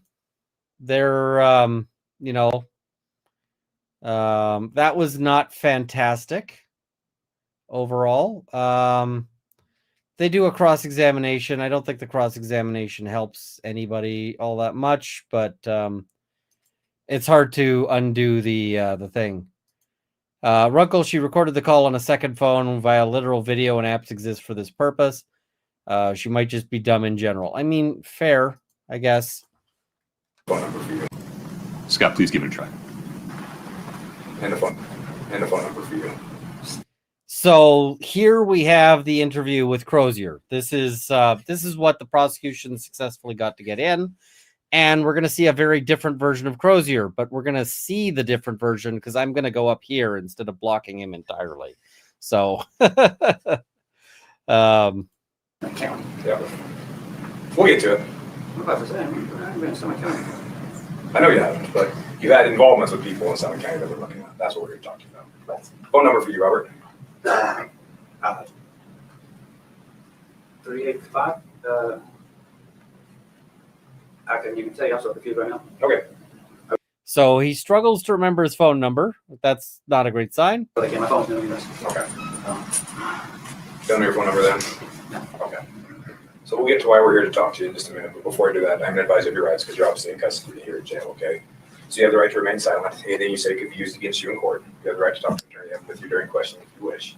If you can't afford to hire an attorney, one will be appointed for you before questioning. If you decide to answer questions now that having a lawyer here, you can stop questioning anytime until you spoke to a lawyer. You understand those rights I've explained to you? Having those rights in mind, you want to talk to us today? Okay. So we're here to talk to you about a transaction that you made a little over a year ago with a female named Carmen Lauber that Nicole put you in touch with. You met her at a Maverick and Draper on 2 separate occasions in February of last year, so a little over a year ago. Okay. It's not Ringing a bell at all? ringing. Is it a bell? No. Okay. Well, let me give you a little more information. And so we've talked to Carmen, we've talked to Nicole. We talked to Nicole yesterday, got her phone and downloaded everything we need off of her phone. You sold Carmen blues on 2 separate occasions there at the Draper Maverick. As a result, somebody died from that transaction. So we're not interested in jamming you up or anything like that. We're simply here for information. If you hear the police say we're not interested in jamming you up or anything like that, you know they're interested in jamming you up. That is exactly what they're like. Don't believe them.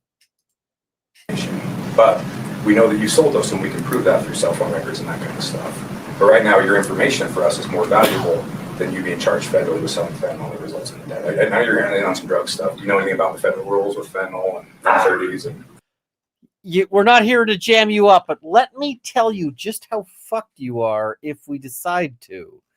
Let's tell you the federal rules.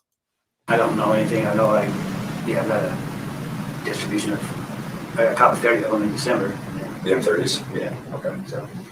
So tell us what you know. Like I said, right now, your information is more valuable, but at this point, we can prove, we know that you met with Carmen that Draper Maverick on 2 separate occasions, sold her fentanyl. That fentanyl is then used in a death case, basically. So we tracked it back to this point. But we're not interested in jamming you up. We're here to try and corroborate information.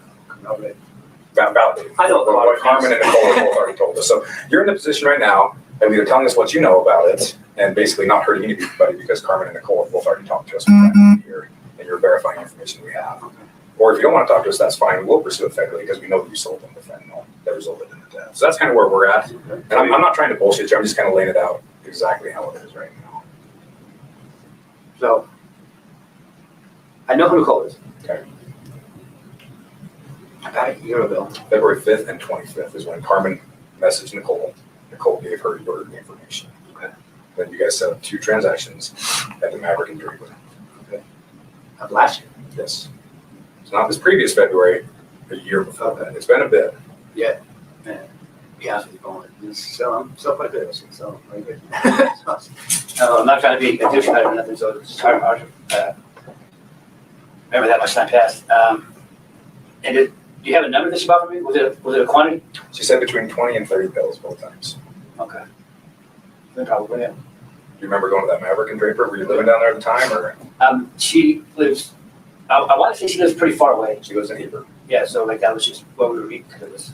Where were you coming from? Where were you living at the time? I've been living a little bit everywhere. Maybe the last couple of years. So it's kind of ringing back. You're kind of getting a little bit more. Well, tell me what you can remember about it. I remember Nicole calling me and saying, "Hey, can you be my friend?" And I was like, "Yeah." So that, and she was like, "Oh, she wants a lot." And I was like, "All right." Is 30 a lot for you, or is that a lot for Nicole? Or? I think it was a lot for Nicole. It wasn't a lot for me, but okay. I was like, I didn't know anybody died. You know what I mean? Yeah, and we didn't expect that you knew that. And like I said, that's why at this point, your information, we're not interested in jamming you up or the distribution of it or anything like that. We're doing our investigation. You're kind of just on the edges of it a little bit as kind of an involved player, as being a hook basically for it. We're not interested in jamming you up or anything like that, but we are interested in the information you have to provide to us that validates what people have already told us. As far as I know, yeah, I met her just 2 times. I think I talked to her a couple more times after, but just to see, you know what I mean? Hey, you know, because somebody's spending, you know what I mean? You know, $500-600 is that what 30 around about $500 or $600? Yeah, something like that. Okay. And did you hit her up afterwards to see if she wanted more, or did she hit you up afterwards? I think I asked her one other time, and then she just didn't. She's like, "Hey, you looking for any more?" Or something. Yeah, something like that. She just didn't respond to me. You know what I mean? Do you remember how you contacted her? Was it through text messaging and messenger? Well, I say it's through text messages, but I haven't had that. I haven't had it for the longest time. What phone would it have been on? My phone. Fuck. Maybe a 333-6156 number. Do you still have that phone? Okay. The phone you have now is a newer one then? Yeah. Okay, so you contacted that Carmen at all with that phone or anything? You know where that old phone would have been that would have had those text messages on it? No, I lost that phone. A lot of them. Okay. But what did you think the phone number was, you said? 385-333. 615. Okay. So with these transactions, when Carmen hit you up, what did she tell you? She just told me that she had a friend that wanted, you know what I mean? Did she ask for blue specifically or fentanyl specifically, or did she ask for oxys, or what did she ask for? No. I think she might have asked me for blues. Man, I can't remember. Or you sold her?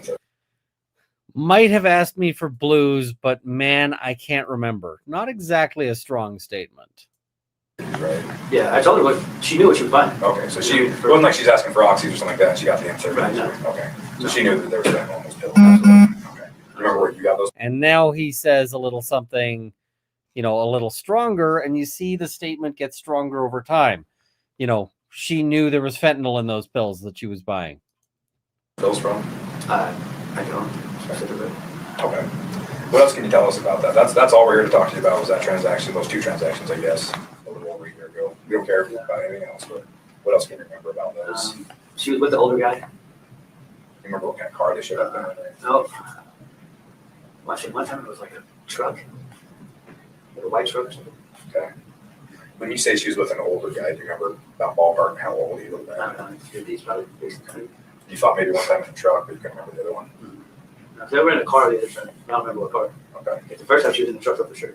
When you guys would show up with Maverick, where would you go? Would you around back to Maverick or just right there at the Right in office? front, yeah. Just a quick hand-to-hand. Yes, they go. And you said about $600 or so what you charge for those. Something. Okay. Do you remember? So I think she would have ordered more the second time. Do you remember the quantity of the two? I don't remember the exact. Maybe you remember meeting her twice. Yeah. Okay. I really remember meeting her twice because you told me that twice. I would have said once. But do you remember now? They're kind of Yeah. jogged your memory. Yeah. Okay. Do you think of anything else about those meetings with her or anything? No, that's the only 2 times I talked to her. Okay. How do you know Nicole? This dude in camp. I was staying with him, Roy, for a while. And she stayed there for a while, and then she took off, and then camp was fucking right home. We all take another one on her. So. Okay. So Nicole just hit you up and said, "Hey, would you go and meet with my friend?" Yeah. You're like, "That's cool." You were in Yeah. the apartment. Did she call you or text you? Do you remember? I believe she called me.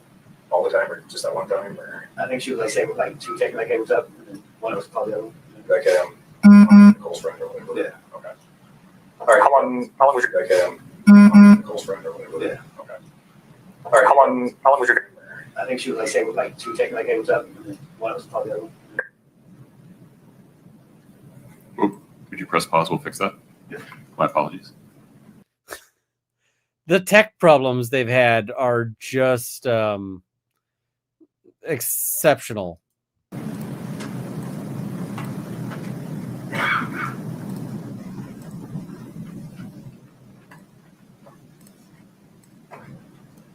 Go ahead, Scott. Out there, or drug court or some shit, wherever she was living. She was on, she did around 8 p.m. or on drug court or something. I don't remember, and then she had to hurry. It was always in a hurry. She was like, okay, well, I'm leaving here now, so I can meet you halfway. Can you meet me halfway? Oh, yeah, I can do that. And halfway was that Maverick there? Yeah. Yeah. Okay. You said one time she came with an older guy. Do you remember if that was the first time or the second time? I believe it was the second time. First time, do you remember if she showed up with anybody? I don't. Okay, I think those are all the questions we had for you. If we have any more follow-up questions, you want to talk to us again as we kind of progress with this a little bit further? Yeah. Okay. I appreciate you talking to us, Robert. Like I said, we're not here to jam you up over anything. We're just here to try and get some information and see what you got. One day, wake up with some fucking manslaughter charges. No, we're not going to pursue that. Like I said, if you didn't want to help us out or anything, we kind of have this view right now that the people we're interviewing, we've got enough information that we're just trying to verify it. You're kind of either helping us out or you're not. And if you're not, you might, honestly. But all you've done right now, so we've already talked, Carmen's already talked, and Nicole's already talked. So you're not telling us anything we didn't know. You're not protecting anybody by not talking to us. All you'd be doing is basically rolling the dice with your future if you didn't want to talk to us. All you'd be doing is rolling the dice with your future if you didn't want to talk to us. If that's not a freaking threat, I don't know what is. And so when the defense is like, hey, they're threatening these witnesses, I'm like, Because when the deaths are involved, the prosecutors do get a little spun up over it. And with fentanyl in the federal system, if you don't know this, if you get caught dealing fentanyl that results in a death, you could potentially face federal charges. It doesn't matter if you intended to cause the death or anything else like that. They're cracking down on it. So I don't know how long you're in for with. I know you're on possession with intent stuff, but if you are still dealing, don't be dealing with that shit anymore because the feds are coming down hard on it, and it's only a matter of time, especially with how nasty that shit is. Most of this gave you my name. Oh, that's right. Well, we already verified it through phone records. We already knew who they got it from. It wasn't like they told us anything we didn't know either. Yeah. We've been able to find everything we need through digital evidence and all the contacts, all the messages on Facebook, all that stuff. Yeah, we knew all of that before we made contact with anybody.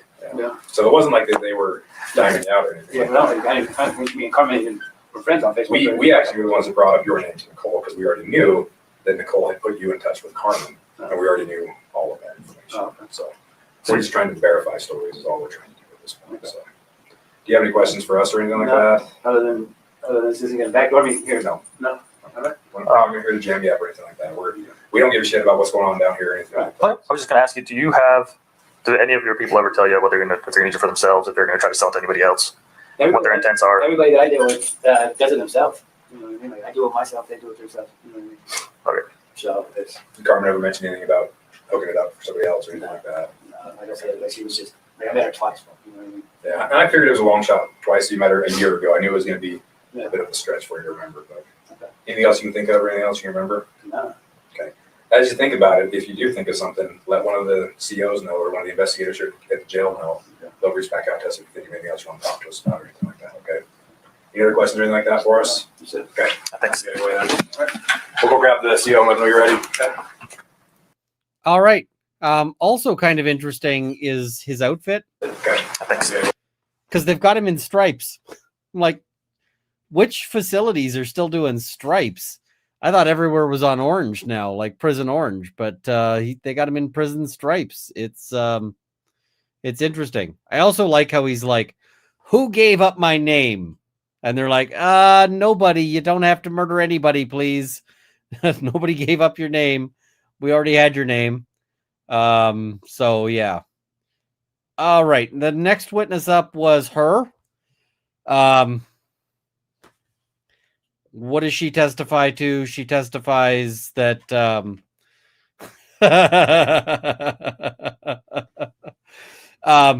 she testifies she bought the house from Kouri Richins. That's about it. On cross-examination, she's basically asked, don't you expect that this would have been locked? And she's like, yes. All right. So not super relevant here. And then we've got her. Yes. No, just the adults. Just the adults. Okay. No kids were there. And do you remember a conversation during that trip with Kouri Richins that stood out to you? Yes. Go ahead and describe for the jury what you remember about that conversation. On our vacation, Kouri and I ended up alone for a moment and just talking about our families, life, kids. Your Honor, objection, can you approach? Yes. Okay, so the objection from the defense, the sidebar is actually super interesting. Who is this woman? Friend. So her guy was friends with Eric, and then stopped being friends with Eric because, yeah.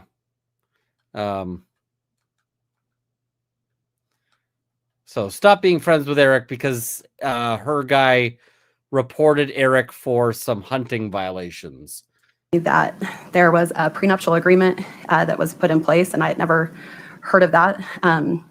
She continued to say how I think the trap was mostly due to financial, is Eric would, because of the terms of the financial agreement, Eric would end up benefiting financially and continue to live as they currently were, where she would be in a different circumstance. She explained how she feared that the kids would be drawn to Eric's life and felt like she was unhappy in there, but feared what it would look like if she ended the marriage. And is it okay if I ask a follow-up question? Of course. Did that conversation kind of give you context or inform you about? So this is purely on the voir dire. And then after the voir dire, we get the ruling, which is that, yes, this can be brought in. So she gets to testify to this. Yes, right. Before we took our break, I had asked you about a conversation you had with Kouri Richins on a vacation you took. When did that vacation take place? February of 2019. And what was that conversation? Describe for the jury what happened during that conversation. Kouri and I were finally in a position where our husbands were no longer with us. the phrasing on that, I was like, you what? Okay. That's kind of a that's a choice. And we were just discussing life. We both have kids. We got to the point where our husbands are no longer with us and we're just discussing life. And I'm like, I mean, Kouri's likely to get life, so our marriages, and Kouri opened up and shared that things were difficult at home. And a word I remember is that she felt trapped. At this time, I learned that their marriage had a prenuptial agreement, and she explained that she felt like she was frustrated in the relationship, but also it would be difficult to leave. Eric would end up financially secure and her the opposite. She feared what would happen in divorce. She mentioned that maybe the kids would prefer him with the lifestyle that they had, four-wheelers and toys and opportunities, where she would have less. And this is devastating for the defense. The reason why this is devastating is because the question to ask is, why not just get divorced? And here it is. It's like, all right, well, if they get divorced, she's not gonna get any money. The kids are gonna like him. She's gonna be in poverty and he's gonna be rolling in dollars. And so now this helps answer the question of why not a divorce? This is great for the prosecution, but I actually thought that the defense on cross did pretty good with her. She feared how she would be represented by him in the community. I felt for her. It was a hard conversation. I knew that things had been hard since their youngest child was born, and I was tender towards her current circumstance. Thank you. And I was tender towards her current circumstance? What a weird turn of phrase. Okay. And did that conversation give you any context to what was happening in terms of Kouri's business at that time? Yeah, Kouri is super ambitious. She went back to school and got a master's degree. I was impressed. I had young kids. I wasn't sure I could do that. She then went and got a real estate license and was trying to build that business.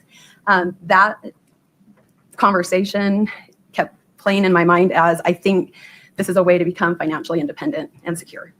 Thank you. Those are all my questions for you. The defense may have some. Thanks. Thank you. Oh, the defense has some. May it please the court. Good morning. Good morning. This conversation you're talking about happened in Hawaii, didn't it? No. Where was it? Costa Rica. I'm sorry, Costa Rica. Should have had that right. And the reason you all were talking about her marriage, there was a reason she was upset in her marriage at that time, wasn't there? Not that I know. Think hard. She was upset. What I understood from the conversation is things were frustrating at home. And that's because she believed he was having an affair with a coworker. Is that right? Defense kicks the freaking door in. That was a great thing right there. Like just the kick in the door. Like, all right. You want to talk motive? We're gonna talk motive. Is that right? She and I never discussed her thinking about an affair. Is that the context of the conversation you were having that day, that she believed he was having an affair with a coworker, and that's why she was upset with her marriage and talking about divorce? I don't recall that. Were you aware of it at that time that there was an affair going on between Eric and a coworker? I don't recall that conversation versus when I found out. When did you find out? See, now she's starting to seem like a weasel as well. Or wait, I'm sorry, will you repeat that question? When did you find out that Eric was having an affair with a woman that worked with him? These are facts, not in evidence. Assumes facts, not in evidence. Foundation. You got to lay a foundation for this. I'm not sure this witness knows anything about it. What do you ask? You just testified that when you found out, you weren't sure if it was during this conversation. So when did you find out? That's not accurate. You have to ask it open-ended. Okay. When did you find out? Was it any time near this conversation? Will you repeat that question with more detail? When did you find out that Eric was supposedly having an affair with another woman in context to this conversation? Before, after, during? I'm having a difficult time understanding because help me understand affair. Whew, that one I was like, well, it depends on what the definition of is like, help me understand affair. I'm like, what do you mean help me understand affair? Because like, I think there was a friendship with a lady, but I don't know. So I don't know exactly what was going on. Understood. That's fair. So let me rephrase it. Did you become aware that Eric had intimate feelings towards a woman that he was working with? Your Honor, assumes facts, not in evidence. She's Argument on the asking question. whether this person ever became aware of it. Overruled. It's a yes. I want you to go back and listen to the judge's tone in response to that objection. We're going to take it down to 1 speed. Had intimate feelings towards a woman that he was working with. Your Honor, assumes facts, not in evidence. She's Argument on the question. asking whether this person ever became aware of it. Overruled. It's a yes or no question. Ms. Wright, could we start there? Can you repeat? The judge is like, go F yourself. That objection was just to interrupt the question, and the judge is pissed. The question. Did you become aware that Eric, at around this time, 2019, had intimate feelings towards another woman that he worked with that was causing problems in their marriage? I don't remember when I became aware of it. Ballpark. She doesn't want to answer this question. Like, she really doesn't want to answer this question.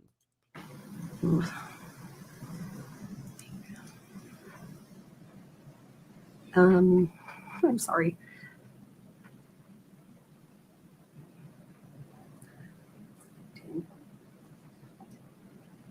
I think I'd heard of it like twice, and I don't remember. I'm sorry, I don't remember. When you were having this conversation with Kouri, did you know at that time? I don't believe I did. All right, these vacations, you had vacations with Eric and Kouri on more than one occasion, didn't you guys? Yes. And then at some point, those totally stopped, didn't they? Yes. And what happened that made you guys stop going on vacations together? COVID was the next year. Besides COVID. She says COVID, and it's clearly not COVID from what happens next. Our family life was busy. In fact, so COVID, family life was busy. We got 1 lie. We got 2 lies. Let's hear 3. Didn't Cody and Eric have a big falling out? Your husband is Cody Wright, correct? My husband is Cody. And how does Cody Wright know Eric?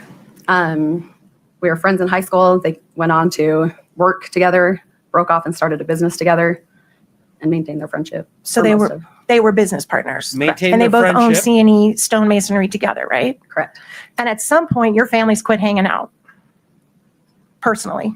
We continue to go to birthday parties and like that kind of an event. No longer vacations. I think we had a vacation planned in 2020 that got canceled due to COVID is the one that I recall. In fact, didn't Eric and Cody have a falling out over Cody calling the police on Eric? Cody didn't call the police on Eric. Did Cody provide testimony against Eric with relation to an investigation against Eric for violating hunting laws? Lack of foundation. Well, this is a different question. Ask her if she's aware. Are you aware that Cody provided information to law enforcement against Eric for a violation of hunting laws? Yes. And Eric and him, as I would say, fell out over that. I don't know another word. Had a disagreement about that. Yes, temporarily. And you guys. She really doesn't want to answer this, and this is I don't think this does her any favors, this witness. Never vacation together again after that, did you? No. All right. Now you said that you did the payroll and the bookkeeping at C&E, is that right? We have a payroll service company. Oh, sorry, sure. Okay, but you do the bookkeeping. Yes. So you know how much money is coming into that company, right? Correct. And you know how much money is going out, right? Yes. And do you and your husband have joint, do you share your marital money, or does he keep his business money separate? We share our marital money. Pause for 1 second, Ms. Messer. Go ahead, Ms. Sherman. Outside this building, correct? Sustained. All right. Setting aside your personal. Do you see the smile? So you watch the witness when the objection gets sustained. This building, correct? Sustained. All right. Setting aside your personal. You see the smirk? I saw the smirk. I don't know if the jury can see the smirk because the jury doesn't have a camera that's right in her face. But she is she's got a lot to tell that she ain't telling. Personal financial affairs. You're very aware of C&E's financial affairs, correct? Because you do the bookkeeping. It isn't the guy testifying against another hunter. It's the fact that she answers the question with everything other than the answer. And like, if the answer is that the guy testified against him, that's a perfectly good reason for a falling out. But that's not what she says. She says COVID. She says, she says we're still best buddies. She says, kids. I'm like, she's not being honest, right? That's the thing. She's just not being straight up here. There's something she doesn't want to say. And correct. All right. And Objection, Your Honor, this is still outside the scope. No, it's not. Yeah, please approach. I'm not sure where you're headed here. like this, I thought defense did well with this witness because this witness is clearly hiding a whole bunch of stuff. Now, they don't get to go very far with this witness after that. We're going to recall you.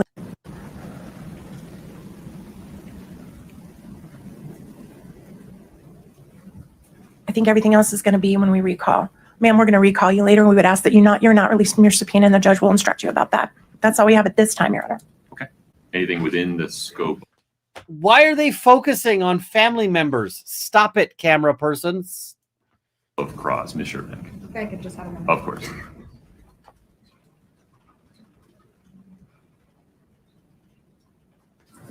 No, Your Honor. Okay. Ms. Wright, you're free to go today. You're still subject to the subpoena that you were served with. You may be called back. Between now and then, please do not speak to anybody about your testimony, including your husband. Okay. And please don't watch any coverage of this case. Oh, I know Don't who it read, is, listen, watch but anything I don't about it. like that they're Do you agree to focusing do on those family things? members. Yes. She's not Very on the good. You're free stand. to go. Thank you for your time. Focus on her plenty if she's on the stand, but not, not otherwise. Understood. Okay. Any objection to a lunch break, counsel? All right. Please rise for the jury. Folks, quick reminder. You know what I'm going to say. Please don't discuss the case. Court with a bit of voir dire would probably benefit the court, but based on what the information the note contains, I don't see cause to strike or dismiss this. Okay, so he gets a jury note, and the jury note is so one of the jurors did business with the woman who bought the house, I believe it was, and yeah, He helped create that he'll testify came from the call detail records, although the call detail. I don't think it's a big deal, but the defense is like, we wouldn't have allowed this witness in. And the judge is like, well, we don't have to decide right now. The judge can stay, or the juror can stay on the jury pool. We'll decide it later. Yeah. This is, I don't need to rule on this right now. I can give it some thought. There's no harm in leaving the juror right where they are for the time being. Agreed. Okay. I won't lose track of this. Let me think about it for a minute. It may be that I just need to ask this person a few questions, and then we'll go from there. So that's it. There is also the mistrial motion. I think that is next. Okay. I think I've got the times right. Motion for mistrial is necessary? Sure. Yes. Just really briefly. As the court will recall,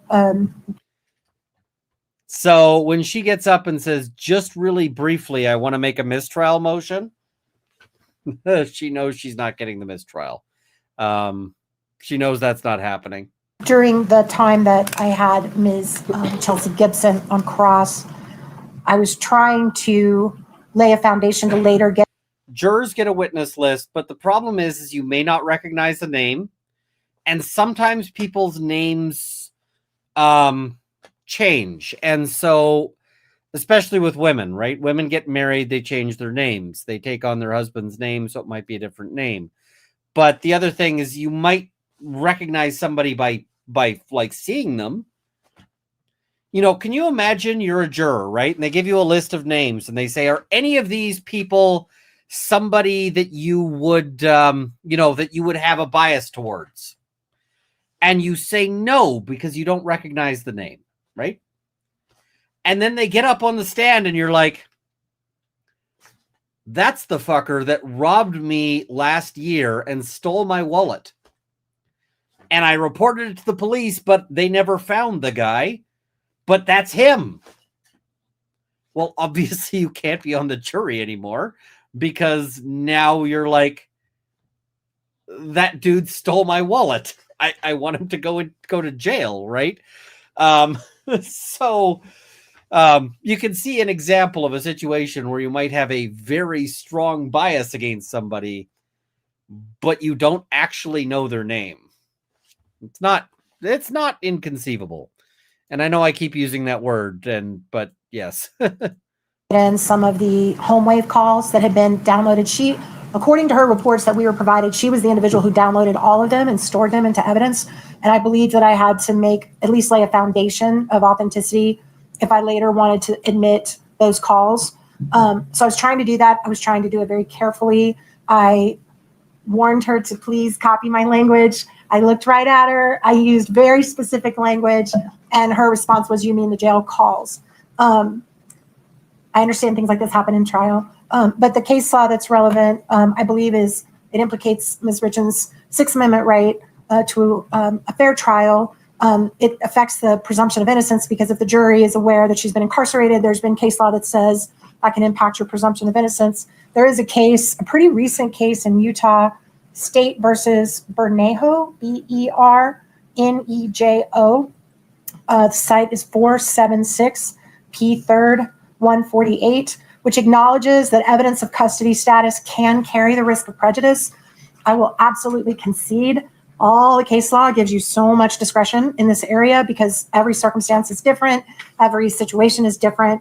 They really, really do rely on the trial court judge to make a call in the moment. Now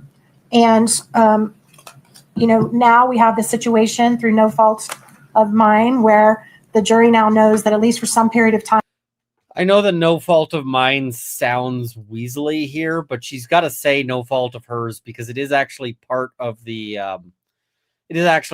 test, like whether she fucked up to cause the event. So, yeah.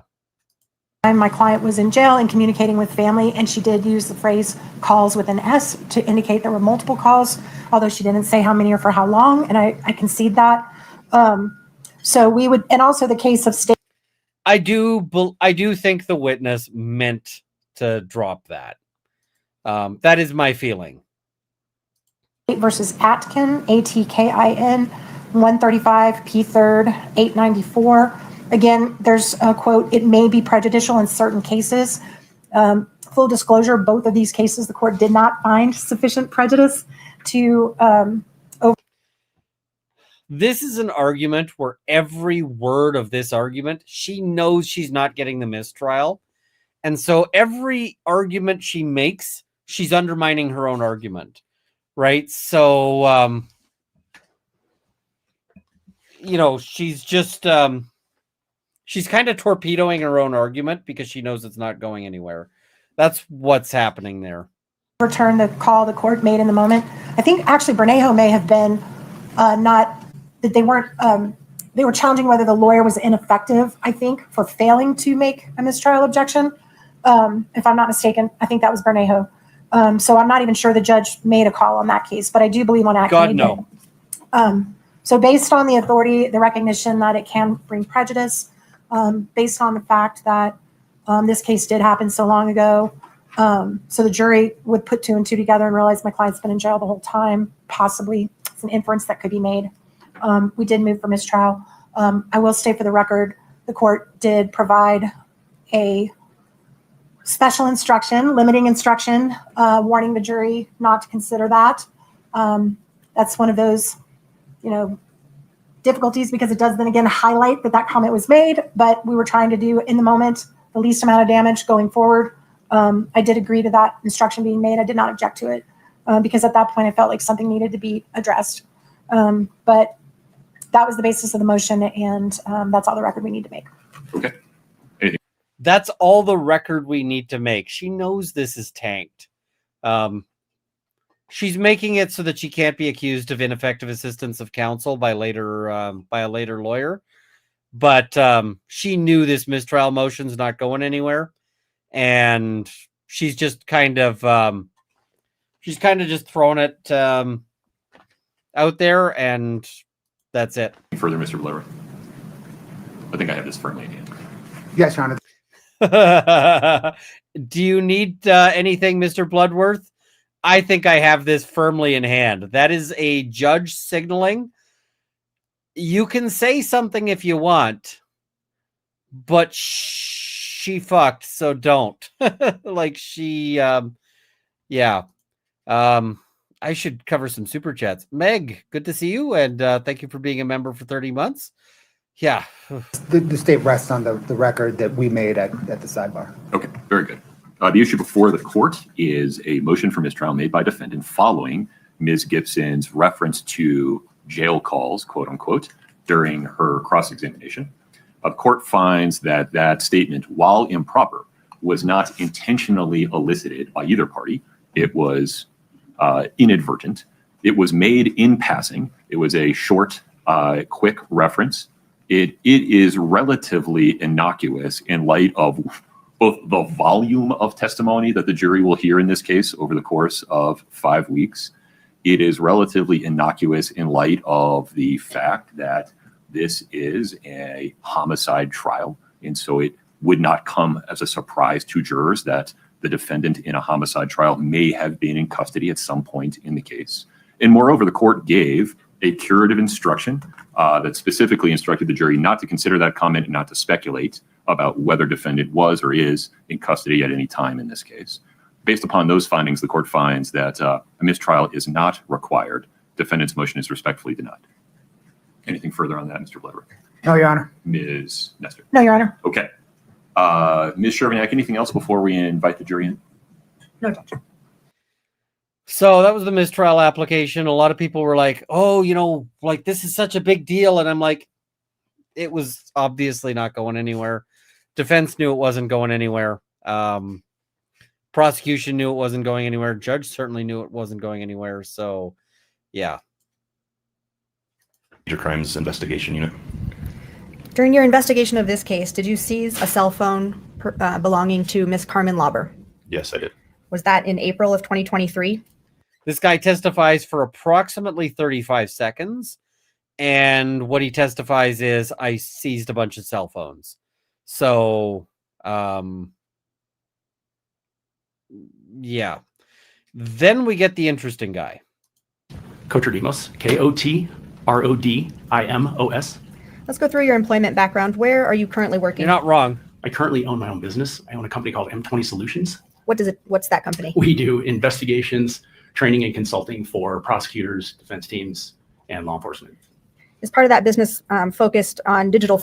I kind of like that this guy works for both sides. Like he doesn't just work one side. He works, he works multiple sides. So that elevates him in my book, because there are some experts who are like, I only work for one side or the other in criminal files. And I'm like, Don't like that. Don't like that. All right. Did I did. But he pulls up a bunch of texts and so forth. I actually quite like this guy, although he does have like a nervous laugh habit that is kind of weird, but I find him endearing. I do. What is it? This is an exhibit that represents the 3 phones that you just mentioned that were being used by Miss Richins that are relevant to this case. Did you help create this exhibit? I did. I'm going to move to admit 337D. Okay. States 3-37D is admitted. And publish, please. Okay. I have a pink pointer that I'm going to try to use. All right. What do you think, Scott? Okay. Let's start at the top. All right. What Yeah, his nervous laugh is a little weird. What phone is at the top of this exhibit? Okay, so the phone at the top of the exhibit on the left-hand side is Miss Richins' white iPhone, and the 2 numbers that are there next to the 1 and the 2, those represent the phone numbers that were being used on that device during the time of September 2020 to April of 2022. What do those dates represent? That's the duration of the time that phone was being utilized. So you mentioned for Kouri Richins' white iPhone that there were 2 numbers on that phone. What number were you able to determine was maybe the primary or most used number for that phone? Right. So the number ending in 1987 is going to be the primary number. That is the carrier subscriber number through Verizon that phone was utilizing. And then the 1152 number is a VoIP number that was being used on that device as well. So you said VoIP number, but tell the jury, how do you get 2 phone numbers on 1 phone? You just use an app. Okay. How is... And I'm like, dude, like, the nervous laugh is one thing. I didn't like where the nervous laugh here kicks in circumstances where, like, he finds it funny because the public doesn't, because, like, it's a stupid question. But, the public doesn't actually necessarily know this. And, yeah, I just, I don't know. It doesn't go over super well for me. That's just kind of my feeling on that. Here we go. In this case, the number 1152, how is that different than what you called the subscriber number, the 1987? How is it different? Right. So that number, a VoIP number, it uses the internet to make calls, make and receive calls, make and receive texts. You can use that number like you would your normal carrier number. The difference is it uses data, and so it typically doesn't show up on your call detail records when you use it. Did you view a download from Kouri Richins' white iPhone? I did. And that came from the Summit County Sheriff's Office? It did. And that download was performed by Cheney Engtao and another download by Marcos Gary Cuchilla? I believe so, yes. Did that download contain text messages, call logs, web searches, things like that? Yes. In addition to that, were you also able to view what we were calling activity data or device sensor data for that phone? Yes. When you did the analysis for that white iPhone, was there evidence of deletions? Yes. Was there evidence of text message deletions? Yes. Evidence of call log deletions? Yes. Describe what time frame you were able to recognize those deletions happening. The time frame essentially for that device is mid-March. So specifically as it relates to some of the other items I looked at related to this case, we're looking basically January 1st through middle of March 2022. What was missing from that phone for January 2022, February 2022, and March 2022? Hundreds of text messages at least. They were also missing most of the web history artifacts in that device. Call histories as well? Call logs, etc. So basically a ton of stuff was deleted off the phone. Is that's kind of an important thing there, because it's like, well, she was clearing up her tracks. And the thing is, if the argument is that she's behaving reasonably, then yeah. Runkle missed the part where the lawyer was trying to say that the business partner's wife, or trying to get the business partner's wife to say that since Eric's death, they've gotten really close to the sister-in-law. They're going to have to do that they're going to call her back to pull that up, right? That'll be a later thing. It's not for right now. It'll be for when they pull her in. That'll be in the defense case. One moment. Now, smart people just encrypt Now, you their mentioned entire that phone. the 1152 number showed up on Josh Grossman's phone. What number did Kouri Richins and Josh Grossman, from Kouri Richins' side, what number did she use to communicate with Josh Grossman? By text, 1152. Were you able to tell if she communicated with other people using that phone number, or was it mostly Mr. Grossman? Mr. Grossman. Did you find information on Kouri Richins' phone about these communications, or was that mostly? All right, we're going to jump through some of his stuff because a lot of it is, fairly dense. But, yeah, VPN doesn't help you for all of this because they have your phone, right? But one of the things he testifies to is the nap.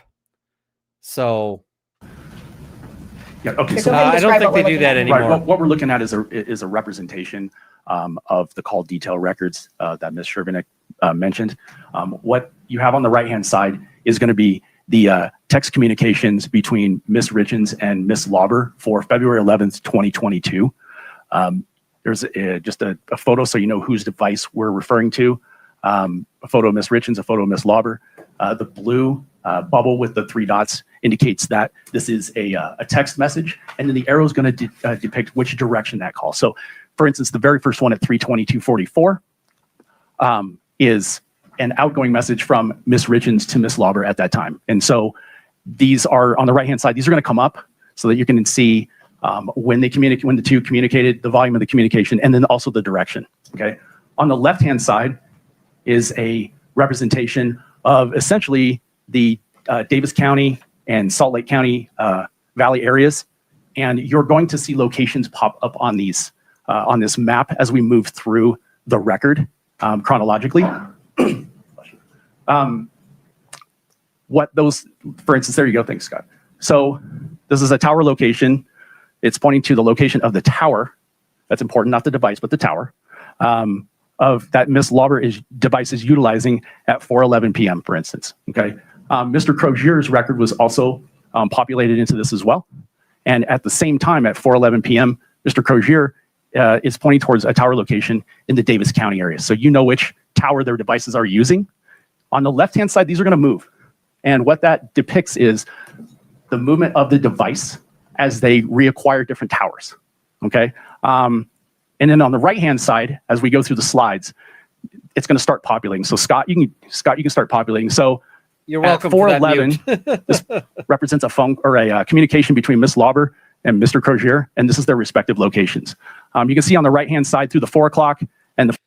So what does all this do? Well, if defense's position is that the whole story of, this trip and buying the drugs was bullshit, well, this blows it up because they have their tracks, they have their route, they have all of that, right? So, yeah. Sorry, Judge, I just can't see.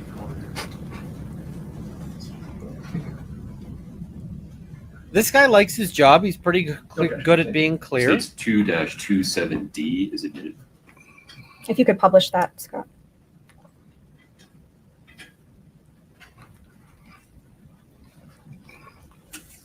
And if you could scroll through. If you're saying, how do I read this? Well, the answer is neither can I. The pages, and then I'll ask Mr. Kotrodemus about the last page.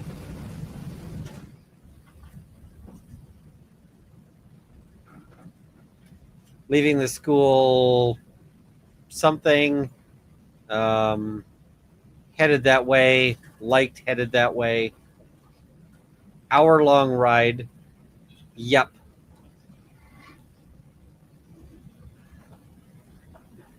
God, I hope hour-long ride was referring to a drive. And then message of, I love you. I love you. Want to be one of my Valentines. I love you. Who the hell says want to be one of my Valentines?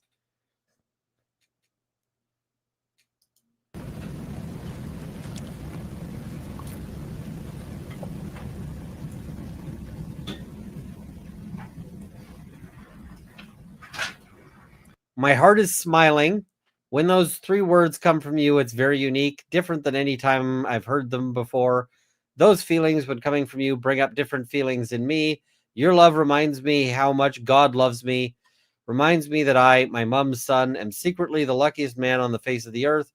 Gives me the immense amounts of appreciation, gratitude, and honor. I bet he's not feeling that now that his name is being broadcast in association with all of this. I wouldn't trade your love in for a million of, you name it, whatever is next best. Darling, you better believe that I'll be one of your Valentines. Will you be my Valentine tonight? I was writing this on the way to Salt Lake. I know you feel the need to apologize, but just so you know, I like to see you on phone calls. I like to watch you text and hear you read aloud. I see beauty, intelligence, quick wit, cuteness, and authenticity. It's like seeing a white tiger in a tropical forest instead of remembering one at the zoo. I love it.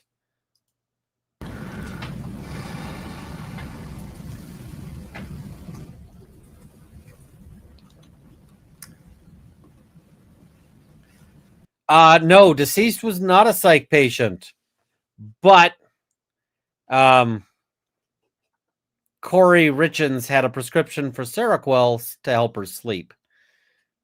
So, I mean, full disclosure, I have a prescription for Seroquel to help me sleep, and I don't take it because every time I've tried taking it, it just knocks me on my ass for like 2 days. So, yeah, I don't take it. The guy who prescribes me my attention deficit meds, which I also don't take, but he's like, you got to keep going with the Seroquel, and I'm like, doesn't it messes me up. And what is it? And then he's like, you should take a half. I'm like, it still messes me up. He's like, then take a quarter. It's like, it still messes me up. So yeah, yes, it's a doctor. Come on, folks. But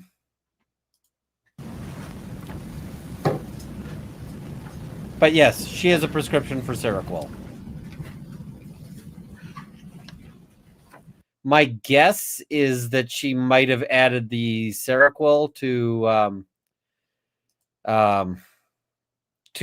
like, whatever she was dosing him with. And the reason being is to keep him from getting up, keep him from any of these things, just knock him on his ass, because if he gets up, then yeah.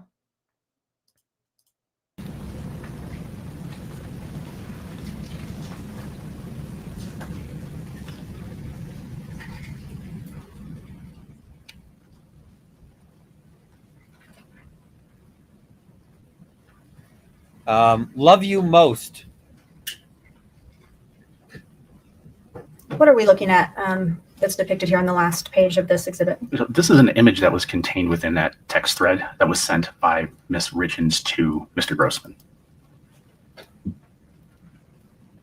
And it was sent approximately an hour before that arrival time. Is that correct?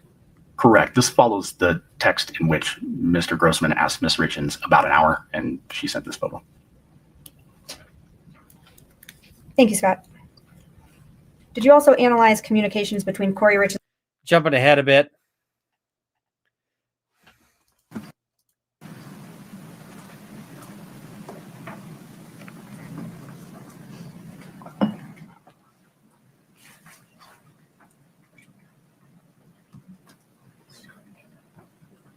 Yeah, I found the Seroquel to be awful.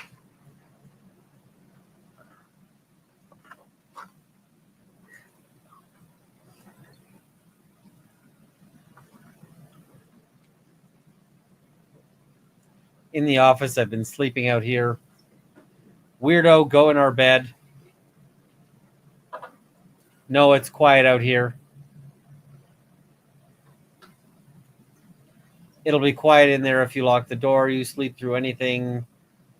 I think that was supposed to be anyway. And then corrected to anyway. So, yep. How you feeling? Okay, wish you were here. I would cuddle you heading back in 20. He just got here. That's the cabinet maker, apparently.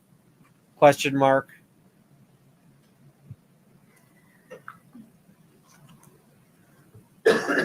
Thanks for answering. Did you call? You didn't call. We're headed in there. Food is on the front seat of my truck.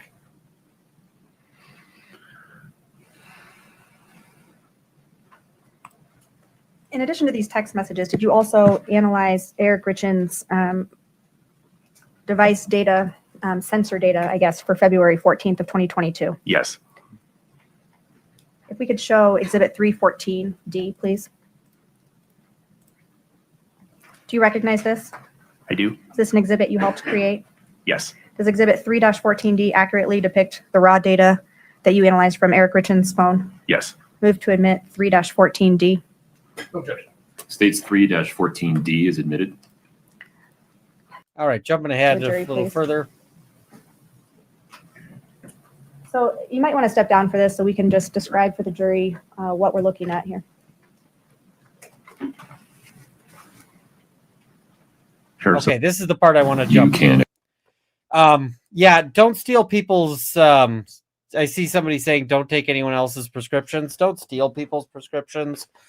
The other thing is that sometimes if you have a party at your house, if there's people you don't know well, people sometimes steal prescriptions at parties.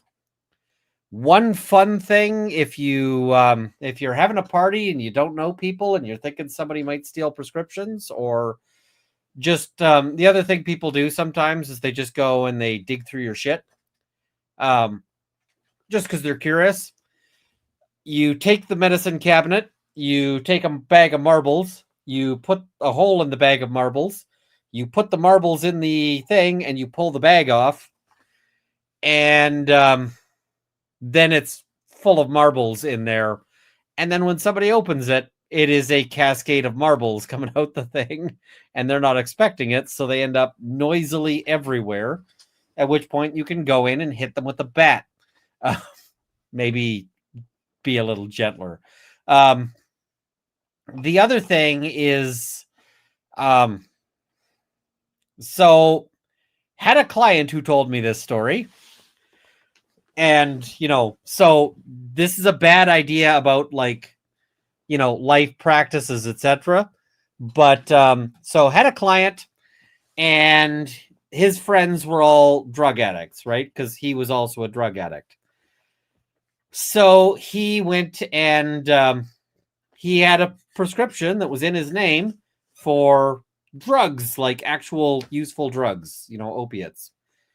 And of course, he went through that in like 2 days, but then he had the bottle. And so he took the bottle and he put it in his medicine cabinet. And then he went and filled it with laxatives. And so he said he had people over, and it didn't take long for the pill bottle to go missing. And he was like, all right, somebody's going to learn. And I was like, they could have died. And he's like, that sounds like a skill issue. And literally, oh shit. Yes, you are correct. Oh shit. Don't do that, because you could actually get in trouble if they did die. But it was entertaining. I should note, this guy was a client. He did not make good life choices. So, yeah. Explore these topics during cross-examination. States Exhibit 3-19 is admitted. We could publish, please.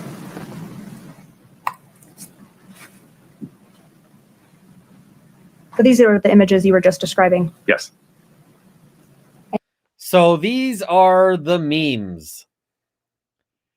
And meme 1 is person wiping their eyes with crying like with money. Meme 2 is idiots everywhere. And meme 3 is Trump saying, I'm really rich. Okay. You described that they were found in the image files as a remnant of possibly a text message. Right. I wouldn't say a remnant. It's a thumbnail. I mean, it's thumbnail. a PNG file. I mean, it's a thumbnail. Yes. So this is important. These were probably sent as GIF files. And I know Ramos says GIF. Ramos is wrong. And I know the creator of the file format says GIF. The creator of the file format is also wrong. So, yeah. From the data that you analyzed, were you able to tell if these images were accessed by Ms. Richins' phone? They were accessed by her. Oh, yeah. It says it looks like I'm... Yeah, I got to move over here. So there you can see the I'm really rich. So these would have been animated GIFs. And but because they're only a thumbnail, they were saved as PNG files. So they're not animated. Because if they were properly the original GIFs, I'm betting these were animated. And yeah. Tell if these images were accessed by Ms. Richins' phone?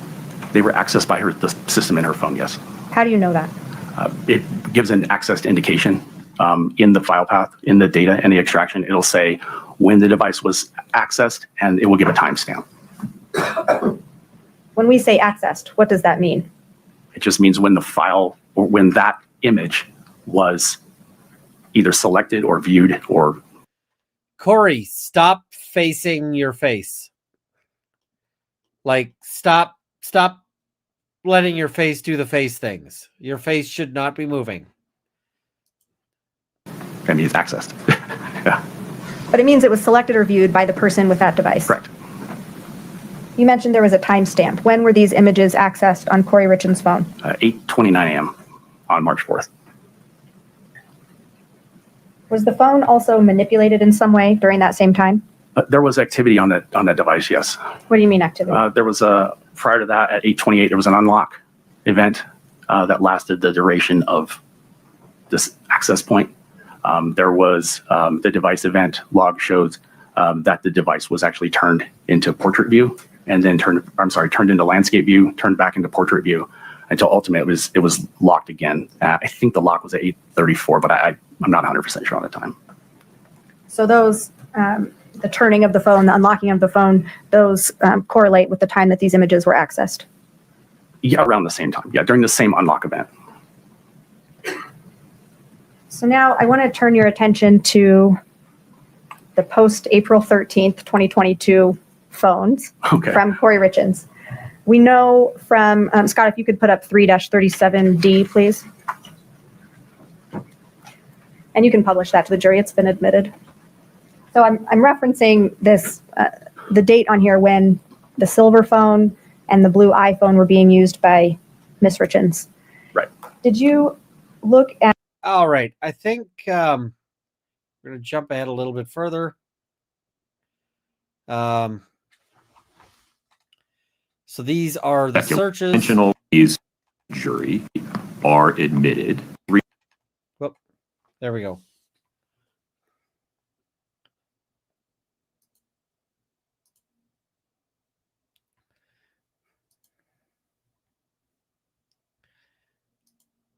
All right. Now 3-26D, 29D, and 30D are admitted. We're going to publish those. I have an instruction for the jury.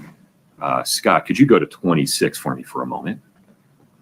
Ladies and gentlemen, as you look at 26, 29, and 30D, you'll see these blue blobs that have no text behind them.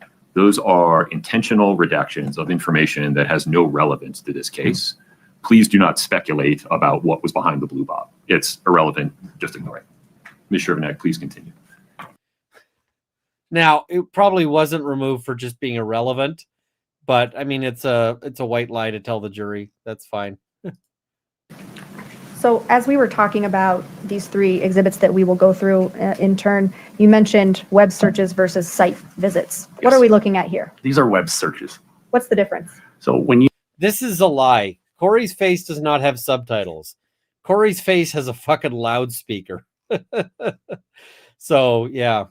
when you type a search into your device and to presumably search for something on the internet, when you type it in and you hit send to search, it saves Hoss Long to die in the cold, and apparently the timestamps don't mean shit according to the Celebrite people. You know, it just spits out like a random ass timestamp. Maybe it's the timestamp of when you did the search. Maybe it's a timestamp of like when you watched when you watched a sports thing, like, it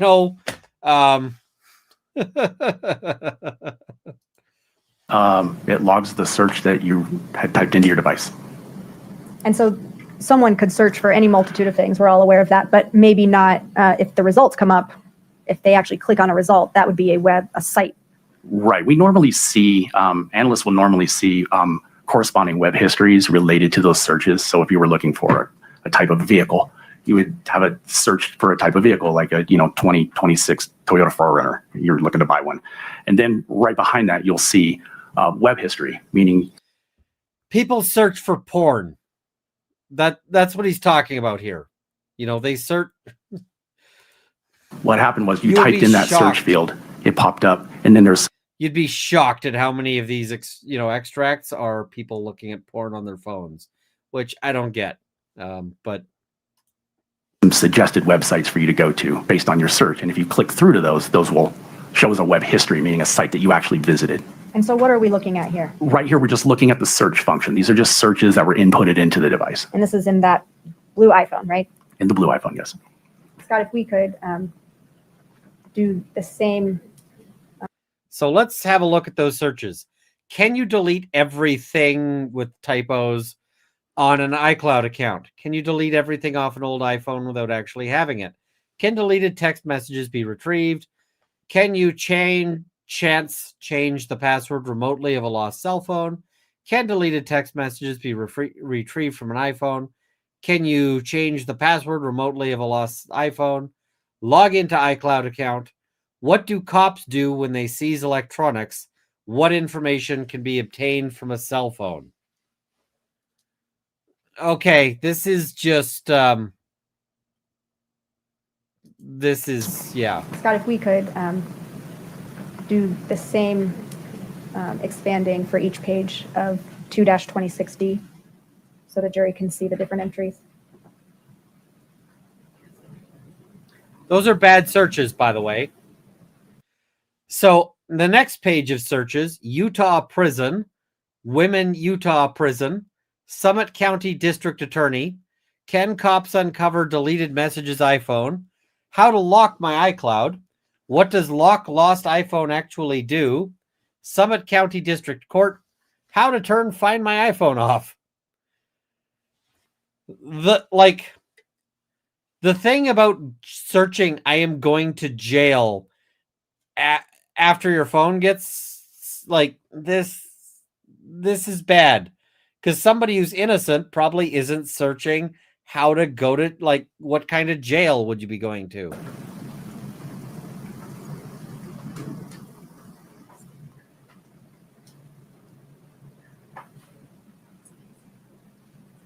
How to completely wipe an iPhone clear remotely, how to erase the phone data permanently with EMI number, how to permanently delete information from an iPhone. By the way, this is all spelled god awful. Like, nobody. How to permanently delete information from an iPhone remotely. Can cops force you to do a lie detector test?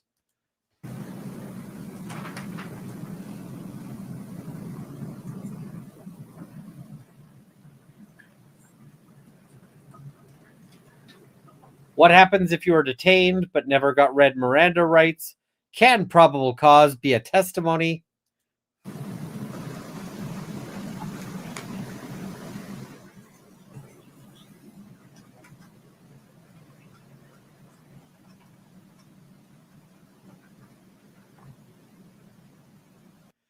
What are you allowed inside Utah jails? Phone, doc, Park City. CUNA mutual policy on life insurance, cause of death. Will life insurance pay if death certificate says pending? Death certificate says pending. Will life insurance still pay? Frayne Bog says, if you pronounce GIF with a hard G because the G stands for graphics, do you pronounce JPEG, JUPEG because J stands for joint? Not a jibe, but you get the gist. Put this towards a giant gin. I pronounce GIF or GIF with a hard G because GIF sounds dumb. GIF sounds better. That's the end of it.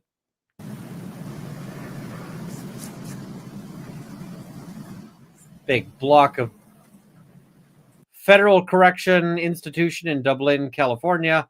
Luxury prisons for the rich in America.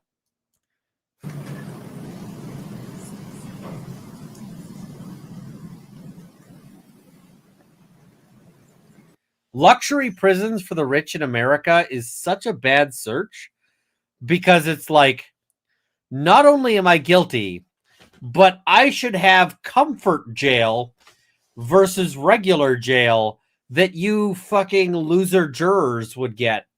Like, you peasant jurors, you'd go to regular jail, but I get to go to special elite jail where they're going to fluff my pillow. And yeah, it's bad. It's so bad. If someone is poisoned, what does it go down on the death certificate as? Why would you search if someone was poisoned if there was no poisoning? What is presumptive positive for naloxone? Is naloxone similar to heroin? What is presumptive positive? Can you overdose on naltrexone, norfentanyl?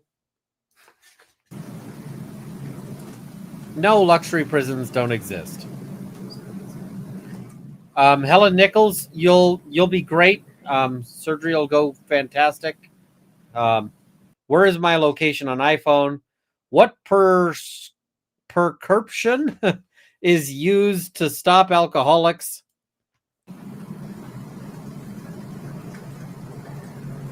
Yeah, this is the other thing. She thinks a few million is rich for rich people jail. No, rich people jail is like Epstein, where you have like billions of dollars and you are given the opportunity to kill yourself in jail. And we're demonetized. KN Richins Realty net worth, Kouri Richins Kamas net worth. You can't just Google your fucking net worth.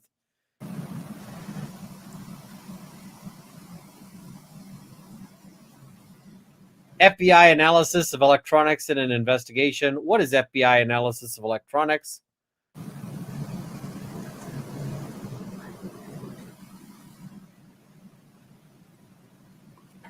How to delete Facebook. Find my iPhone is off. Is location still correct?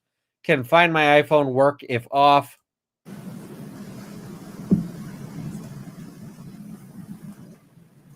Is find my iPhone ever wrong? Can FBI find deleted messages? What does FBI do with electronics for searches? FBI searching electronics. FBI searching electronics. What is considered non-natural manner of death? Who determines cause of death on death certificate? Can the cause of death be changed on a death certificate? What is a white-collar crime? Why would the FBI be involved? Is the medical examiner's report and autopsy report different? When does the FBI get involved in a case? How long does life insurance companies take to pay? What is a lethal dose of fentanyl? What is considered a lethal dose of fentanyl? Can a manner of death be changed on a death certificate?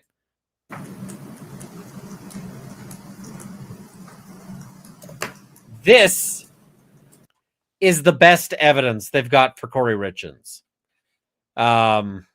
This is why Kouri Richins, like, as much as I'm like, she had a good day yesterday and the day before, this is what fucks her. Like, just absolutely, right? Change my passcode on iPhone. What happens if you give Narcan to someone who doesn't need it? Is circumstance unknown an accident? How long does life insurance companies take to pay? So she's real keen on the money. So we saw some web searches on 3-26D that related to remotely wiping an iPhone or remotely deleting text messages. Yes. Was the blue iPhone being used by Kouri Richins in the time after her original phone, that white iPhone, was seized by police? Yes. That's a very suggestive question, but yeah. Scott, if we could put up 3-29D.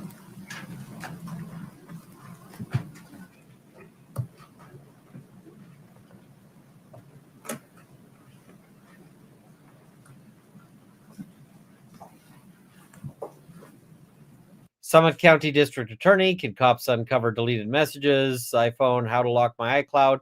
What does lock lost iPhone actually do? Summit County District Court.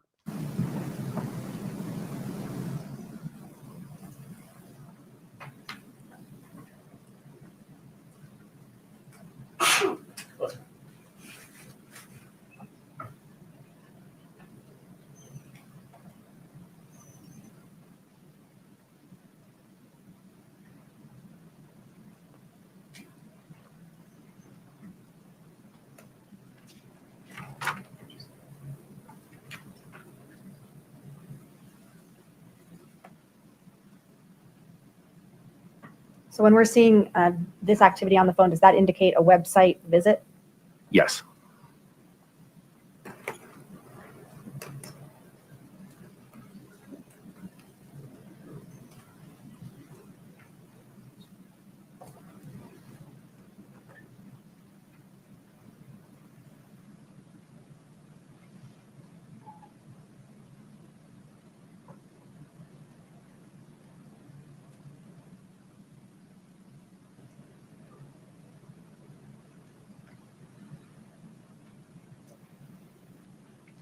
What happens to deleted Again, this messages? indicates a website visit. Yes.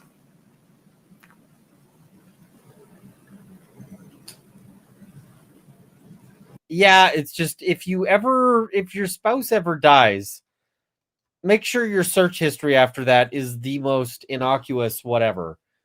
Like, search things like, is it possible for a puppy to be too cute? And the thing is if she was just searching about like the insurance and whatever else, that would be one thing. But she's searching like, poisoned, right? Like stuff like that.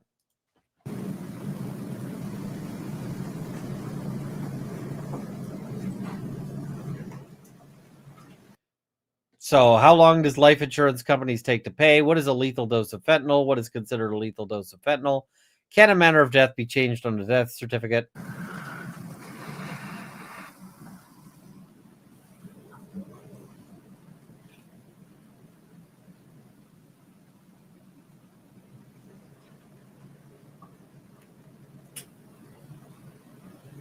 How long for death benefit payout?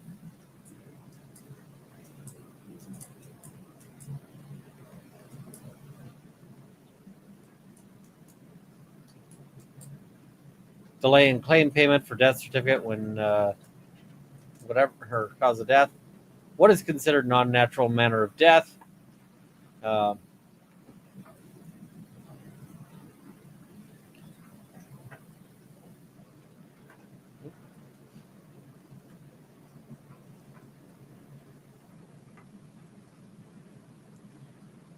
Cause of death usually does not impact life insurance payment. What we investigate, how does the FBI work a case?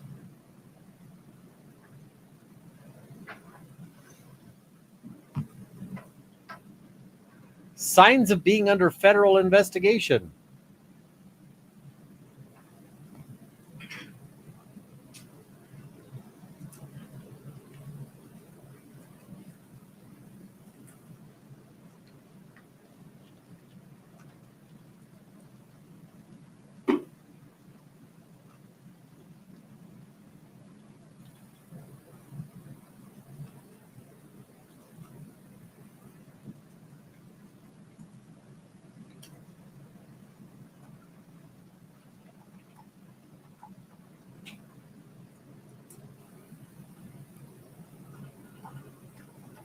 So more of the same. Can cops force you to do a lie detector test? I mean, a lot of these searches are fairly repetitive now. What happens if you're detained but never got read Miranda rights? Can probable cause be a testimony? These are loops. That's just pairing the searches with the results.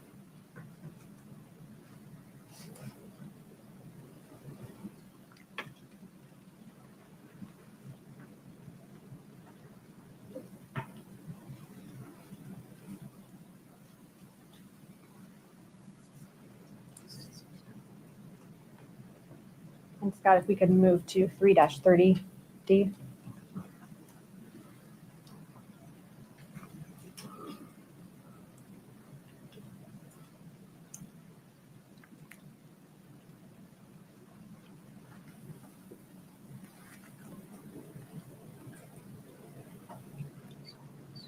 And these are the website visits. Yes, correct.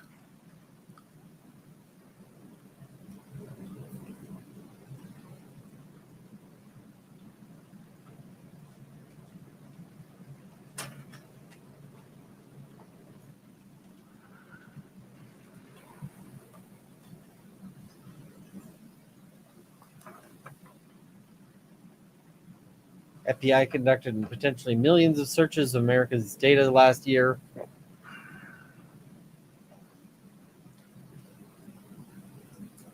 Cost long to recover data. Circumstance unknown and accident. How long does life insurance take to pay?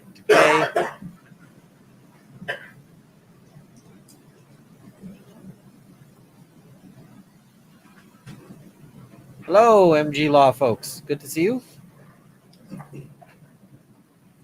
Just a moment.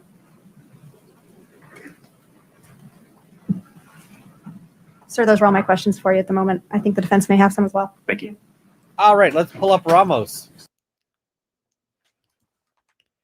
Ramos, Just I'm just going to say, is way better here than he has been anywhere else. Okay, we can take that down. Do you find that odd? Not necessarily. Okay. Let's jump back to a little How are further. you? I'm doing great, Mr. Ramos. How are you? Good seeing you again. Good to see you. When you've been practicing in an area for a while, you start to know like the experts. You end up dealing with them multiple times, and yeah. You know what? Let's just dive right into the gist. The PNG files. Yeah, sure. Right. Okay. I was just like, the GIFs. We're gonna hear the GIFs. Yeah. Sure. Could we pull up those that exhibit? And just for the witness, Judge. So I have this document here. It's been marked as State's Exhibit 340. Do you recognize that? Yes, sir. Now, when you were testifying earlier, you informed the jury that it was all the image files that you received, correct? Well, just for this representation is just for that, for the fourth. Correct. Yeah. Yes. So what we're looking at are It's part of that. Yes. images, data files for that day.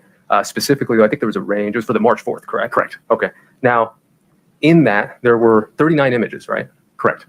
Now, of those images, obviously, we've seen 3 of them. Okay. Yes. So I want to focus on those. Okay. Okay. All right. So what I'm going to do is I'm going to pull up. Now he actually isn't bad here. The problem is he just kind of meanders for a bunch. Those 3 images that you've seen. Okay. Okay. Mm-hmm. And I'm going to show you the MAC, right? Okay. Which is the modified access created. Yep. Okay. Yep. All right. Now, could you see those on the left-hand side there? I do. Yes. Okay. One second. That's what you can see, right? Okay. Sorry, I have a smaller screen here, so I just want to make sure we're on the same page. All right. Yeah. Okay. On the left-hand side, can you tell me or tell the jury if all of these images were accessed on the same date and time? Yes. Down to the second. Yes. Okay.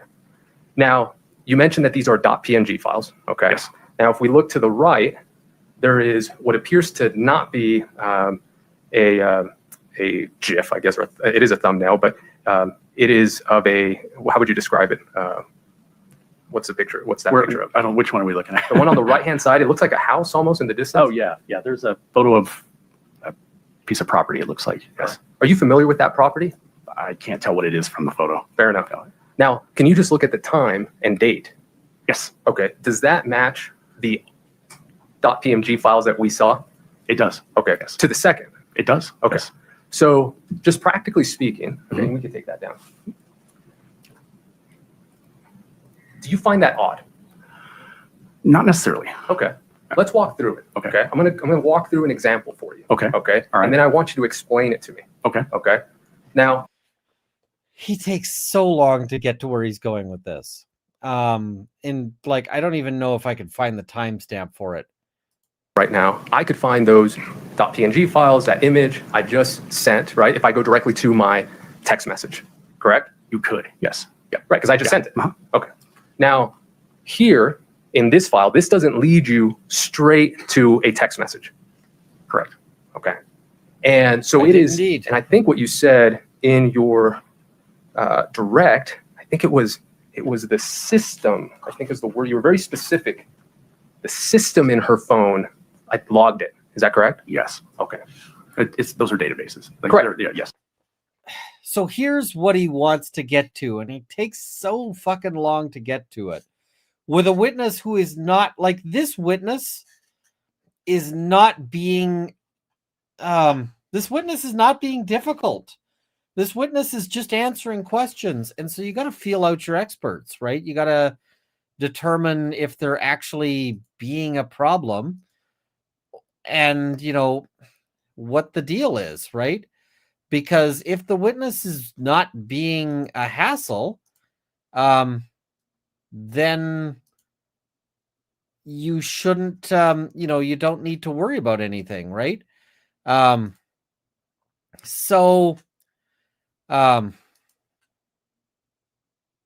I just,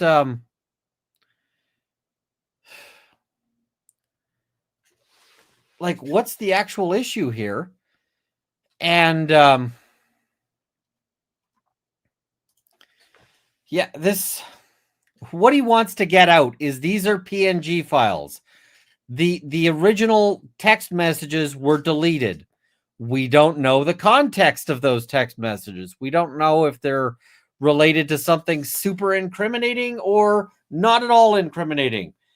All we know is that somehow the GIF file was on this phone at some point, and because it was on this phone, it generated a thumbnail so that it could use that as a preview in something. But it could have been that the GIF files were sent to her. It could have been that the GIF files were sent by her. It could have been that the GIF files were downloaded by her. It could have been that the GIF files were created by her.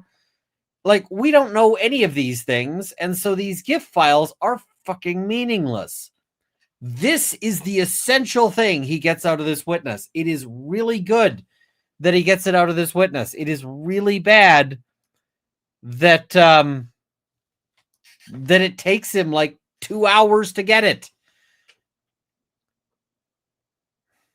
Now, the problem he's also got is that that doesn't help with the, you know, You indicated that it doesn't help with all the other searches and so forth.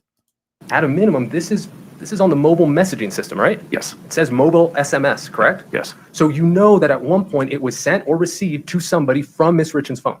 Yes. Okay, so you have contacts in her phone, correct? I do. And if you had call detail records, for example, or just in her log, or you know, any number of things, right? Right. You can go to those and see if the individual on the other end maybe did still have that message, correct? Potentially. Yeah, potentially.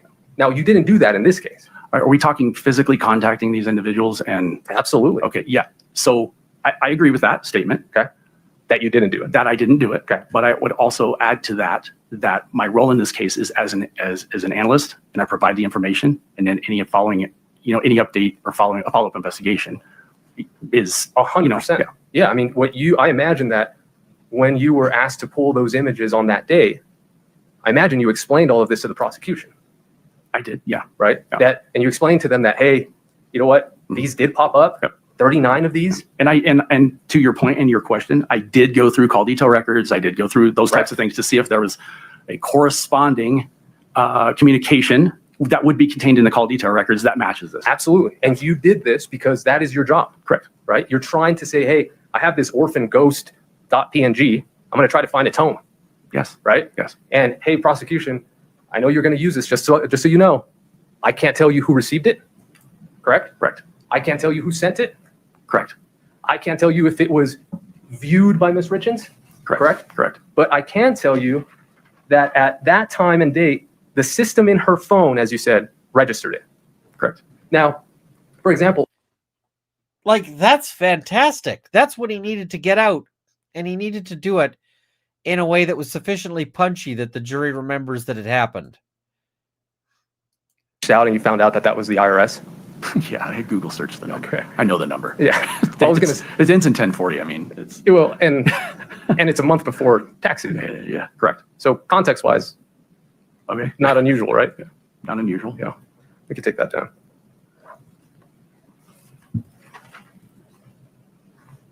I do want to make sure did you come on in May 2020? When were you brought on? Retained. I was retained in May of 2023. May of 2023. Yes, sir. Now, you indicated that Verizon holds locations only for 12 months. Correct. Now, Ms. Richins' phone was seized on April 12th, correct? I'm sorry, April 2022. Yeah, April 13th, I think. Yeah, of 2022. Of 2022. Correct. Now, so by the time you had come on, that information was no longer available. The records were still available, but records with location data were not. Correct. Tower data. Correct. Yes. Okay. And to your knowledge, that's never been obtained, correct? Correct. Okay. We went through a lot of those PowerPoints indicating where Ms. Lauber was and the communication she had, I think, with Kouri on the right-hand side, and then kind of following. Yes. I think you made it clear.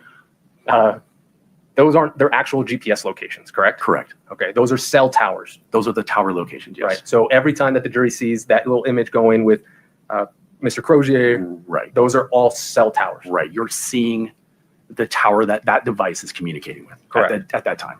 And so there was a time during your direct that you indicated that I think it was Miss Lauber was near the Richins' home. Yes. Do you remember that? Yes. To be clear, it's not that she was there. Her device was. Her device was connected to a cell tower. Yes. Okay. Now, with all this information that you have, the call details records, the cell tower information, the Carmen's phone, right? All of that, were you ever able to see, or were you asked whether she went to 75 East, 100 North in Midway? I believe I was asked to look at that. Okay. And did you find anything? It's the data is not that specific. Okay. It's not GPS location. It's tower location. Right. So this is, he's got a very cooperative witness, and he's meandering, like he's expecting this witness to suddenly turn on him and start like fighting him at every turn. And it never happens. The one thing he never really gets to with this witness is the most important thing. He undermines, like, you can see that he has a section where he goes after the, the 87-minute gap, which is Eric Richins having the nap after the sandwich that that the government thinks is poisonous. Because the government is like, all right, this guy is totally, like he ate a poisoned sandwich and then he had a nap, and that's why he has that 87-minute gap. Well, okay, cool. I wouldn't bother with this. At the end of the day, the government can't prove that 87-minute gap was a poisoning attempt. All they can prove is that there's an 87-minute gap. Like, maybe he just had a fucking nap. I've had naps before, like maybe he was allergic to something else. Maybe, they can't prove what that's about. So I don't know. I think the defense got some good stuff out of this witness. I really do. But I think that they buried it in some other stuff. It was a perfectly acceptable cross. It was fine. it was even good, but it should have been so much better. And as with so many things the defense has done in this trial, better would have been shorter. Now, I say that having been live for 6 hours. So the joke here is better would have been shorter, and I've been at this for 6 hours, but I did cover 3 days of trial. 3 days of trial.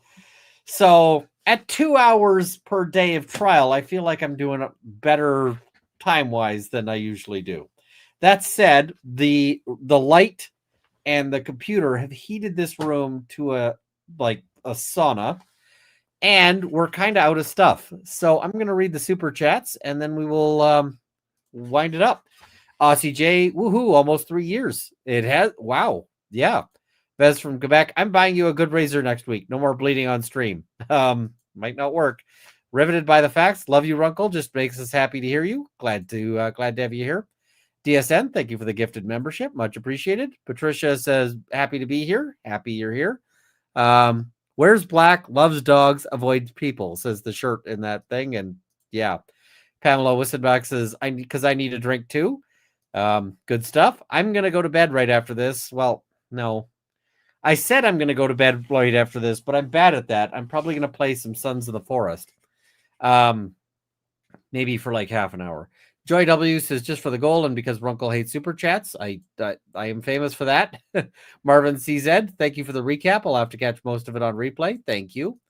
Marvin CZ says, Runkle needs that drink. Kind of, yeah.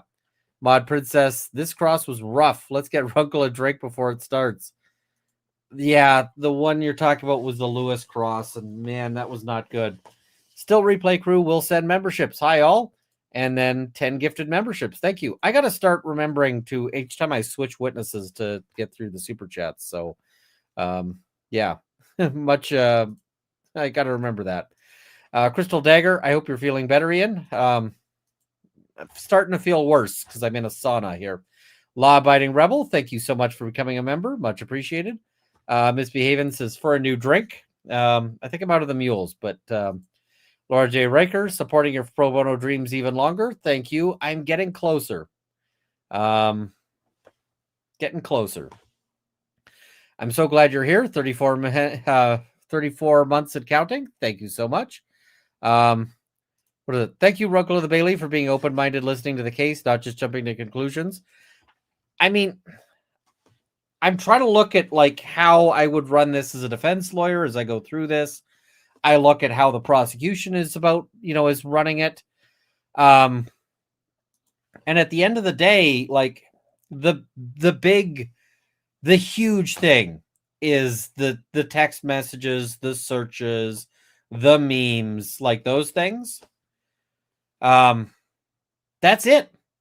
Like her phone is what her fingers on her phone is what fucks her. But yeah.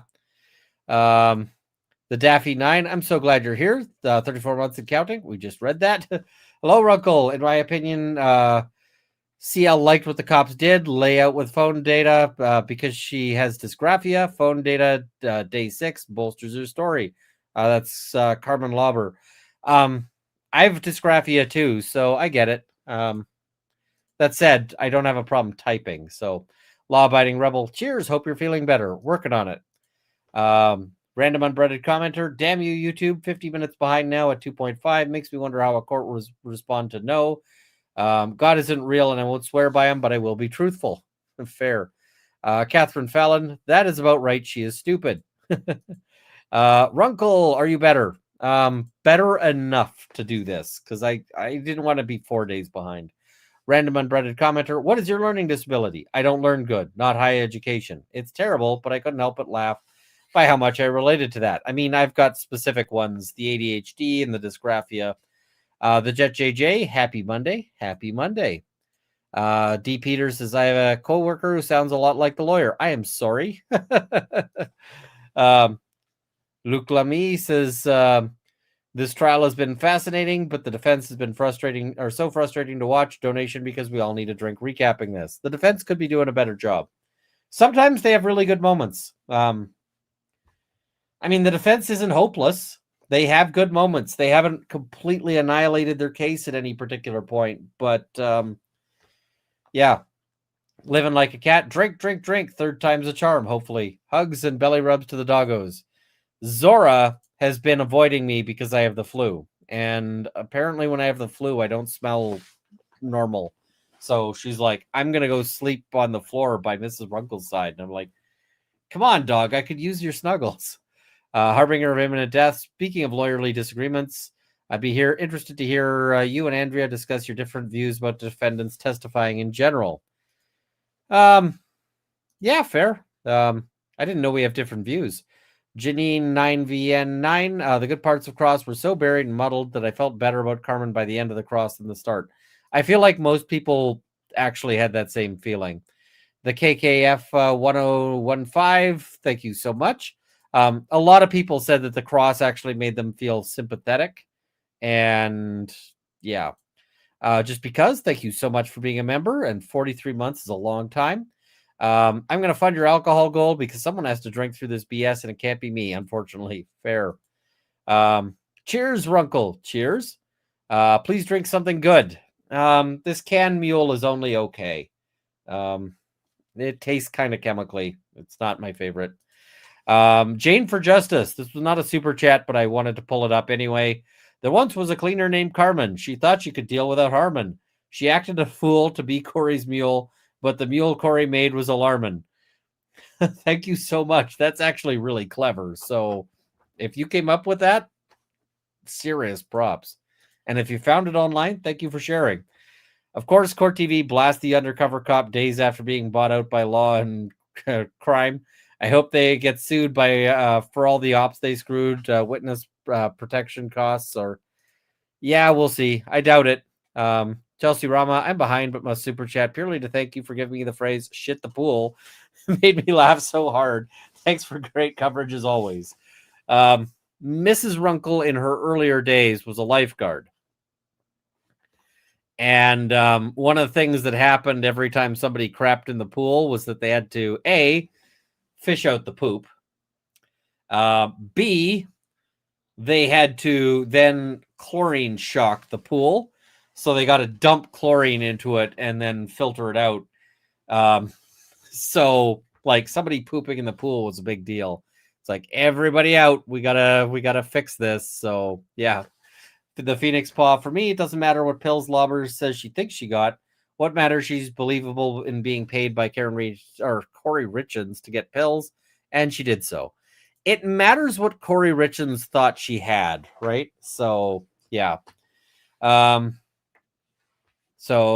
KW, New York Upstate, hard to prove lying when he says maybe, I don't know, something like that, etc., in every answer. Also, the guy's brain is probably pretty cooked, so... yeah. He didn't draft, write, or say it, and how things are said lend context and meanings. This is definitely not the statement he gave, just based on it. Yep. Sam the Pancake. It's Lewis's attitude switch between the two for me. Yeah. Water Unleashed for the goal of Fioros 40,000 feet in the air. Oh, cool. Against the Tide. Please like to help Ian reach his pro bono goals. Also, check out his gaming channel, Roll of Law. I got to get a video up on Roll of Law. I got to get a video up on Runkle of the Bailey. So, Kouri getting the idea to do all this with that vaguely police investigator questions concern me more than that guy's story, to be honest. Yeah, it's kind of an interesting thing there. I think she's getting convicted. I don't see her being able to pull out from where they are, but we'll see. I'm keeping an open mind. Like, yeah. Also, she gets a boot to the head for recording a call like this. There's better ways than using the other phone recording an actual video. Apps exist. Yes. If you're on an Android phone, there's things to just record it. So she does indeed have a prescription for it. There's no such thing as a smart criminal, but still, thanks. I hate it. Lol. And Meme Express says, Runkle, she recorded the call on a second phone via literal video when apps exist for this purpose. She might just be dumb in general. That is fair. Juani Madrid says, Juani Madrid, spoilers, happy Monday all. Late, but happy to be here. I am worried that this room might not actually be like a sauna because I'm worried it might just be me kicking in a fever. I don't know. Emily Loves Makeup, thank you so much for being a YouTube member. Much appreciated. Meme Express, your question blew up in your face, ma'am. Yeah, that happened a few times. Rucko gets 2 minutes for reading this out loud, lol. Thanks, I hate it. Thank you. Jessica Miller, thank you for becoming a YouTube member. Much appreciated. Meme Express, even without the murderer trial, I don't think I'd get along with Kouri. Vibes, ain't it? Also, she can't stop facing, ever, at all. She must face 24/7. I bet she faces in her sleep. Susan 6226, GIF not GIF agreement. Fair. Frainbog, if you pronounce so, we read this one. Put this towards a giant gin. That I may do later. Jessica Miller, okay, maybe I'm crazy, but the crazy sister to me would make me maybe Google these things. She's more guilty to me. Sorry, not sorry at this point. She doesn't present well, the sister, but I mean, assuming Kouri killed her brother, you get why she's pissed, right? I can't really hold it against her. Runkle, should the jury have been read a consciousness of guilt instruction when reviewing Google searches like that? I think they're going to get that at the end. Shanta, we don't have dates of these searches. True. Staying up till to 12 a.m. with kiddo for an EEG tomorrow. I hope that goes well. Susan says supporting non-alcoholic goals while you're on the mend. Thank you. General supportive coverage and gaming info. Thank you so much. And Oleandra, law school through COVID, bar exam through Dep v. Heard, and channeled by Inner Runkle in Utah versus Richins by opening sliding scale firm. Oh, nice. Thanks for being so inspirational, Runkle. Oleandra, thank you. If you've got a sliding scale firm and you're doing what you can to try to help people, thank you. I really I appreciate that because I do too much free work. And yeah, it kind of is a whole thing. So yeah, fever means sign of infection. I don't know if it's that this room is really warm or I am, but I also have to check my PayPal, I'm being told. So checking the PayPal.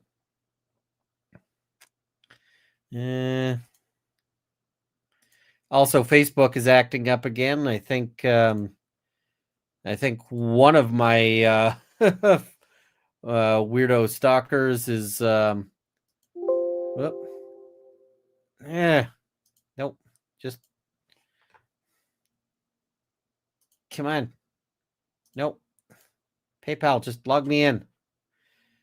Here's hoping Lewis's cross ends soon from Giraffe Gal. Thank you so much. And cheers. Glad you're feeling better. Also from Giraffe Gal. Thanks for covering this trial. Love the commentary. And so thank you so much. Yeah, for the people wondering, my Facebook got hit with a bunch of false reports, so I now have to respond to those false reports. And I don't know which of the crazy people with a grudge it is. So yeah. Anyway, I got to sort that out in a few minutes here. But thank you all for joining me, and see you tomorrow. So good night, all.